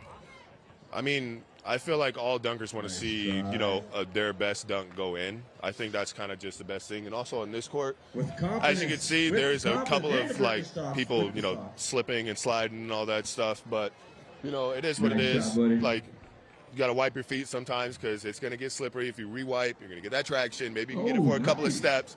But, you know, just looking out, you know, we all want to see each other succeed. That's just the dunk community, to be honest. Nice try. And lastly, can we expect you back next year? Yes, absolutely. With me playing on a 3-on-3 side, hopefully. All right. He's looking for teammates, so let us know. Hit me up. Thank you so much, Tyler. Congrats. Thank you so much. Guys. All right, Tyler Cronk, 4-time now dunk champion here at Hoop Fest. As we continue to wait, we are waiting for all the teams who have won their 6 foot and over brackets to show up here to the courtside area here. So we're still awaiting our teams, and we have a little bit of time here between games while we're awaiting. I see some of the Hub Northwest guys starting to congregate, and so my guess is the 7-time defending champs are getting ready to play one of these games coming up. I've seen both Mike Hart and Parker Kelly back in the sign-up area, or the area where teams report, but that's the only team that I have seen at this point in time with players here and reporting at this point in time. So I guess what we're saying here is some of these brackets may be winding up at courts that are a little bit of a transit time to get here to center court, and so that's caused a little bit of delay here while we await the 6 foot and over teams who have won their brackets to come. We're down to the final 4 in 6 foot and over, and we will have those 2 games coming up for you here very shortly from here at center court at Hoop Fest. And let's go back down to AJ again, where she's got a Hoop Fest legend. Yeah, from one Larry to another, right here with Larry Wendell. Okay, we were just discussing this, Larry. What is your official title? Well, I'm actually center court coordinator. Okay. I kind of take care of everything and kind of guide the guys, the crews, and coordinate with Tom so we're on time and the way we go. That's important. We also know you have a huge role in the dunk competition. Can you explain what that role kind of is? Well, my role is actually the official that will actually makes the call of whether we're going to shoot another one or whether or not we're going to count it. So that's my role, and then it's all up to the rating committee to make the decision who's. I feel like that's a tough job because sometimes you get some boos depending on if you give somebody an attempt or not. How do you make that decision? Oh, I love them to boo. I mean that's great. I'm used to it. 36 years here. Wearing stripes. Yeah, 36 years here in Hoop Fest and 49 years in organized basketball, high school and college, and so I've been booed for a long time. There you go. I guess you get used to it. What stood out to you about today's competition? It was obviously kind of a weird one. Yeah, what they were trying to do was they were just trying to make sure that they outdid each other. And they were trying to be fancy, but they couldn't put the ball down because of that. So it happens. It happens. Well, Larry, thank you so much for what you do here. Not just the dunk competition, all the coordination. Things wouldn't run without you, and we appreciate you. Thank you. Larry, back to you. All right, thanks, AJ, and thanks to Larry for everything that he does here for Hoop Fest. We understand now we do have our matchup for the next game. It will be the 7-time defending champs, Hub Northwest, playing a semifinal game against Big Juicy, a team they beat in 2023 for the Hoop Fest Championship, but a team that's also split in half since that time. Half of that team's Wrecking Ball. The other half is still Big Juicy. Jamie Luetta is here, but Hub Northwest barely survived earlier this afternoon, so it's going to be interesting to see how they do in this game against a team that they are familiar with. Totally, and I'm sure that, post-game earlier, they kind of adjusted a few things, and again, they know what to expect, so again, you just got to plan for the next. No matter what kind of happened in that last game, you got to move forward and have that next game mentality. All right, so let's go back down to the floor. She's the hardest working person on the staff right now. Back down to AJ. Oh, I don't know about that, but I'll take it. Here with Executive Director Riley Stockton. That's the hardest working guy right here. We're in a bit of a lull right now. We're getting things set up around here. Can you tell us what the schedule looks like right now, wrapping up dunk competition and all that, headed to the championship? Yeah, we're getting ready for our 6-foot and over semifinals. So teams are getting here from the street courts, and we'll start up here in about 10 minutes with the first semifinal and then follow after that with that. And then we have the 6-foot and under championships after those. So we should have some exciting games for another 2 hours or so here at Hoop Fest. Obviously, there's a lot to coordinate always with this tournament, but as far as getting people from the street courts to here, giving them a little grace period to get here and all of that, how does that work? We're just in constant communication with the courts down there and the teams. The hard part is those teams have been through a battle just to get through their own bracket. And so we do try to give them a little grace, but, we're people on schedules too. So we're hoping they get here a little quicker. Alrighty, well, we're going to be hoping for that, and we're going to be ready here as these games kind of wrap up. Riley's got a lot of things to do, and so I'll send it back up to you guys. Thanks, AJ. We are still seeing out on the floor kids shooting at this point in time, and some of the Hub Northwest guys are here starting to stretch out a little bit and get ready for action. You see Mark Axton, our sometime colleague here, the Hall of Famer at Eastern Washington. He is here. Parker Kelly has made his way here. I know Mike Hart is here. I'm sure Robert Littman is somewhere close, and following very closely be the Big Juicy team with Matt Ellis, Scott Kellum, Trent Monkman, and Dominic Oliveri, who is playing in his 20th Hoop Fest here this year. So I'm sure hoping for I'm sure he's won before, at least when he was younger, and probably hoping for an elite championship this year. Oh, totally. I know a lot of these these players that, have done this for so many years, once it's over, they're just looking forward to the next year. So these guys have ultimate experience, and I think that's an edge that they can have when they do play here at Hoop Fest, that, all right, I got to make in-game adjustments, whether it's the climate, whether it's teams are going on runs, taking control of kind of where the tone of the game is at. So it's very fun watching that experience come out and just show that crowd just where they've been and, how Hoop Fest has evolved. All right, so what we're concerned about now, obviously, is the weather. These guys, if you play outdoor basketball at all, you're used to playing in the wind and in the rain and so forth. It is breezy here today, but it is also looks like clouds are starting to thicken and lower a little bit.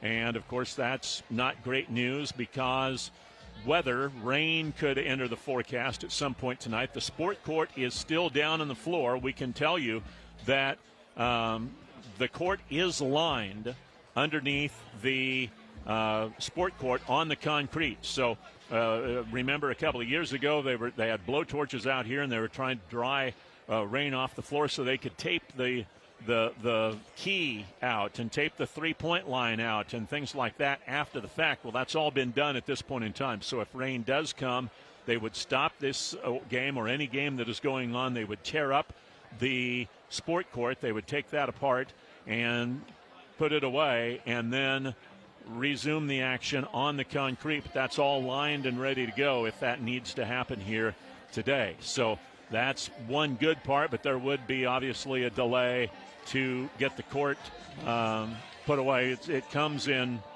I don't know, it's not blocks, but in sections, I guess. So it'll come apart fairly easily, I think, and be stacked fairly easily as if that happens. But we hope that does not happen here today. We don't need rain at this point in time. It's held out all weekend. Yes, exactly. And hopefully we can hold out for us here for a couple more hours. But I'm sure these athletes are prepared. They've been kind of expecting it all week. So we'll see if, we can just hold strong. All right, let's go back down to AJ. She's got another guest. That's right, guys. I'm back with Dr. Strasser, and if you're wondering what he was up to since the last time that we talked to him, he was judging the dunk contest finals. So we want some inside info. We want to know what went into the scoring. What did you see out there in that competition? First I want to give props to all the participants. I was absolutely blown away with the quality. Every year it gets better and better. I've been a spectator and finally get to step in this role as judge. It was a lot of fun. Amazing what these guys will do. The ingenuity as they play off the crowd and start to build it up. But what we're looking for is really clean processes, that they're getting out there, they're not hitting the rim, they're not hanging on the rim, and they're making sure that they get it through and feel really confident as they do it. So how do you judge that when it's a situation like this where they couldn't put it down in the last few dunk-offs? Yeah, we want to give them every opportunity to show their best and really come forward. And I, got to give them hands out. Nobody took the easy win, right? They wanted to come out and really play well. So tough to say, but Tyler has shown such great ability to play off the crowd and do some amazing work. Always fun to see him. And Ben came out of nowhere this year, so fun to see a new guy show up. Want to give him as many opportunities as possible, but in the end, I think Tyler just had the edge.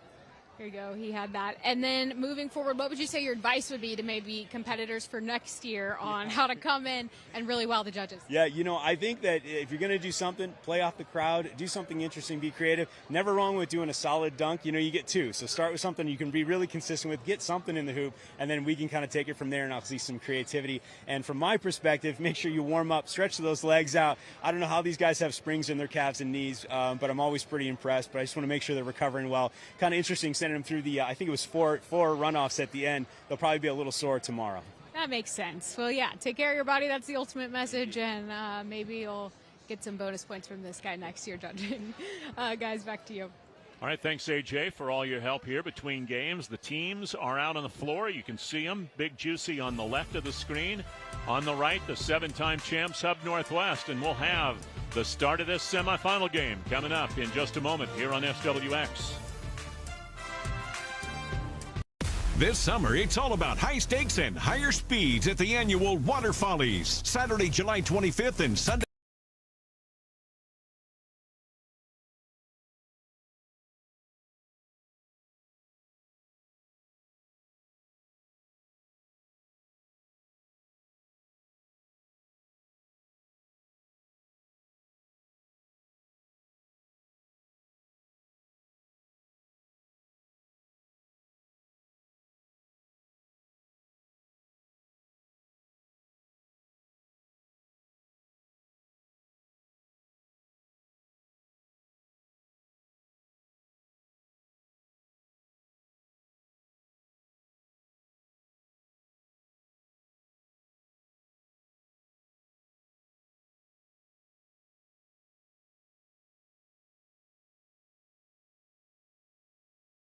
Approved car care.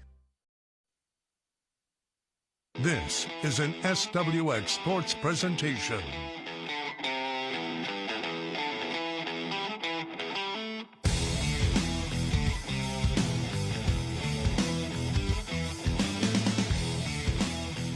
Live from Center Court in Riverfront Park, Hoop Fest on SWX Nonstop Local Sports. Broadcast coverage presented by Jewelry Design Center starts right now. This Hoop Fest game on SWX is presented by Spokane Foot Clinic. Hoop Fest action starts from the ground up. Spokane Foot Clinic provides care from routine treatments to complex surgical procedures, fully equipped to handle all of your foot and ankle needs, keeping you Hoop Fest ready with expert care when you need it the most. Spokane Foot Clinic. With former Big Sky Conference Most Valuable Player Jamie Loetta, who played at Eastern Washington University, I'm Larry Weir. Away we go. The 7-time champs Hub Northwest on defense, and there is a 2-point shot put up by Scott Kellum, a big juicy, and it's rebounded by Dominic Oliveri, the Lewis and Clark product, and Oliveri scores the first point of the game. Really great start for Big Juicy, just coming in with a high pace and getting that bucket off of a quick couple passes. So here's Mike Hart, now to Parker Kelly.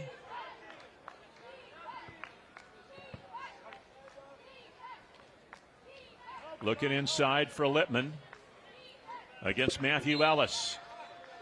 And it'll be Hub Northwest ball. They like to throw it to Littman early and get a couple of early baskets if they can, and establish that tone inside. But Kelly, if he's left open, he will fire away from the 2-point line especially. This time Parker off the drive. Evens it up. We've seen a lot of Parker Kelly just creating separation in his mid-range, and he's been pretty successful here this weekend. Oliveri to bring it in out of Lewis and Clark. This is Scott Kellum, All-Canada at the University of Victoria.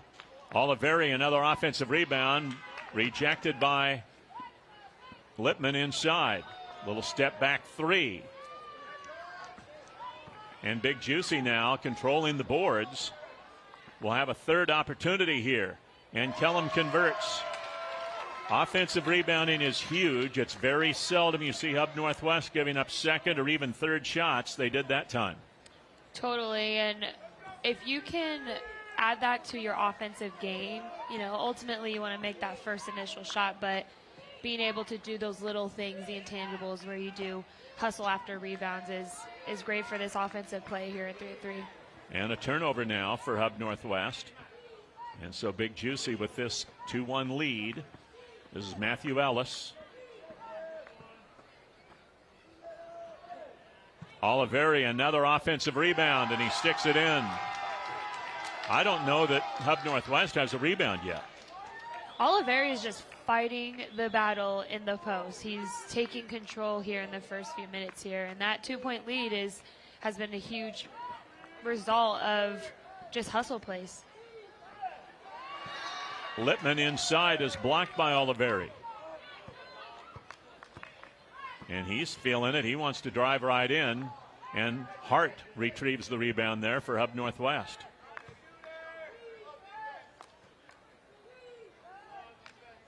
Kelly for two. And another rebound for Oliveri.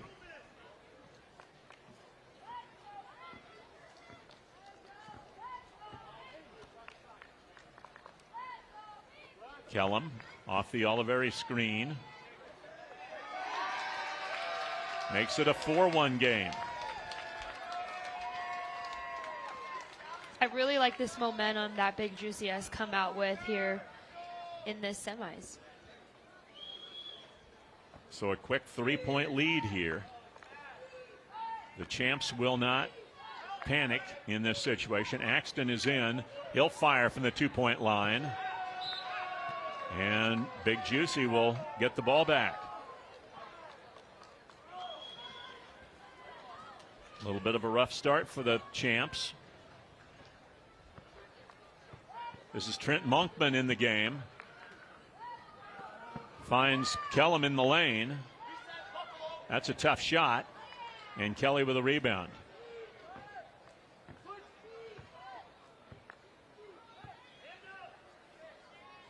Axton has a size advantage inside. Backs his man right into the basket. That's going to be hard to stop in that situation, and they're going to get Oliveri back in the game. You see that Oliveri on the sideline there was getting on his toes a little bit. He's just, hey, we got to help the big man down low with that double team. This is Monkman. Tough shot, and Axton tips the rebound to Hart. 4-2, Big Juicy with a lead. Axton now against Oliveri. This is a lot better size matchup for Big Juicy here. Kelly moving to his right.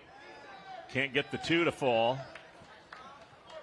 And another rebound for Big Juicy.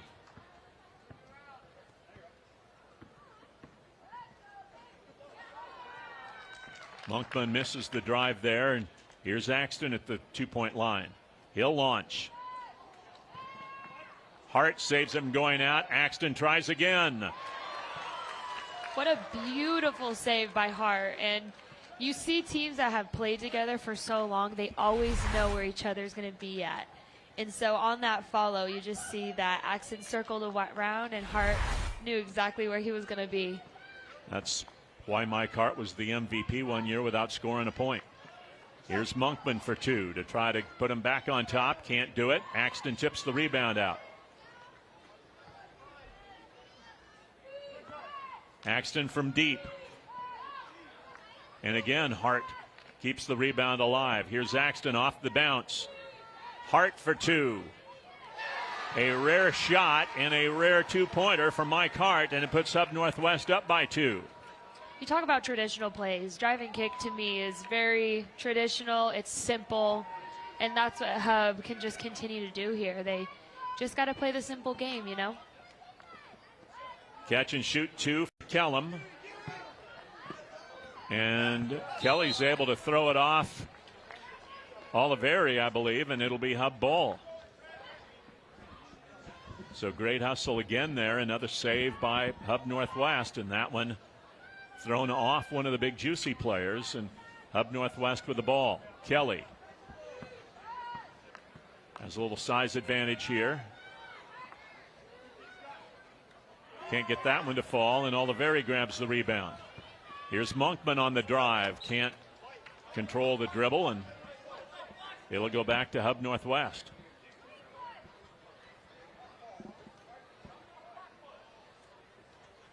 Five straight points for Hub Northwest.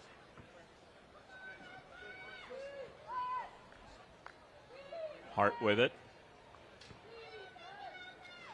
Axton has a size advantage on Monkman in the post. Now help from Oliveri, and the ball lost out of bounds. Hart kind of became a defender for his own man there, where he was kind of ran back in around Axton there. That's one thing you don't want to do when you're making a cut towards the rim, is if your teammate has the ball, you're going to bring your defender with you right there. So a foul there on Hub Northwest and Mark Axton. First foul of the game for either team. And again, on the foul rules, 7 fouls put you into the bonus for a 2-shot, and 10 team fouls. It's 1 shot and the ball. Monkman for 2. Hart with another rebound.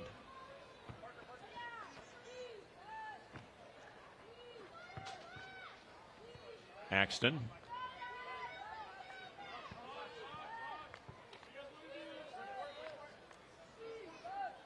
We have seen Hub Northwest throughout the game. They don't mind running a very patient offense, keep the other team playing defense for a longer amount of time. Axton again with the advantage inside. Spins quickly to the baseline. Muscles one in. 4 points for Mark Axton. Puts the lead up to 3. 6 straight points now for Hub Northwest. There was a foul there. It's not an and one. They were not over the 7-foul limit. It's the first team foul on Big Juicy. Hub Northwest is doing a great job of recognizing the mismatch down low and just taking full advantage of it. Oliveri He's off to a hot start with 3 early points, and that snaps that 6-point run and brings Big Juicy within 2. He's had a very productive start to this game, Jamie. Oh, yeah. If someone can at least bring that spark in the beginning of the game, just let it flow as much as you can, and he's definitely been that player for them, so they got to really lean on him. Hub Northwest turnover as Ellis is able to bat it away, but then he slips and goes down, and Hub gets the ball back. Lippman down low. And that soft touch that he has down in the low post, all 4 Hub Northwest players have scored, and they lead by 3 again.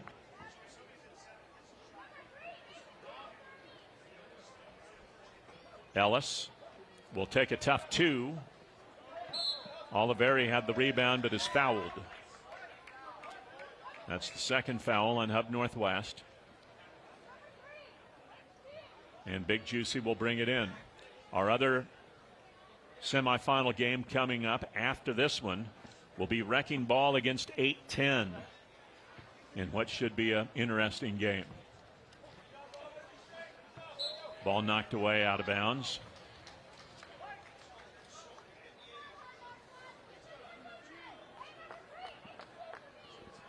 Big Juicy will bring it in. Ellis against Hart. Finds Kellum. Good rebound by Ellis. And he becomes the 3rd Big Juicy player to score, but again, second opportunity there. Great hustle by Ellis there, just being very smart with that rebound. A slight touch over Hart there and got that finish. Lippman sends it over to Axton. Parker Kelly with it now. Oliveri on him in the switch. They're going to isolate Kelly. Now he gets it inside Lippman against a much smaller man, but he can't get the shot to fall inside. A rare miss for Rob Lippman in there. Off the drive, Kellum to the rim. And Big Juicy now within 1. 3rd point for Kellum. Great take right there by Big Juicy. Great on-ball screen, and then just coming off that ball screen, just super hard downhill. And Kellum forces the turnover on Kelly. I think we're going to get an illegal screen here on Ellis. He's kind of waiting for it. That previous screen looked kind of similar, but, you know, the refs are letting them play a little bit, and it's his outdoor ball. So here's Axton to bring it in. Mike Hart had a quick rest. Now to Kelly, who will launch a 2. Parker Kelly's first 2, the 3rd for Hub Northwest in this game, and they lead by 3. If he gets hot, it's going to be tough for Big Juicy. Ellis backing in on Hart. Second basket for Matthew Ellis. And it's a 10-8 game. They have the size to match up here with Hub Northwest, with Ellis and Oliveri on the floor. Hart looking for Kelly. There's another 2. That was a tough shot for Parker. Oliveri another rebound. Against Axton, Oliveri driving. And a foul on Axton there. That'll be the 3rd foul on Hub Northwest. Very physical possession there between Oliveri and Axton. Although it resulted in a foul, it would have been cool to see it play out just a little bit, just how aggressive that play got. Ellis looked at the 2. Now starts to back in on Hart. Finds Monkman for a layup that's good. Now everybody on both teams have scored, and Big Juicy within 1.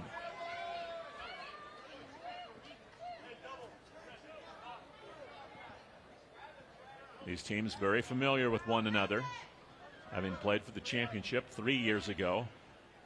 Kelly launches another 2. He's got 5, and the lead back to 3 again for Hub Northwest. I really like the offense that Hub Northwest is playing with right now. A lot of ball screens, forcing Big Juicy to switch and switch out on shooters. And nice cut there by Monkman, and he got rewarded for that cut with a fine pass from Ellis. And the lead is back to 2.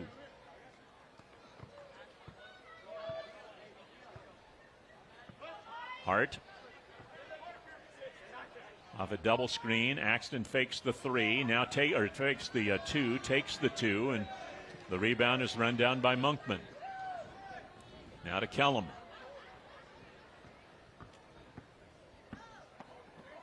Lobs it for Ellis. Kellum to Ellis for the basket. It's a 1-point game. The two-man game is looking really good for Big Juicy right now, and I really like how Kellum, is coming off those screens and forcing a switch, ultimately finding the roll there. Axton down low. Now fakes the 2, takes the 2, and makes the 2. Second 2 for Mark Axton. He has 6. 5 twos in the game for Hub Northwest, and the lead is at 3 again. They're saying wind? What wind? We can shoot just fine out here. Step back 2, Kellum. Offensive rebound, Monkman. Drives Hart. Hart blocks his shot. Axton gets the ball. Now Kelly. Axton from the trailer park.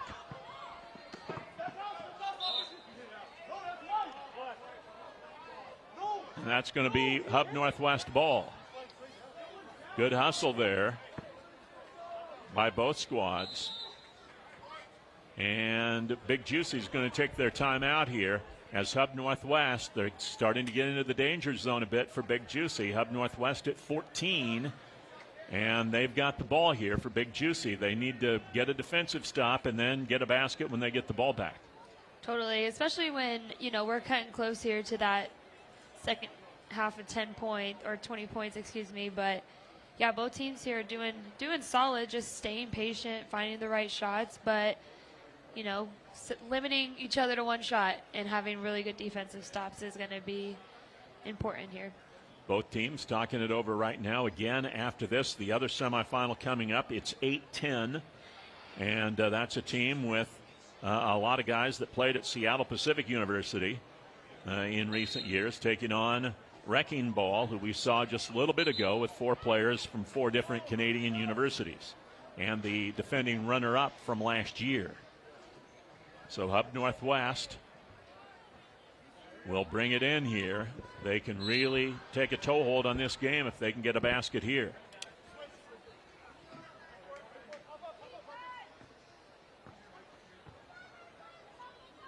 Axton has a mismatch here in the size again, backing it in. Axton scores. 7 points for Mark Axton, and that's been the problem for Big Juicy when they haven't had both bigs in the game. That causes a mismatch, and Hub's been able to take advantage of that. Definitely, and that's just a good read on Hub Northwest and just acknowledging that matchup. Monkman is fouled on his way in his shot there by Parker Kelly, and so he'll go to the line to shoot one shot.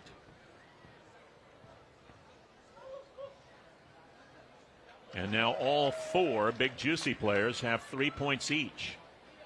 It's a 3-point Hub Northwest lead. They have made 5 twos in this game. Big Juicy is yet to make a 2. Axton. Inside for Hart. Now he's got the mismatch against the smaller Kellum. But he comes out away from the post, throws it to Axton, who also has a mismatch as they've got Oliveri guarding. They're going to call an offensive foul. I always hate those when the official behind the play makes the call, because he's got the defender in between he and the defender there, or between he and the offensive player there. The 2 outside officials who have better looks at it, in my opinion, don't make the call, and it comes from under the basket. Here's Kellum.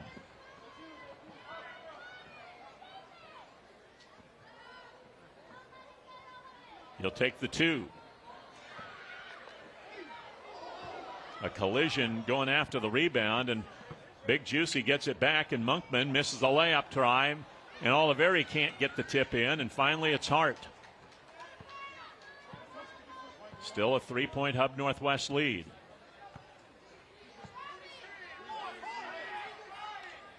Axton now to Hart. The officials are letting this game get very, very physical right now. There's players grabbing and pushing all over the place. They're going to have to do something, I think, to get this under control a little bit. Axton starting to come in, out to Kelly. Kelly will launch the 2. And Monkman the rebound. Physicality will speed up players, especially when they have the ball, and then that frustration off the ball, it's, you know, it'll change momentum of a game for sure. Monkman back to the rim. Makes it a 15-13 game. And now Ellis returns, so they'll have 2 bigs back on the floor again.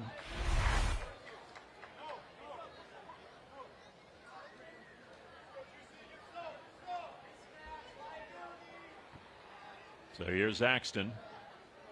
Gets it over to Kelly. Kelly has his shot blocked by Ellis. Matthew Ellis will drive Lippman. And it's down to a 1-point game. 2 straight baskets by Big Juicy. They've got a sizable rooting section here. Ellis just subbed back in, trying to kind of get the mismatches evened up again, and he just brought that spark that Big Juicy needed.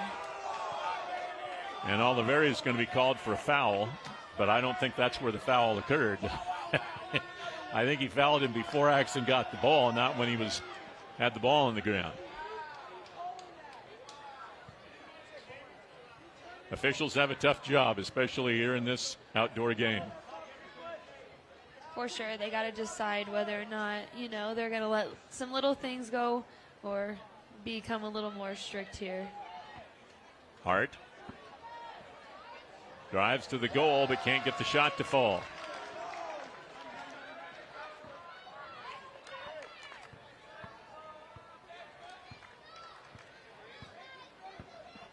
Monkman against Axton. Ellis for 2 in the lead. And Hart goes up to retrieve the rebound.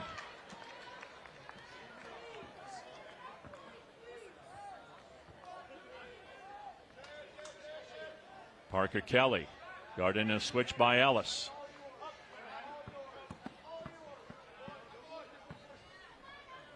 Now to Hart. He has a size mismatch here if he wants to try to use it. Feeds it back for Axton. Right back to Hart again.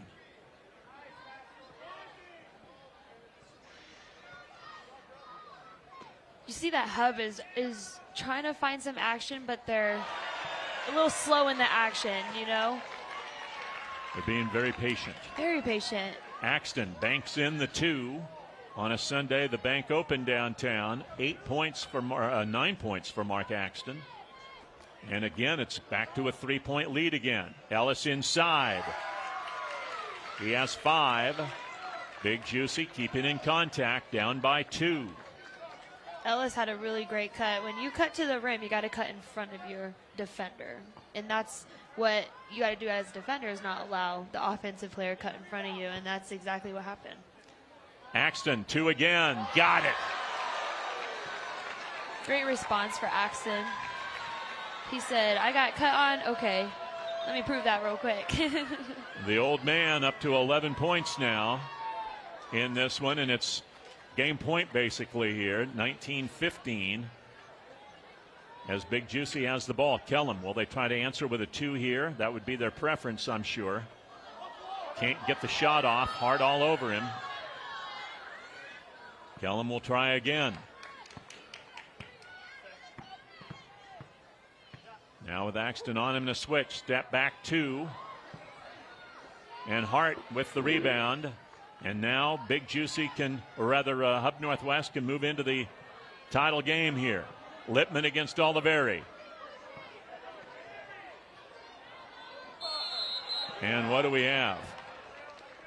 Foul on the ground on Big Juicy. That's just their 4th foul. So it'll be out of bounds here for Hub. So Hub Northwest will bring it in. And so Big Juicy with just 4 fouls. They can foul again a couple of more times as long as it's not in an act of shooting. If they need to. And there's a steal by Ellis. Off balance, tough 2. And Hart retrieves the rebound.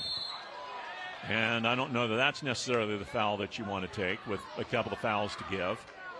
I think they needed a stop just to kind of catch their breath and regroup there. So Kelly is in, Lippman is out for Hub Northwest.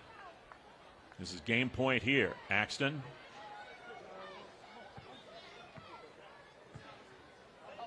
Being guarded by Kellum, gets it inside for Hart, out to Kelly for the win. Kelly got a little quiet there, but that was a great shot to end the game. That's somebody you want to get the ball to, and no matter, how long it's been since he's given them a bucket, it's, still a good guy to get the ball to.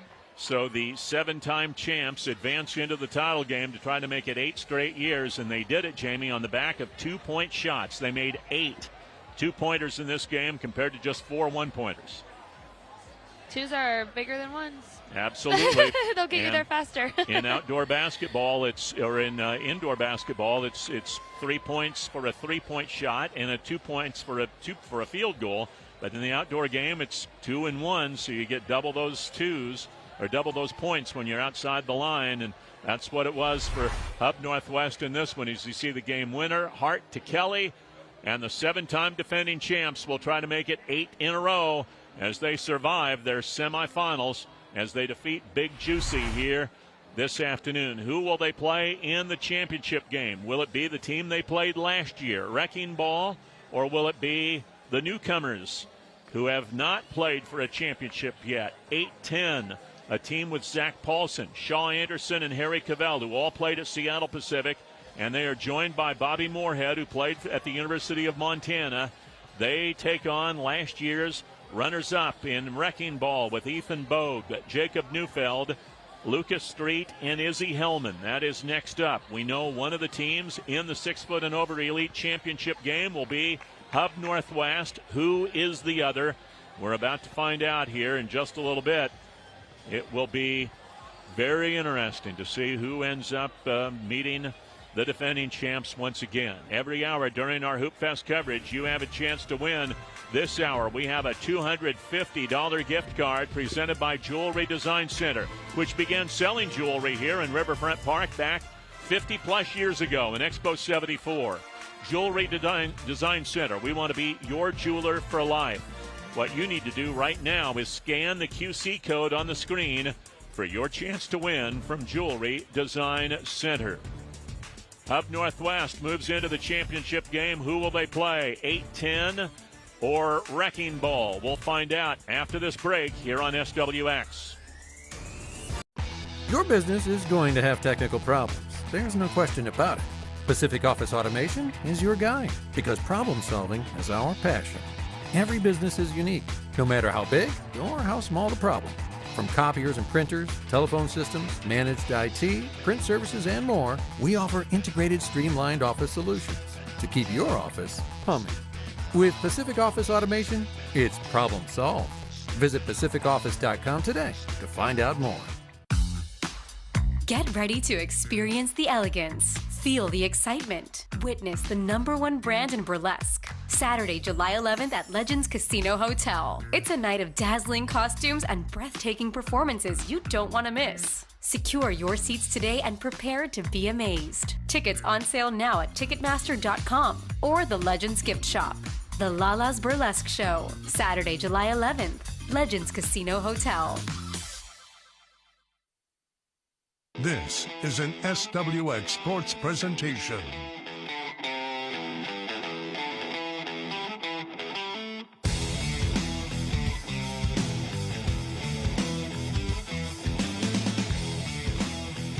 Live from Center Court in Riverfront Park, Hoop Fest, on SWX Nonstop Local Sports. Broadcast coverage presented by Jewelry Design Center starts right now. Welcome back to Center Court here at Hoop Fest. This Hoop Fest contest on SWX is presented by P1FCU. Are you looking for a free checking account? P1FCU's Ascend Checking is a free checking account that can earn you dividends. Get yours today at P1FCU. 8-10, they are the team in the dark jerseys. Big Juicy, their jerseys are just exactly like what we saw a little bit ago with the Big Juicy jerseys. So Wrecking Ball taking on 8-10 here in this contest.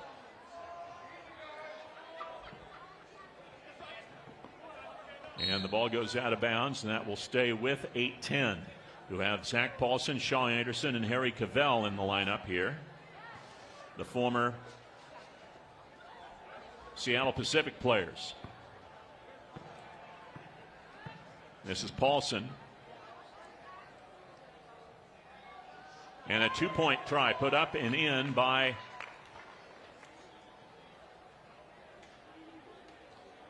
SPU Shaw Anderson. So now the first try for Wrecking Ball here. Bogue, we've seen him with that fadeaway, and again he makes it. That's an almost impossible shot to block, Jamie, and he scored another fadeaway. If 8-10 was at the previous game that we had here, we would see that Ethan Bogue loves that turnaround jumper, high finish, high release point. It's definitely going to be something to watch out for. Izzy Hellman gets it to Bogue. Now to Street. Lucas Street up top, guarded by Paulson.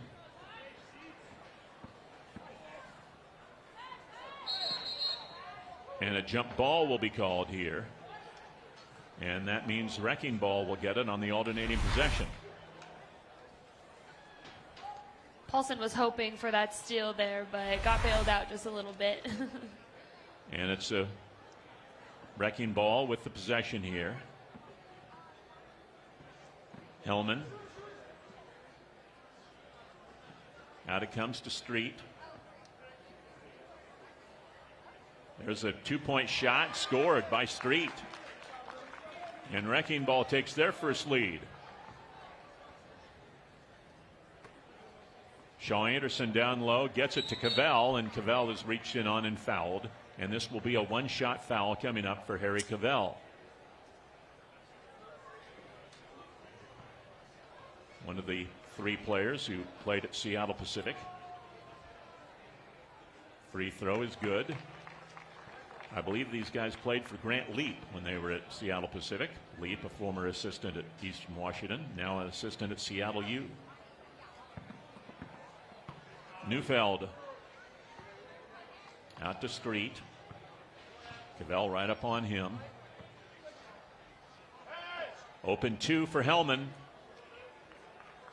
And Cavell the rebound. Out to Bobby Moorhead, who played at University of Montana. Long double is good.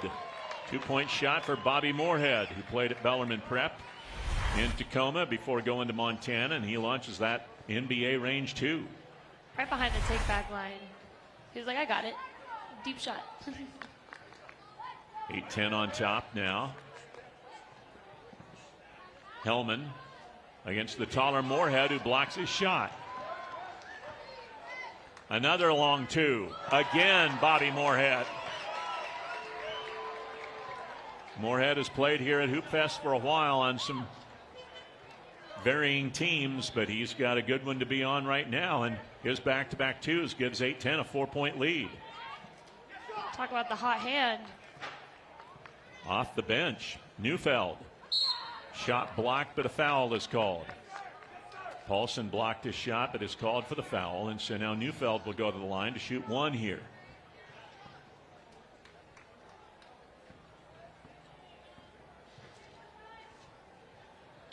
And the free throw is no good. Larry, what would you say free throws are looking like this weekend? Well, we've had a little bit of a breeze, so free throws are a little bit more challenging, I would say, in the wind, but I've maybe, 55, 60% made. I'm sure teams were hoping to shoot a little bit better from the free throw line, but They're going in for you. 2-point shot is scored.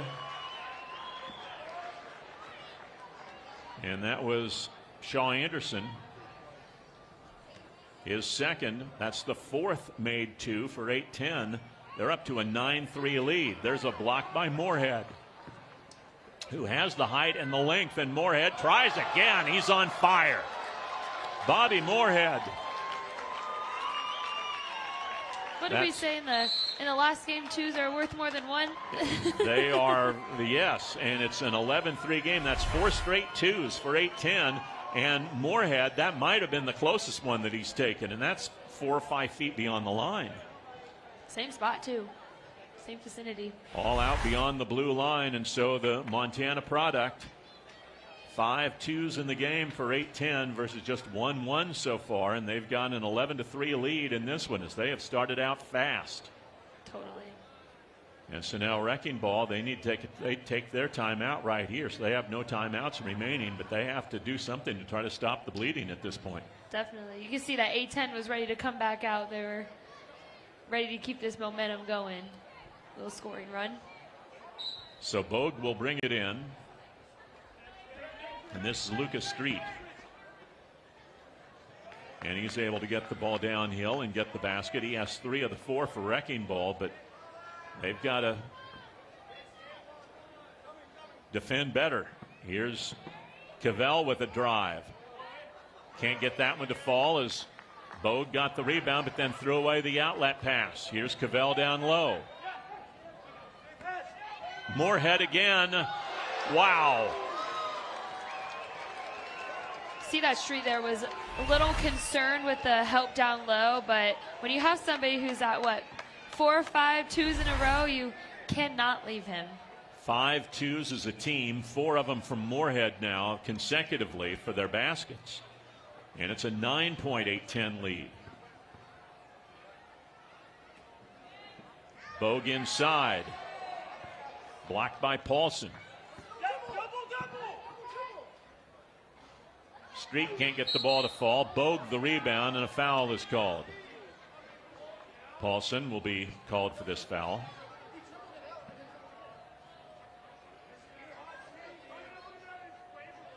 And so Bogue will go to the free throw line here. Little chirp at our referee right here in front of us. Yeah, they wanted a double dribble call. Bogue can't get the free throw to fall. So it's still a 9-point 8-10 lead, and they have the ball. Here's Moorhead. I would not allow him to shoot a 2. So he shoots a 1 and scores it. Bobby Moorhead up to 9 points. When you are on fire, that ball's going in. No matter what, that ball's going in. There's times when you're just feeling it, and I'm sure that's Moorhead's situation right now. Looks like he's shooting it into the ocean. Shot not good. Run down, though, by Paulson.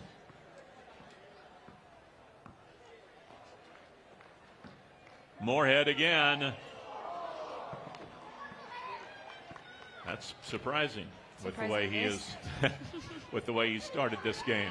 And 8-10 with a good defense here. Zach Paulson. A little fadeaway. Scores. Tough shot. 8-10 is allowing their defense to fuel their offense here. It was a great steal. Get to take back line and continue the momentum downhill. It's just they're letting their defense fuel themselves right now. Bogue bangs into Cavell and gets the basket. Second basket for Ethan Bogue. As you see, the a little bit of contact there. Just a little bit. Here's Moorhead to Cavell in the lane. And he is able to muscle it in, and now Cavell comes up limping. And that's not something you want to see at this point in time in the competition. He's going to check out of the game.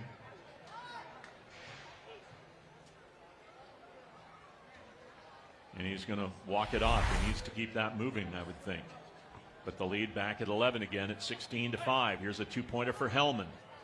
And Moorhead retrieves the carom. Zach Paulson.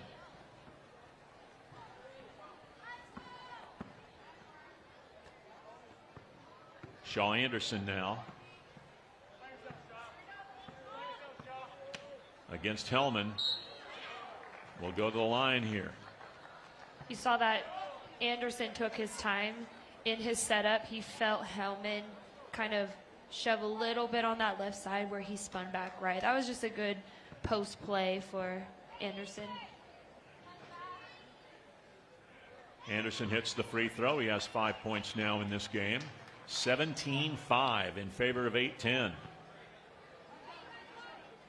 Now, if you're Wrecking Ball, you just got to, it's all going to start on defense here for him, but you've also got to get some baskets to fall.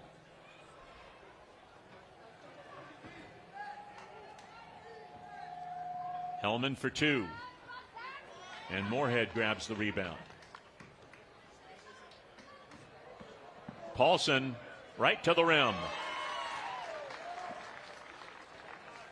And 8-10's lead grows to 18-5. They're making short work of Wrecking Ball so far in this one.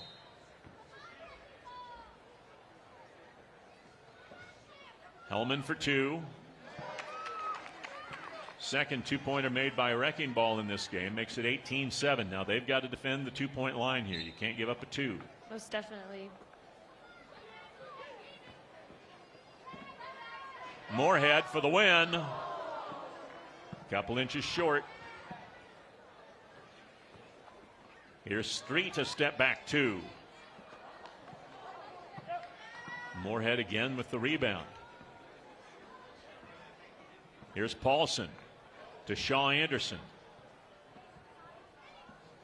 Anderson able to split the defense, missed the layup, but he gets the second one back. So they were defending the 2-point line. That allowed Anderson the easy 1. He missed, but he was able still to lay it in. Caught that little fake handoff play where you bring 2 people together, and then that little slip with the fake handoff. It's tough to guard. Game point here. Zach Paulson scores it. And that's the win for 8-10. That was fast as they took last year's defending runners-up and chewed them up in this one. And it was all their 2-point shooting there. Moorhead with 4-2, Shaw Anderson with a couple, and 8-10 will take on the 7-time defending champions, looking to become a new Hoop Fest champion coming up a little bit later on. So we'll take a timeout, come back, and wrap things up here. 8-10 the winner, an easy 20-7 win over Wrecking Ball. This is Hoop Fest coverage here on SWX.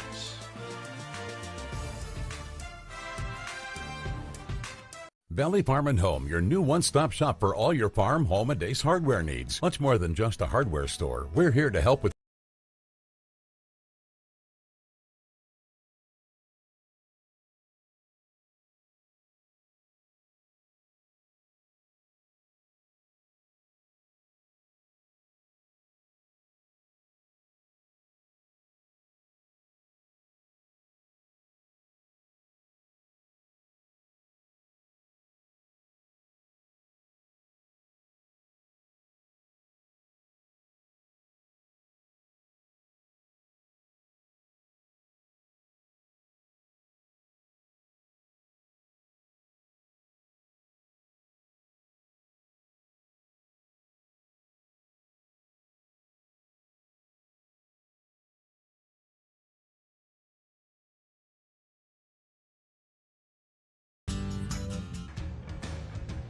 Welcome back here. Nice overhead shot of center court inside the pavilion at Riverfront Park with Jamie Loetta, Larry Weir. 8-10, a 20-7 win over Wrecking Ball. Your thoughts?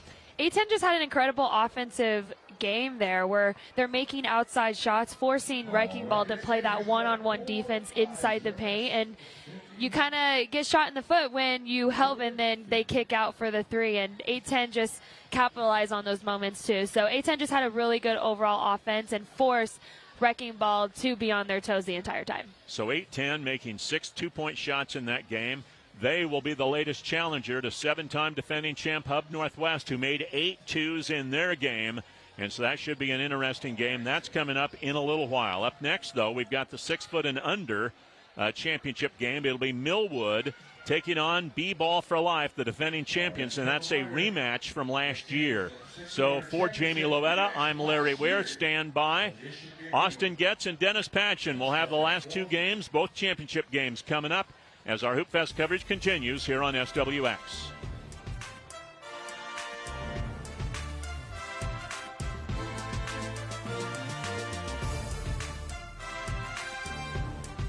Nonstop Local and Yakima Federal Savings and Loan want to help local families in need with our Lunchbox Lift Up Summer Food Drive.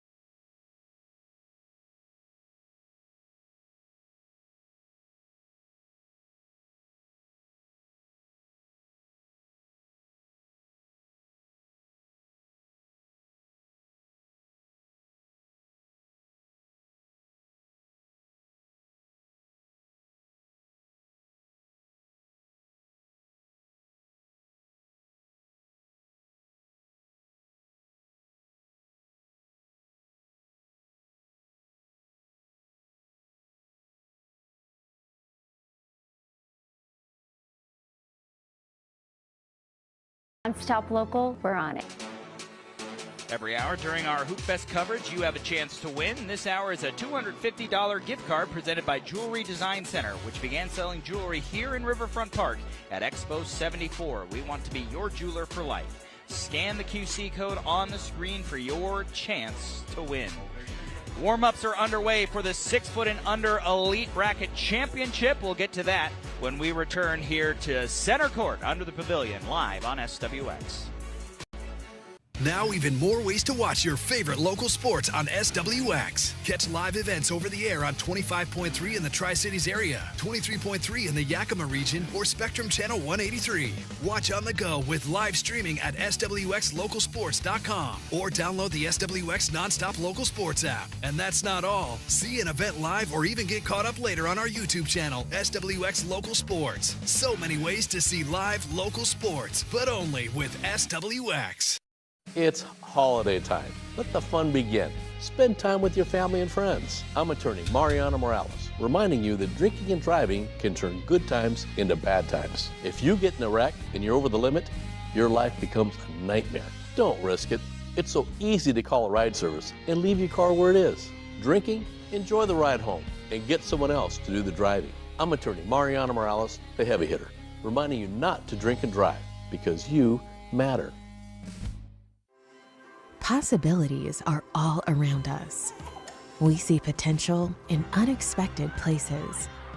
And when we share our knowledge, vision, and connections, we turn great ideas into action in our Yakima community and around the world. Together, we make real change happen. We are Rotary. We are people of action. Get involved today at yakimarotary.org. There are rivalries. Then there's Yankees, Red Sox. From Fenway Park. This week on NBC and Peacock. No, you're not seeing double. They're identical twins. We're together. People definitely get confused. It's a dream come true for these sisters. The night we're going to hit twin buzzers. American Ninja Warrior, Monday on NBC and Peacock. There you get a top-down look at the center court action. Only 2 games remaining in Hoop Fest 2026, and the first of those 2 is the 6 foot and under Elite Bracket Championship, and there are your reigning champs, B-Ball for Life, back here on center court facing the team they beat in the championship game last year, Millwood. Austin Getz, Dennis Patchen joining you on the broadcast. Dennis, when you have teams with history like this, the only question is, how chippy is it going to get? Well, we have seen both of these teams earlier here at center court, and they've both been able to get off to a quick start. And I think that's going to be important in this game. You don't want to fall behind early and have to do some things that you don't want to do, especially for Millwood. They've lost a championship game twice in the last 2 years by a combined 3 points. They don't want to get behind early. That's the important thing. B-Ball for Life is a champion. They won it last year. Dominic McClendon has multiple championships with other teams. Markeith Brown also as well. So this is a very experienced team on winning a championship game. We'll see how the first few minutes. Let's see what happens the first team to 7, see how this game is being played. But I think the start is way more important for Millwood than it is for B-Ball for Life, considering the situations that both teams are in. Let's bring you your AccuWeather forecast. Again, we are still playing outside, and the sport court is still down. We have stayed dry despite the wind, despite the overcast conditions. And if we can get these last 2 games in after what the weather report looked like this week without having any kind of rain delay or stoppage or having to pull up the court to play on the concrete here at center court, that is going to be something. You see the teams going over the coin toss right now and talking through the rules. We will take a break, and we will come back, set the table, and get you into our first of 2 remaining championship games. It's B-Ball for Life. Will the reigning champs go back-to-back, or will Midwood exercise the demons? We will find out when we return to Center Court Live here on SWX.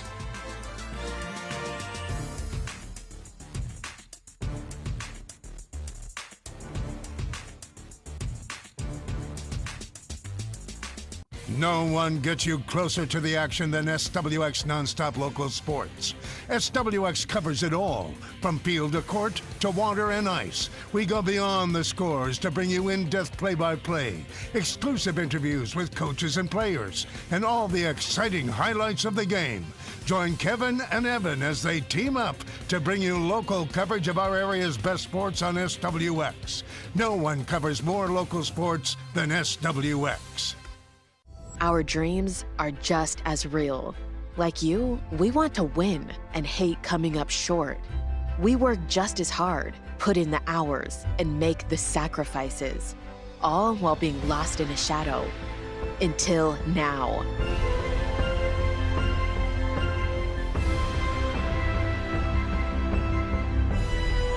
Yeah, we play like a bunch of girls.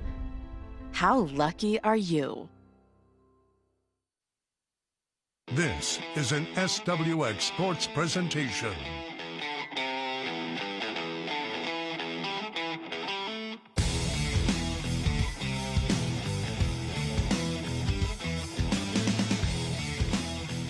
Live from Center Court in Riverfront Park, Hoop Fest on SWX Nonstop Local Sports.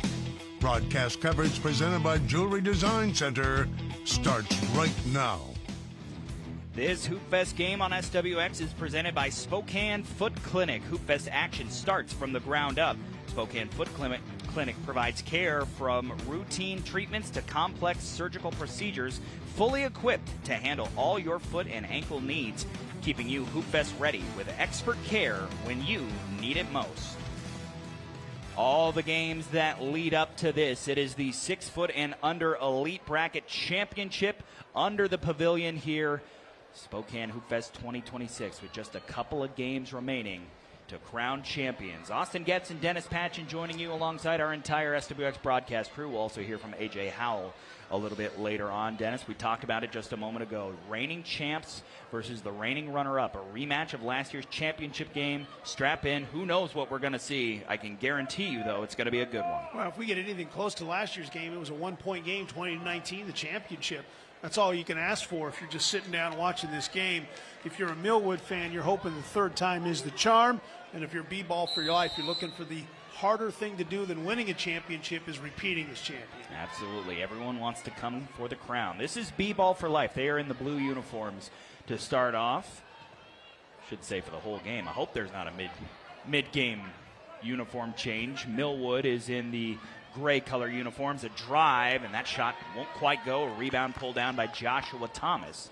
So Millwood gets a stop on their first defensive possession. Thomas, quick turnaround jumper won't go. Gets his own board and puts it back up and in with some bully ball. Well, you know what he did? He did a really smart thing. As he was going up for the rebound, he pushes as he comes out. You see him there as he's coming back down. He knew he had the ball. He leaned into the defender, cleared out the spot. That's really a smart play. Inside. That's Dominique McClendon using the body, turning, going up, and scoring.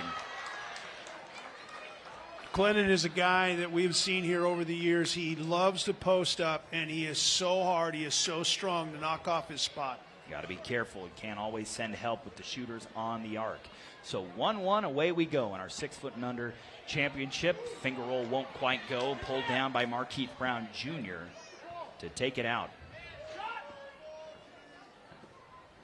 And a tie up here. That'll be a jump ball, and that will be Millwood basketball, I believe, since B-Ball for Life started on offense. Yes, it will. It's Brandon Davis, a West Valley High School player. I've actually known him since he was born. His dad worked at the TV station I did as he goes to the glass that time, and then worked for Hoop Fest. His dad was in charge of center court, setting all the courts up, so little Hoop Fest in that family blood. And we have an absolutely packed house here under the pavilion.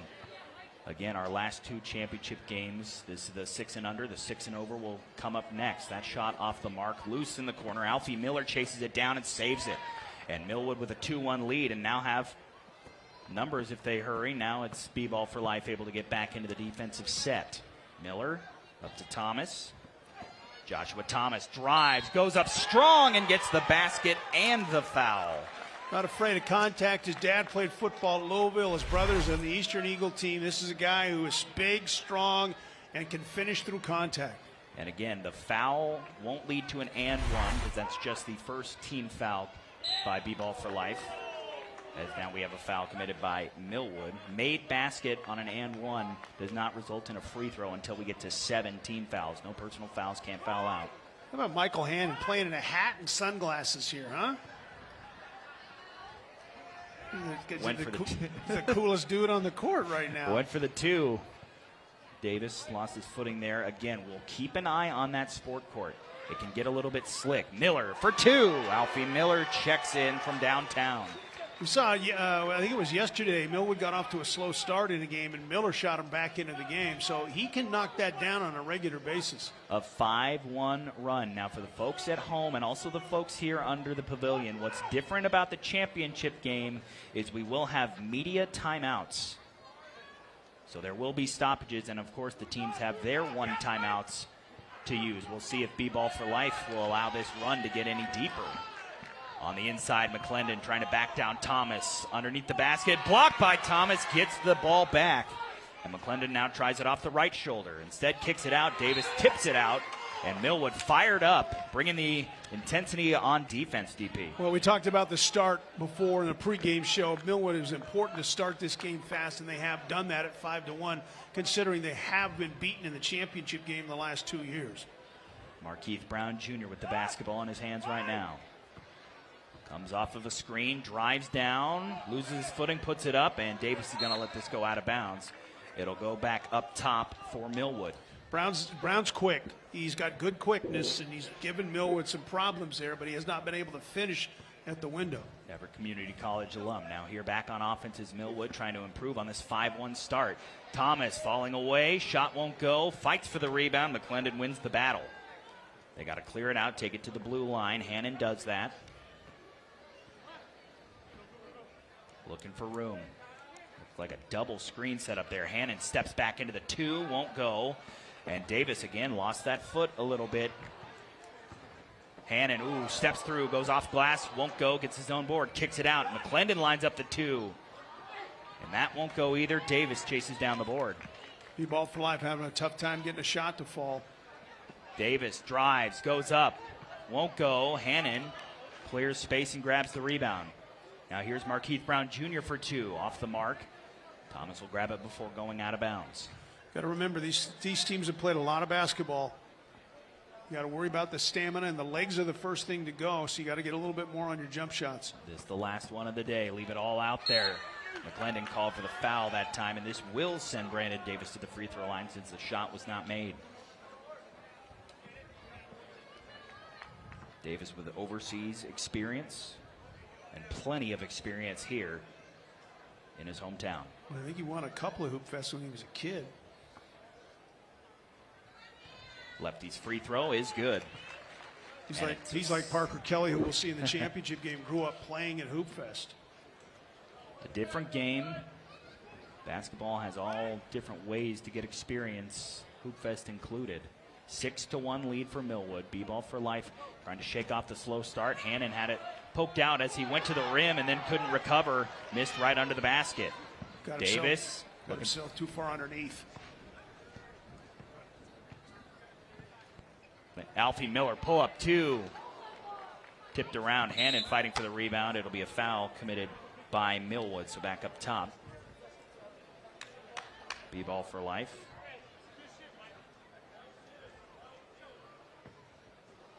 Always important to keep your eye on the fouls. Markeith Brown Jr. pull up 2, won't go. Miller comes away with the rebound. The clear out quickly to Davis. 7 fouls get you free throws. That's a big turn of events. From the clearance line off the mark, tipped around. Hannon, good rebound. Now McClendon collects his time, takes a shot off the mark. Miller grabs the board. Miller thought about the 2 perhaps, instead gets it off. Davis drives middle. Davis offhand layup is good. 7-1 start for Millwood. Quickness here, Austin, to the window, and then he got the inside hand. A lot of times you won't do that, but what you'll do is you'll lay it up to keep your body protected. And the timeout taken by B-ball for life, talking things over. 7-1 start, still a ways to go. You can race a 6-point lead quickly if you can heat up on offense. And they're getting some looks, Dennis, but you got to give credit to Millwood for playing that tough D. At some point, B-ball for life is just saying in that huddle, hey, we just got to make the shots we have that are open. B-ball for life has had some looks. They just give Millwood a credit for most of the shots. The contested shots have been tough to hit, but you know, you got to knock down some shots. You're not going to win this game if you can't score. I mean, that sounds like a stupid thing to say, but I mean, look what Millwood has been doing. They have been making sure that they get to the window and they knock down some open shots, and B-ball for life has not been able to do that. So it is an early timeout for B-ball for life, but remember, we will have a timeout when the team reaches 8 points and another timeout when a team reaches 16 points. Which is an interesting time. You use the media timeout at 7. That was, you know, they must have decided we got to do something here. Right now, they get it over to Markeith Brown. He's cut off, finds Hannon, gets it right back. You see Davis trying to close out. McClendon tries the 2, knocks it down. It's a big basket for them. They were in search of something. And, you know, even a single point basket would have been big, but that's a huge basket for them right now. Davis over to Miller. Alfie Miller falling away in the paint. That one won't go. Thomas tried for the offensive rebound, but it is B-ball for life who comes down with it. Also out there for the first time in this game is Maurice Thomas. Markeith Brown Jr. drives and scores, and now 3 quick points by B-ball for life has it back to a 3-point game. This is the quickness I talked about earlier. His first step is wicked. Davis looking inside. Drives, floater, won't go, and a foul. I believe this went against Millwood. It did. That is their 3rd. So back up top where Maurice Thomas in for B-ball for life will take over. Again, a rematch of the championship game last year. These teams know each other very well. See if they can use the quickness of Brown against Thomas, and they decide not to. Inside, McClendon gets it right back to Thomas, spins in the lane, goes up. That one won't quite go, but what an offensive board and a putback for Dominique McClendon. That's 4 straight points, Austin, and all of a sudden this 7-1 game is a one-possession game. So we were saying maybe it was a bit early to call the timeout. It seemed to be exactly the right time to use it. Sorry, we're sitting up here in the broadcast booth. They're on the floor. Won't see us down there on the sport court unless it's the dunk contest. Oh, that's a tough basket by Joshua Thomas, and that will bring us to that media timeout we're talking about. 8-5 Millwood lead here in the 6' and under Elite Bracket Championship on SWX.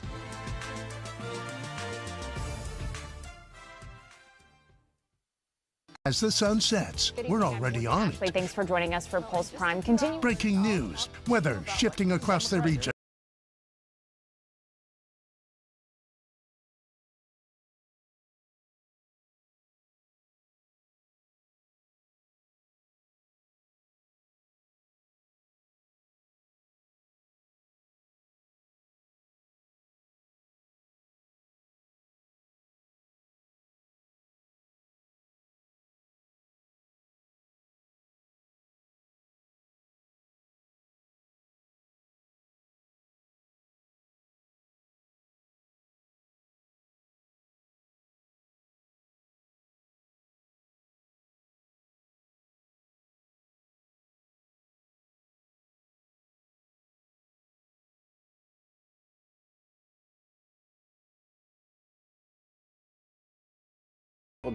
For more information. Welcome you back here under the pavilion, our 6' and under Elite Championship. Austin Getz, Dennis Patchen joining you on the broadcast, and we send it over to the third member of our broadcast team, AJ Howell. AJ.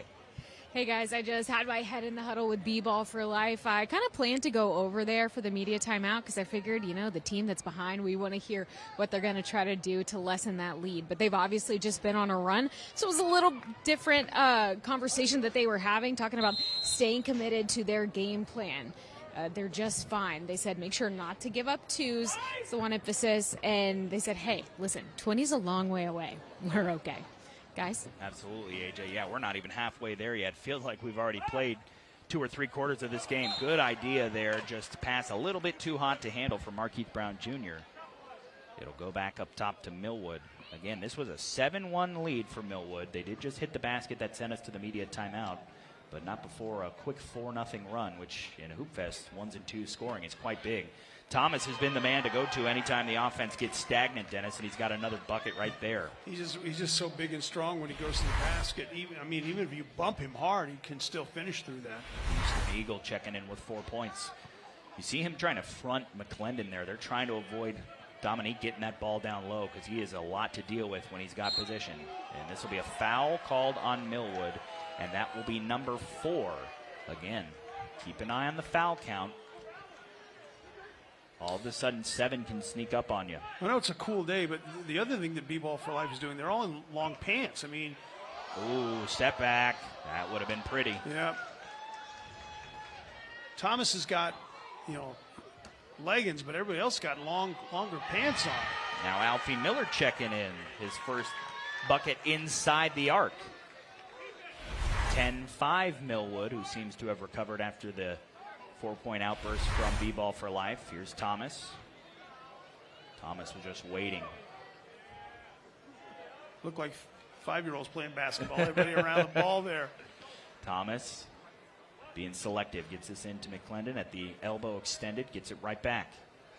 Again, no shot clock, so you can take your time. Set up the best looks you can get. Miller on Thomas. One-on-one. They clear it out for him. Spins, goes up, and scores it. Welcome to the score sheet, Maurice Thomas. Spun away from his dominant hand that time. You're over-guarding the dominant hand, and he got a free look and knocked it down. So back to a 2-possession game. 10-6 the lead for Millwood. Here's Miller. That's a 2. Won't go off the back iron. Chases down his own miss. Kicks it back out to Davis from the clearance line. Won't go either. You see the foul on the inside. And it'll go against Millwood, and that is number 5. They called it on Joshua Thomas going for the offensive rebound. Yeah, he just grabbed the defender with 2 hands and pushed him out of the way. That was an easy call by our officials. And dangerous now. Millwood's got 5 fouls, 2 more, and we're shooting free throws. Thomas from 2. That one won't quite go. Davis the rebound. 10-6 here. That is deep from Alfie Miller. Off the mark, Davis, second chance, that won't go. Third chance, Thomas, 5 points already. Dennis, in that one, maybe bigger than all the rest, as he just had to go up and tip that one. Well, you know, B-ball for life, working hard, denying 2 shots, and you give up a third. Those are backbreakers mentally for a team. McClendon off a couple of screens. And we got another foul committed by Millwood, which is number 6. They are out of fouls to give early in this game, just past the halfway mark, 11-6. It's going to change the complexion of the game, because if you're B-ball for life, you don't have to settle for necessarily the 2 now. You just put it on the deck and drive hard. Markeith Brown Jr. That one won't go, off the back of the iron. Thomas, nice move, drives, oohs and ahs from the crowd, give him 6 points already. Oh, man. How about that? The big guy's got some ball movement skills. Just wow. What I was about to say. We've talked about how strong he is, how much work he's been doing down below the basket. That time he got out in space and made a highlight. Pull up, that's a 2, off the mark. Well, nice box up by Kevin Cameron, who's checked into the game. He was not going to allow Brown to get that ball. Cameron in for the first time, taking the place of Alfie Miller. Spin, Thomas goes up, right hand won't go. Nice rebound there by Maurice Thomas. Forced that shot. You always think of a heat check from way out deep. Sometimes you get a guy who's been doing so much work on the block, feels like if he gets down there, it's a bucket no matter what. That's a big basket right there to stop the run by Markeith Brown Jr. Some baskets are so important when somebody's making a run. If you can just get a basket and kind of pause their momentum for even a moment and make them make another shot. Cameron off the bench. Not quite on the mark that time. Off the side of the iron. And B-Ball for Life comes away with the rebound. The defending champs trailing by 5 here in a rematch of last year's championship game. Brown with Cameron defending. Side step 2 won't go. Thomas the rebound and the clear out. Good look. He just couldn't knock it down. Thomas to the free throw line. Crosses over a few times. Tries to head in on McClendon. And we got a foul committed by B-Ball for Life. That is their 3rd.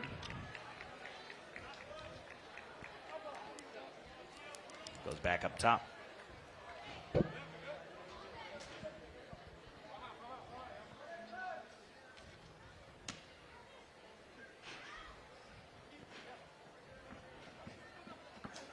Davis underneath. Tough basket for Brandon Davis. We have seen him light it up from 2-point land, but today he's taking the ball inside and using the glass to lay it up and in. This is exactly what you want from a championship game, DP. It feels like every possession the game hinges on, no matter who's on offense. 2 for McClendon. Won't go. Thomas the rebound. It's a big possession here, Austin. A 6-point lead here. Chance to make it a 4-possession game. Cutting Cameron underneath, lost the ball as Michael Hannon is checked back on for B-Ball for Life.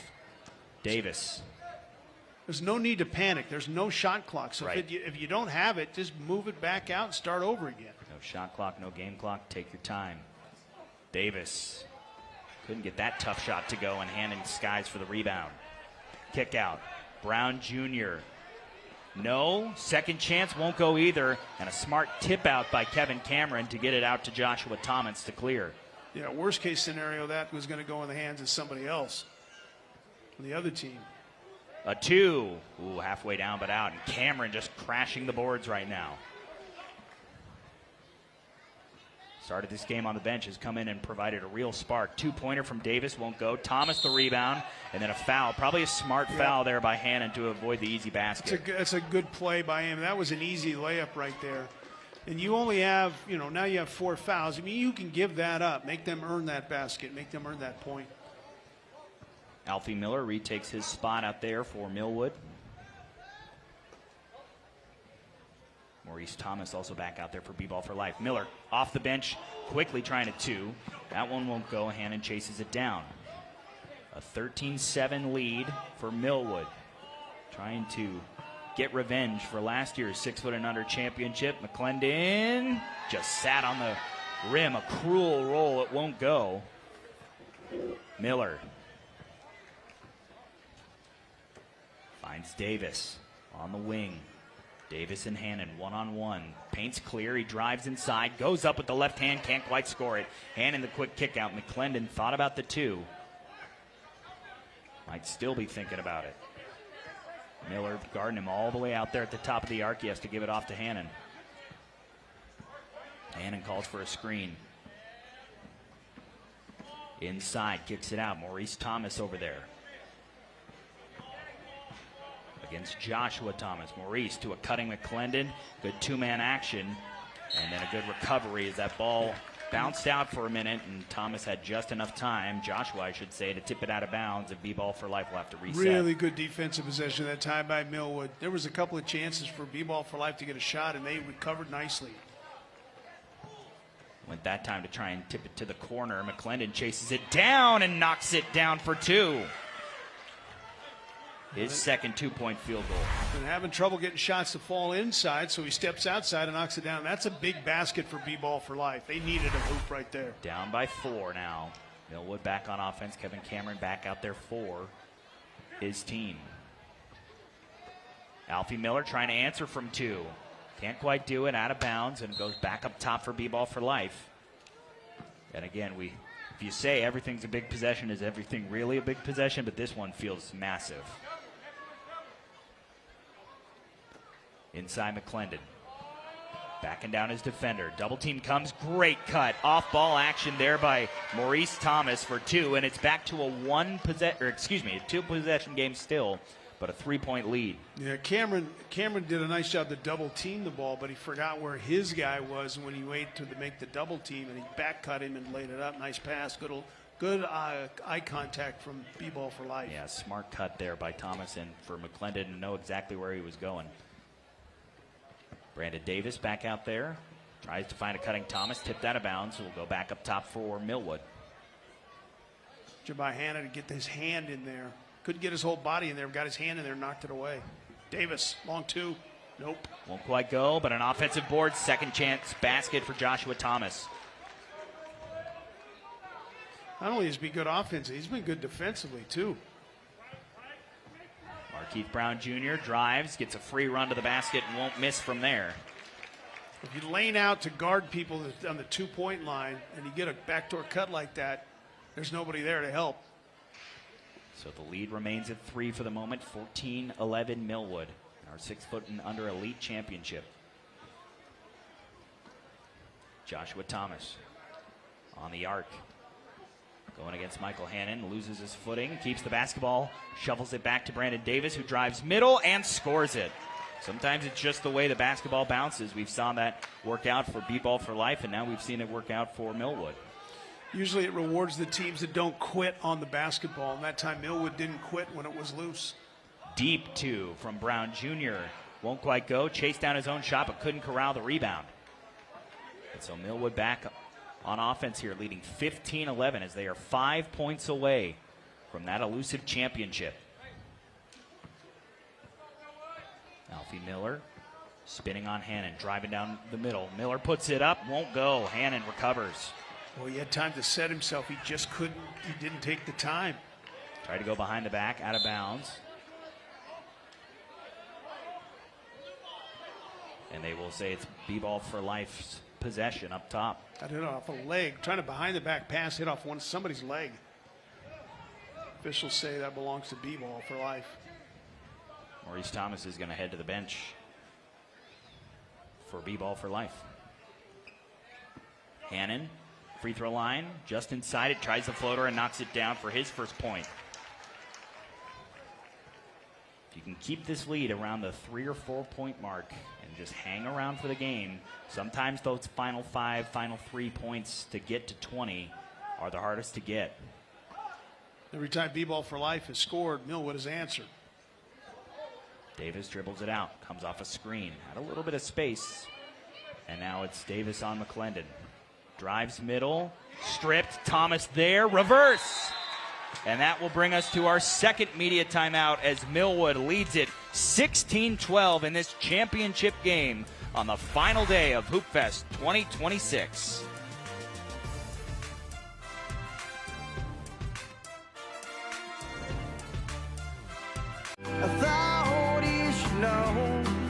Whiskey Myers. August 24th, Legends Casino.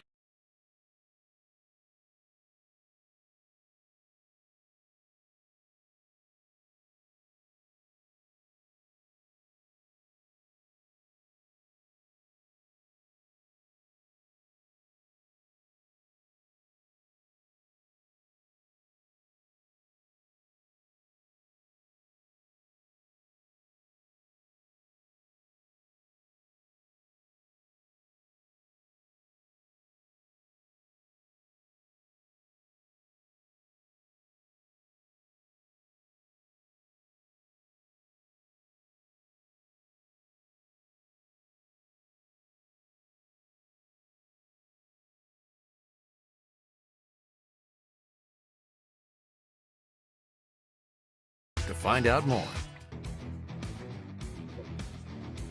16-12 in our 6-foot and under elite championship. It is the reigning champs, B-Ball for life, with the basketball here, but down on the scoreboard.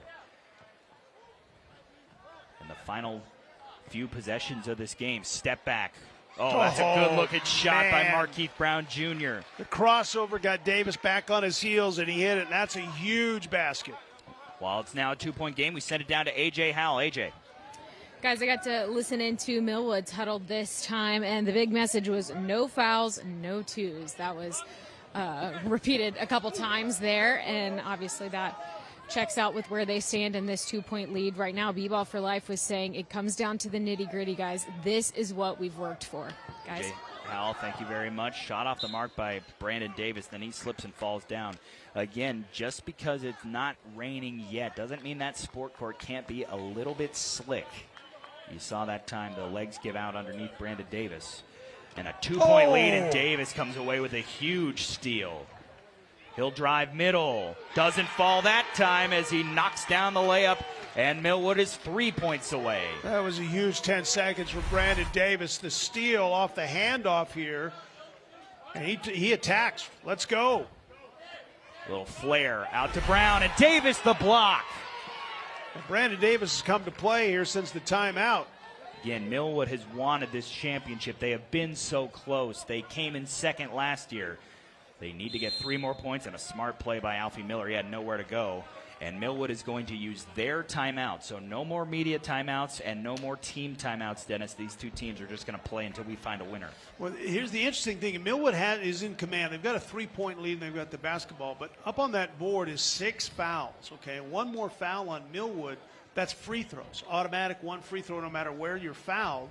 And if you make a basket and are fouled, then it can be a 2-point play. Then the other thing is, if you get to 10 fouls, it's 1 free throw and you get the ball back. So, I mean, they have to be very careful. They have to be aggressive in playing defense, but they have to be very careful. The good news for them is they still have a 3-point lead, so they can, don't give up the 2 and then be careful not to commit a foul, especially away from the basketball. B-Ball for Life, meanwhile, has 4 fouls, so expect them, as Millwood gets closer to that 20-point mark, to not give up any kind of free run to the basket. Even if you have to tackle a guy, sometimes you'll do anything to prevent the easy bucket. So it's Millwood back on offense. They cannot end the game on this possession, but they can get themselves a point or 2 closer to that title. Well, this is the continuation of the series with the block by Davis. He has the steal, the basket, the block here. Could be a potential 3 or 4 point swing. Yeah, this is a huge possession for Millwood. Spin. Thomas can't get that one to fall loose, and Markeith Brown Jr. clears it out. A 3-point game. Last year's champ looking to come from behind. Hannon back to Brown Jr. Alfie Miller out there guarding Markeith Brown Jr. The pull-up 2 is good! Man! A 1-point game, 17-16. Watch Brown. If you see his face at the end of the shot, he looks right at Miller. Right there, like, yeah, take that. Here's Brandon Davis back to Alfie Miller. Thought about the answer. Instead is going to set things back up. Joshua Thomas driving inside. And they will whistle him for the offensive foul. That is 17 fouls. But They I say believe no, it's an the ruling is it's an offensive foul. Does not lead to free throws, but now B-ball for life will be in the bonus on any kind of defensive foul from Millwood. And we're just double checking on the check-in situation here. So how massive is this possession for B-ball for life? They could tie or take the lead. You know what Markeith Brown Jr. is thinking? He's thinking, I want to hit the shot to take the lead here. Got him in again on Miller. Gets by him. We're tied. 17 all under the pavilion. It's the first tie since 0-0. Millwood has led the entire way. It started with a 7-1 run. And B-ball for life has just hung around, and they have now evened the score. Alfie Miller for two. Off the back of the rim. Loose ball. Hannon. And we've got a travel. And that'll be a turnover. Yeah, a lot of contact there. They decided it was a travel as everybody was banging for the basketball.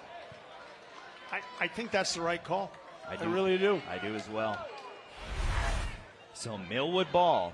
Austin, they don't need a two here. They've taken their last few shots have been twos. Just get a basket. Get the lead back.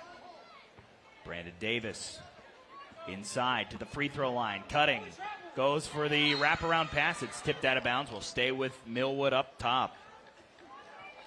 Now, I say that, but if you're open for a two, wide open, you got to take that shot. But they really just need something towards the basket and something to get them back in front. Joshua Thomas, 8 points in this game. Working on Dominique McClendon. Great hands by McClendon for the steal. And now B-ball for life looking for the lead. Brown crossing over. B-ball for life in front. This is an interesting decision by Millwood. What kind of shot do you want to take here now that you're down one and a one possession for B-ball for life with 2 wins them the game? Davis thought about it. Been a long time since they hit a two. Davis to Thomas, driving inside, goes up, scores it, and we're back to even at 18. But B-ball for life can win it on this possession with a two. 2-pointer wins it for either team now. Well, I think everybody just moved to the edge of their seats here. You and I are on the edge of ours. I'm about ready to stand up. Markeith Brown Jr., Alfie Miller's not giving him an inch of room out there on the arc. Markeith Brown Jr. behind the back. Lost the ball, gets it back. Drives baseline, goes up, scores. They're 1 point away. And now if you're Millwood, do you sell out for the two? I think you have to because you have 7 fouls. Any foul will give them a free throw to win. I think you really have to take a two. 10 points for Markeith Brown Jr. after that last make. A two wins it. A one makes it really interesting. Joshua Thomas. He's hit a two in this game. Looking for help. Davis for the championship. Oh, got it! He got it! Brandon Davis wins it for Millwood.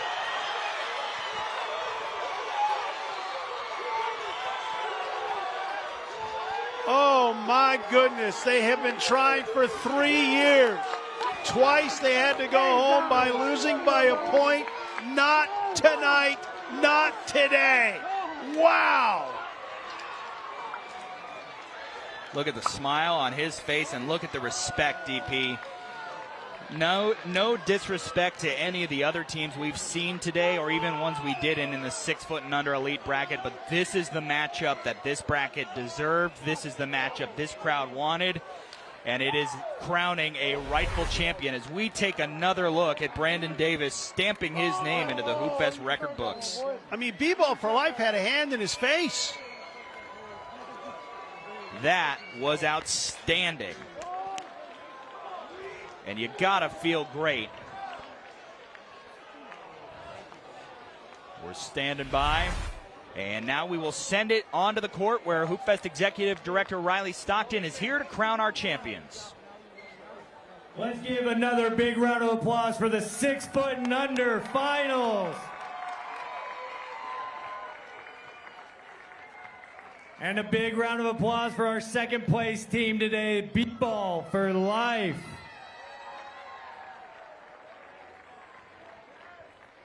And your champions, Millwood. First from Millwood, we have Joshua Thomas.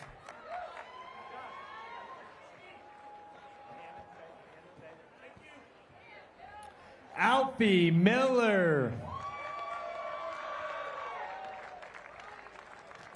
Kevin Cameron.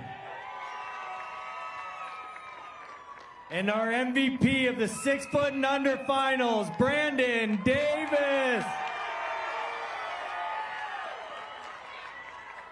Let's give one more big round of applause for both teams.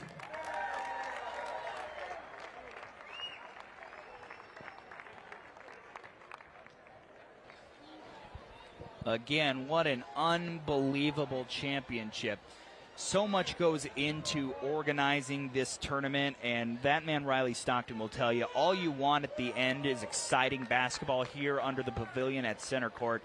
And Dennis, what a finish that was. Brandon Davis at 10 after he won a Hoop Fest championship. I said, that's pretty cool, kid. And he said, I want to win the big one. I want to win the Open Division. I want to win a championship on center court. Well, it took a while. It took 3 tries. But he and his team have finally done it. What a day for this team who had lost twice. You don't understand to the team they just beat. Correct. You can't understand the angst of losing, and they exercise every demon. Amazing. And how about it after the start where they were up 7-1, the lead disappears. They trailed late in this game. They do come back, and they get the championship. And now we will send it down to A.J. Howell, who has our MVP standing by. That's right, Brandon. We saw you run to the crowd the second that went through the net yelling. How much does this mean to you? I can't even explain it. We've been so close for a long time. It's the 3rd championship in a row, and it hasn't gone our way in this kind of way. And the feeling of that going in the hoop was just insane. But Josh just was an absolute animal the whole time. Wouldn't have been there without any of us. It was amazing. I'm just so happy. Yeah. What does it say about this group that you were able to hang tough in that as B-Ball for Life, was able to climb back from you guys' significant lead? We're grinders. Like, just how we play. We're just tough and physical. And so it's just finding a way and just continuing to just believe. Even if it looks bad, even if it looks like they're gonna take it from us, just focus on one next play and trying to win. You mentioned that you guys have been here before several times. Obviously, last year was the exact same matchup. How much did revenge kind of fuel this? I mean, those guys are such a good team. Like I've known them for 10, 15 years of just playing against them, and they get us sometimes, we get them sometimes, and just fortunate enough that it bounced our way this one. Congrats on the win. Thank you. So much. Guys. AJ, thank you so much. Brandon Davis, Hoop Fest champion. All right, well, the 6 foot and under game was a thriller for the championship. The 6 foot and over game coming up next. But as we go to break, we let you know that every hour during our Hoop Fest coverage, you have a chance to win. This hour is a $250 gift card presented by Jewelry Design Center, which began selling jewelry here in Riverfront Park at Expo 74. We want to be your jeweler for life. Scan the QC code on your screen for a chance to win. All right, the warm-ups are underway in the 6 foot and over Elite Championship. As we head to break, we'll tell you about it and set the table when we come back. Nonstop Local and Yakima Federal Savings and Loan want to help local families in need with our Lunchbox Lift Up Summer Food Drive. Join us.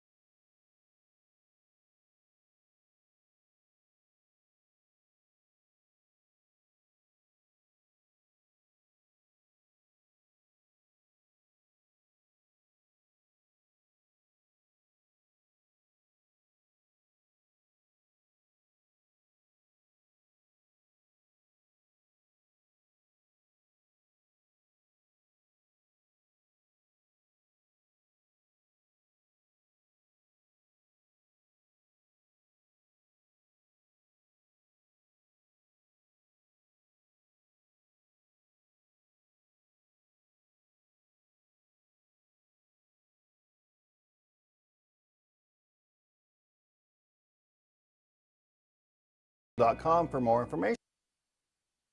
This is an SWX Sports presentation.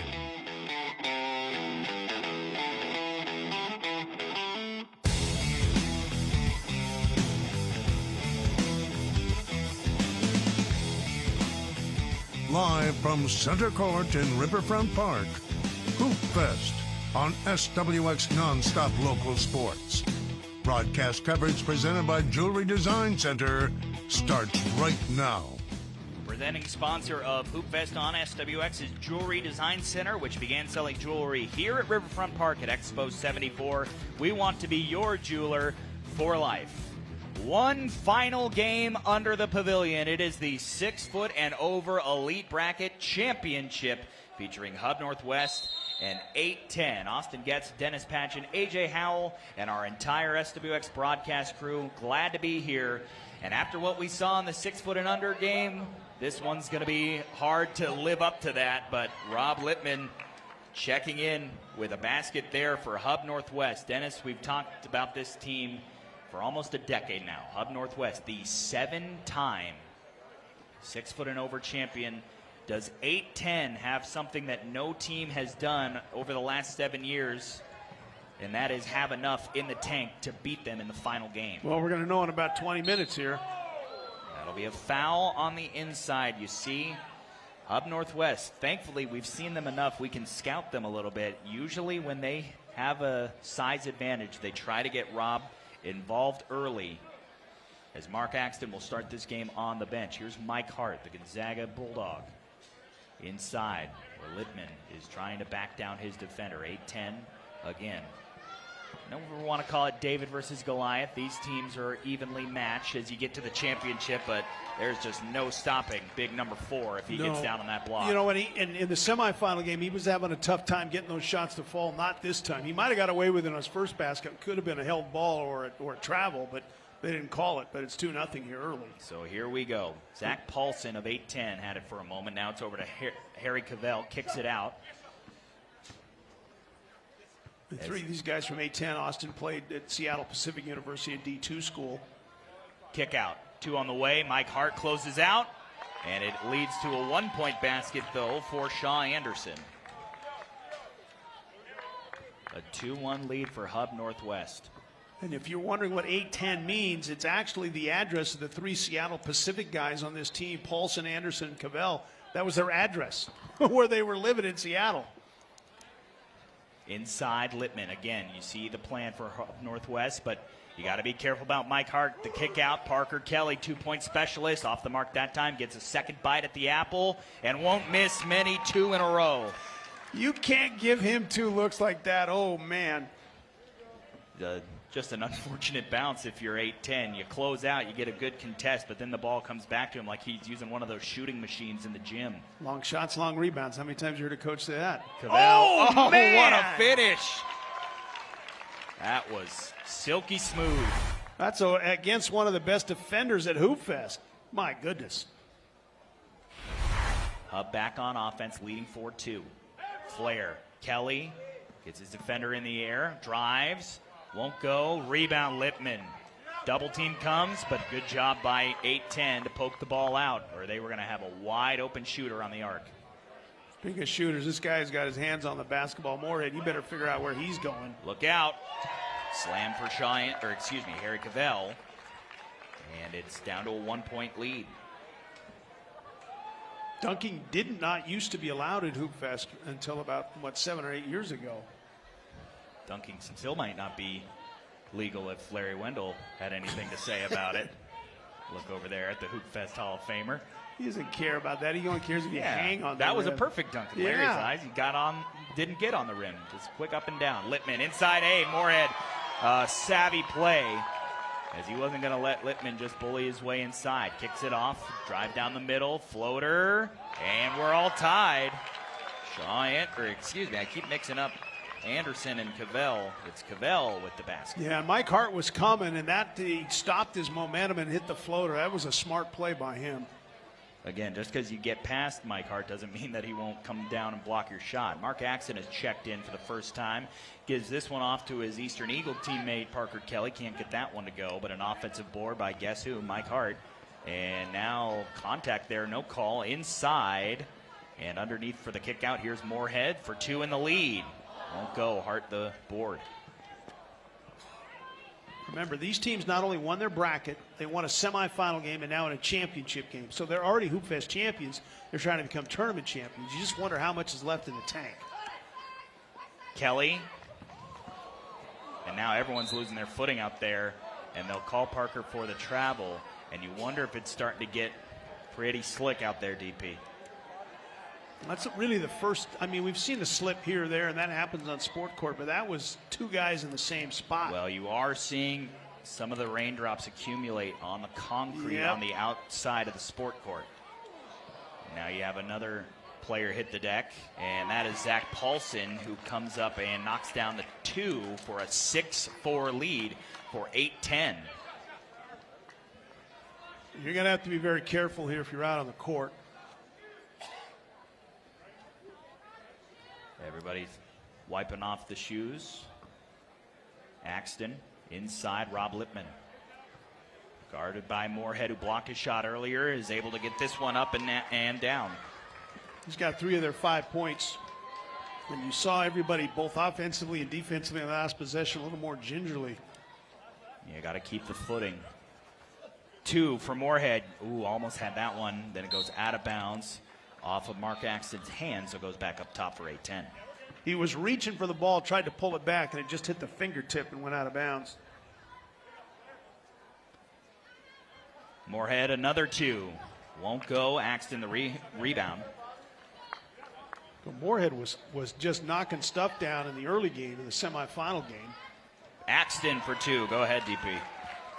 I'm just checking what Moorhead had. He had 9 points in that game and 4 3-pointers. He's not been able to replicate that, at least early on. The 2 from Axton puts Hub Northwest back in front, 7-6. Floater won't go. Lippman tips it out to Mike Hart for the clearance. Remember, we will have immediate timeout at 8 points. So if Hub Northwest scores here, it'll send us into a break. Both teams still with their timeouts. Axton, that's deep. Halfway down. Oh, what a tip by Hart. And it leads to a foul that will lead to a free throw. Mike Hart didn't even come down with that basketball, just essentially volleyball. 2-hand spiked it back over to Lippman. Everybody thought he was just going to tip it back up, and he dropped it into Rob Lippman. So second team foul on 8-10.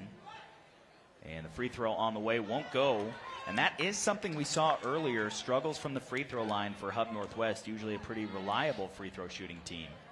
The wind, if the rain has started, the wind has mostly died down here at center court. Kick out. 2 for the lead. Will go. And it's Harry Cavell again. 5 early points. His team leads 8-7 in the 6-foot and over elite championship game here under the pavilion, live on SWX.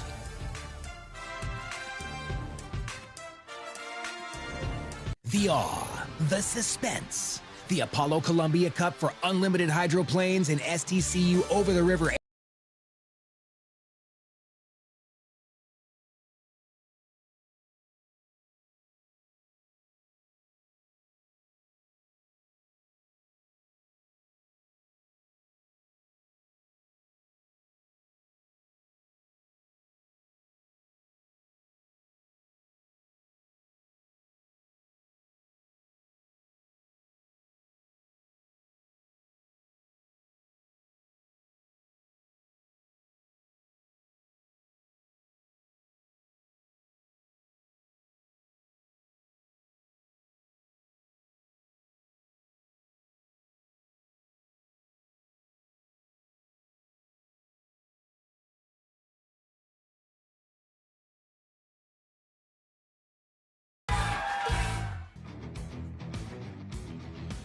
Welcome back. There you see HoopFest Executive Director Riley Stockton. What you didn't see is in the commercial break, he discussed with the referees and with both teams, and you have to imagine it's about the surface right now with those few raindrops causing some folks to slip early on. Not sure if the rain is still actively coming down. Let's actually toss it down to A.J. Howell, who has more. A.J. A few raindrops. We've seen some guys slip, but what is the situation, Riley, on kind of how to manage this? Yeah, so the court is a little bit slick. The hard part is it takes about an hour to get the court up. So we talked to both teams. They want to continue. I don't think anybody wants to wait for an hour. So we're going to take periodic shoe drying breaks on the concrete next to it, and we're going to hope this game gets done fairly soon.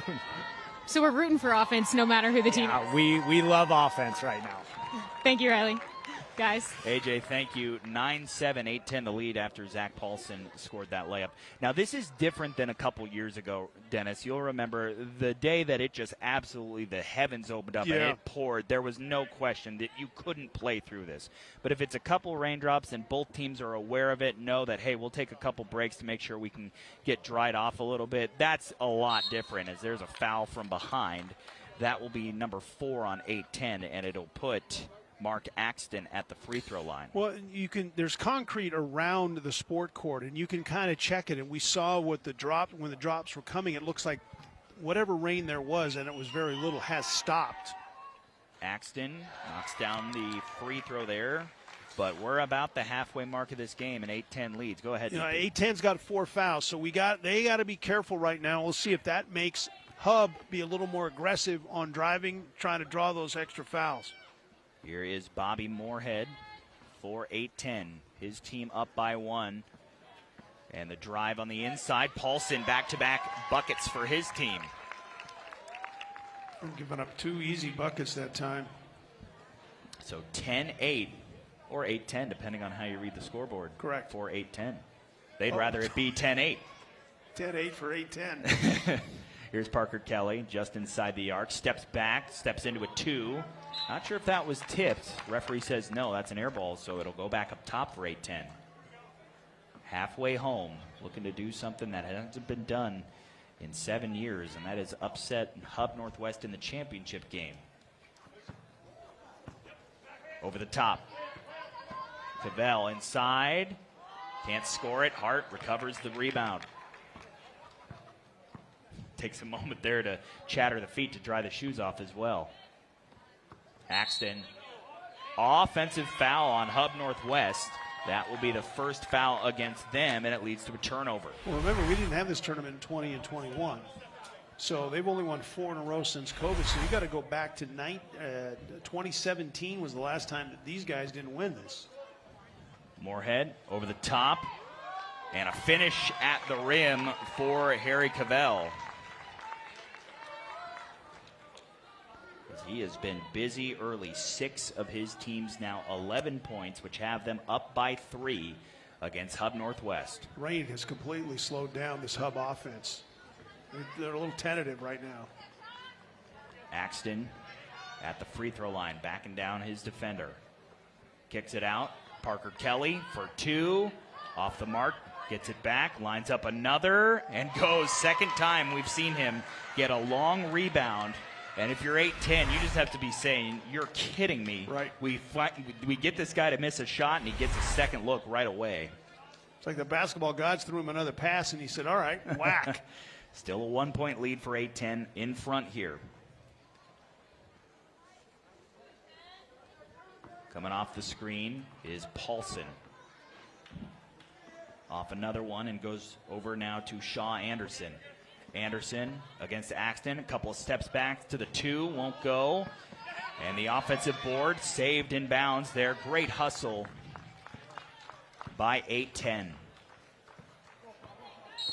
And a foul called against Hub Northwest, their second, as they trail 11-10 here. 8-10 will take back over on the top of the circle. Hats off to the people that are still here watching this game. This is the last game. There are no more games out on the court. They're cleaning up the streets. This is the final game of Hoop Fest 2026, this outstanding 2-day weekend, and its 36th year here in the Lilac City. Cavell guarded by Hart. Steps almost into a shot. Now there you see a little bit of a slip, but Zach Paulson was able to keep the dribble going. Back to the basket against Hart. Picks his dribble up, kicks it out. That's a 2, won't go. Hart the rebound. Kicks it out, Kelly. A 2 would give him the lead. Instead, Parker drives, goes off glass, can't get it to fall. And a good rebound there by Cavell because he's doing something tough, which is keeping Mike Hart off the offensive glass. We've seen how much second chance points can affect a game so far as Parker Kelly commits the foul. It'll put Zach Paulson on the line, and that'll be number 3 on Hub Northwest.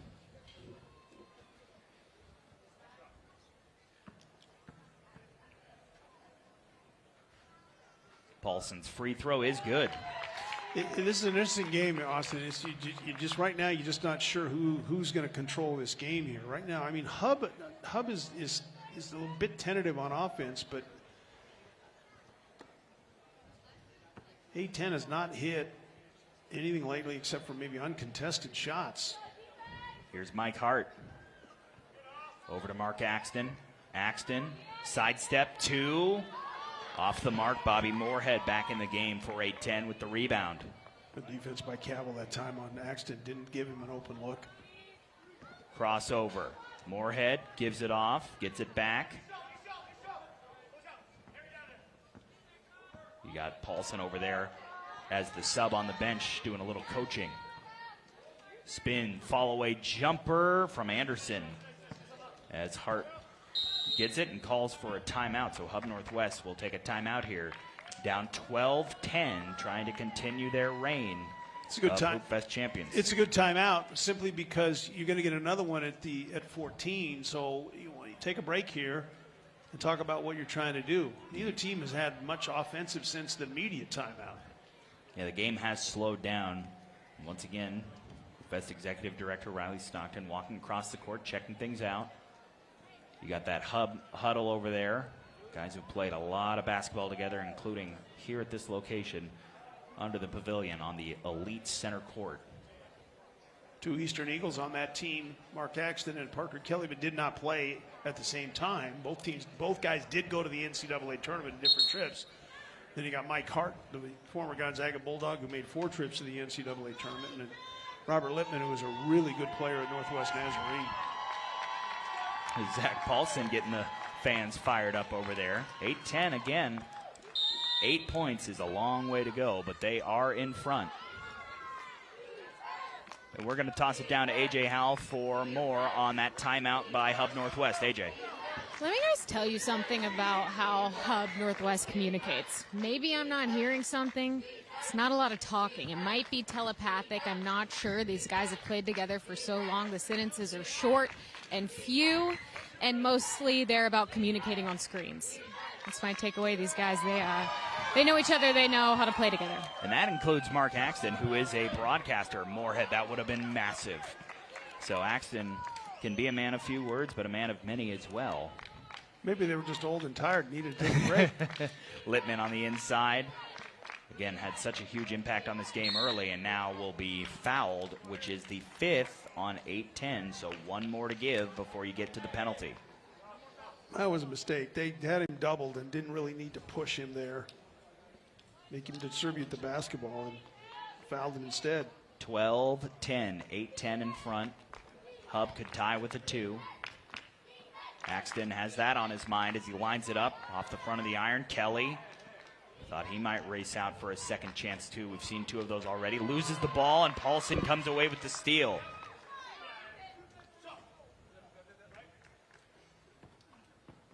It is whisper quiet on all these possessions. These fans, I'm guessing a lot of them know what Hub has in terms of a streak, but Bobby Moorhead says, I got 2 on the board.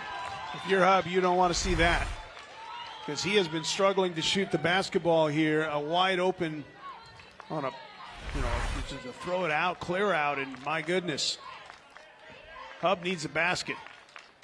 Axton, that's huge. Oh, man. It's like he heard what I was saying. Whack. And now you go back to how big was the 2 from Moorhead the possession before, because now 8-10 still holding on to a 2-point lead as we inch closer to crowning our final champion out of bounds. This will go to Hub Northwest up top. That was a good play not to throw that ball back in, and almost like you're playing a man 3 down. on 2, yeah. It's almost a fast break situation. Kelly, a 2 from him would tie it. Oh, there we go. My. Those are two deep contested 2-point shots, and Parker Kelly answers. Wow. Oh, it's going to be an absolute war to find the next 6 points for these two teams. 14 all in this final championship game. Zach Paulson comes away from the double, goes all the way back out to the clearance line. Comes off a screen, drives, reverse, and the foul committed by Parker Kelly will send Zach Paulson to the line. And Hub Northwest now creeping up there on the foul count. That's number 4. I think that's a good foul there. You just don't want to give up contested layups with 6 points left in this game. So Paulson's free throw is good. Man, he hasn't even hit the rim in any of his free throw chances. Feels like a quiet, quote-unquote, 6 points just because they've been so spread out. But Zach Paulson more than doing his share, as 8-10 is 5 points away. Hub Northwest could tie or take the lead on this possession. And it feels like, oh, that could have been a big opportunity. We've seen that a lot from Mike Hart over the years, that behind-the-back pass to Parker Kelly moving away. It's great when it works. It's a turnover when it doesn't. Well, and he was wide open, too. He was going to have a wide open look at that, a 2-point shot. Paulson dribbles it out. Driving on Mark Axton. Looks in the middle. Parker Kelly there for the steal. Again, Hub Northwest with the ball here, down 1. The 7-time champs. And we will have a media timeout at 16, whoever gets there first. Axton, guarded by Anderson. Parker Kelly now. He's got 3 twos in this game, and they close out quickly to avoid it. That's tipped out of bounds. Great defense. Bobby Moorhead probably had to tip that out of bounds, DP, or Axton was going to have a look. Yeah, he was going to have a chance to get one off there. Good job by Moorhead on the switch that time to get out there and deny Kelly from turning the corner. Here's Mike Hart. Hart over the top to Kelly. Saves it before it goes out of bounds. Axton, step back for the lead. Off the front of the iron. And a rebound for 8-10. Paulson trying to drive on Kelly. Turns him away. Over to Anderson. Anderson drives inside. Goes up and can't get the basket to go, but will go to the line as the 5th foul committed by Hub Northwest. We just see Mark Axton on the possession before clear him out with his shoulder. That's what Hoop Fest is. This was a nice drive to the basket on the switch. Free throw coming up here for Anderson. Bends at the knees and knocks down the freebie, which brings us to our second media timeout. 8-10, 4 points away, leading by 2. We'll take a break and return here under the pavilion on SWX. Nonstop Local and Yakima Federal Savings and Loan want to help local families in need with our Lunchbox Lift Up Summer Food Drive. Join us together.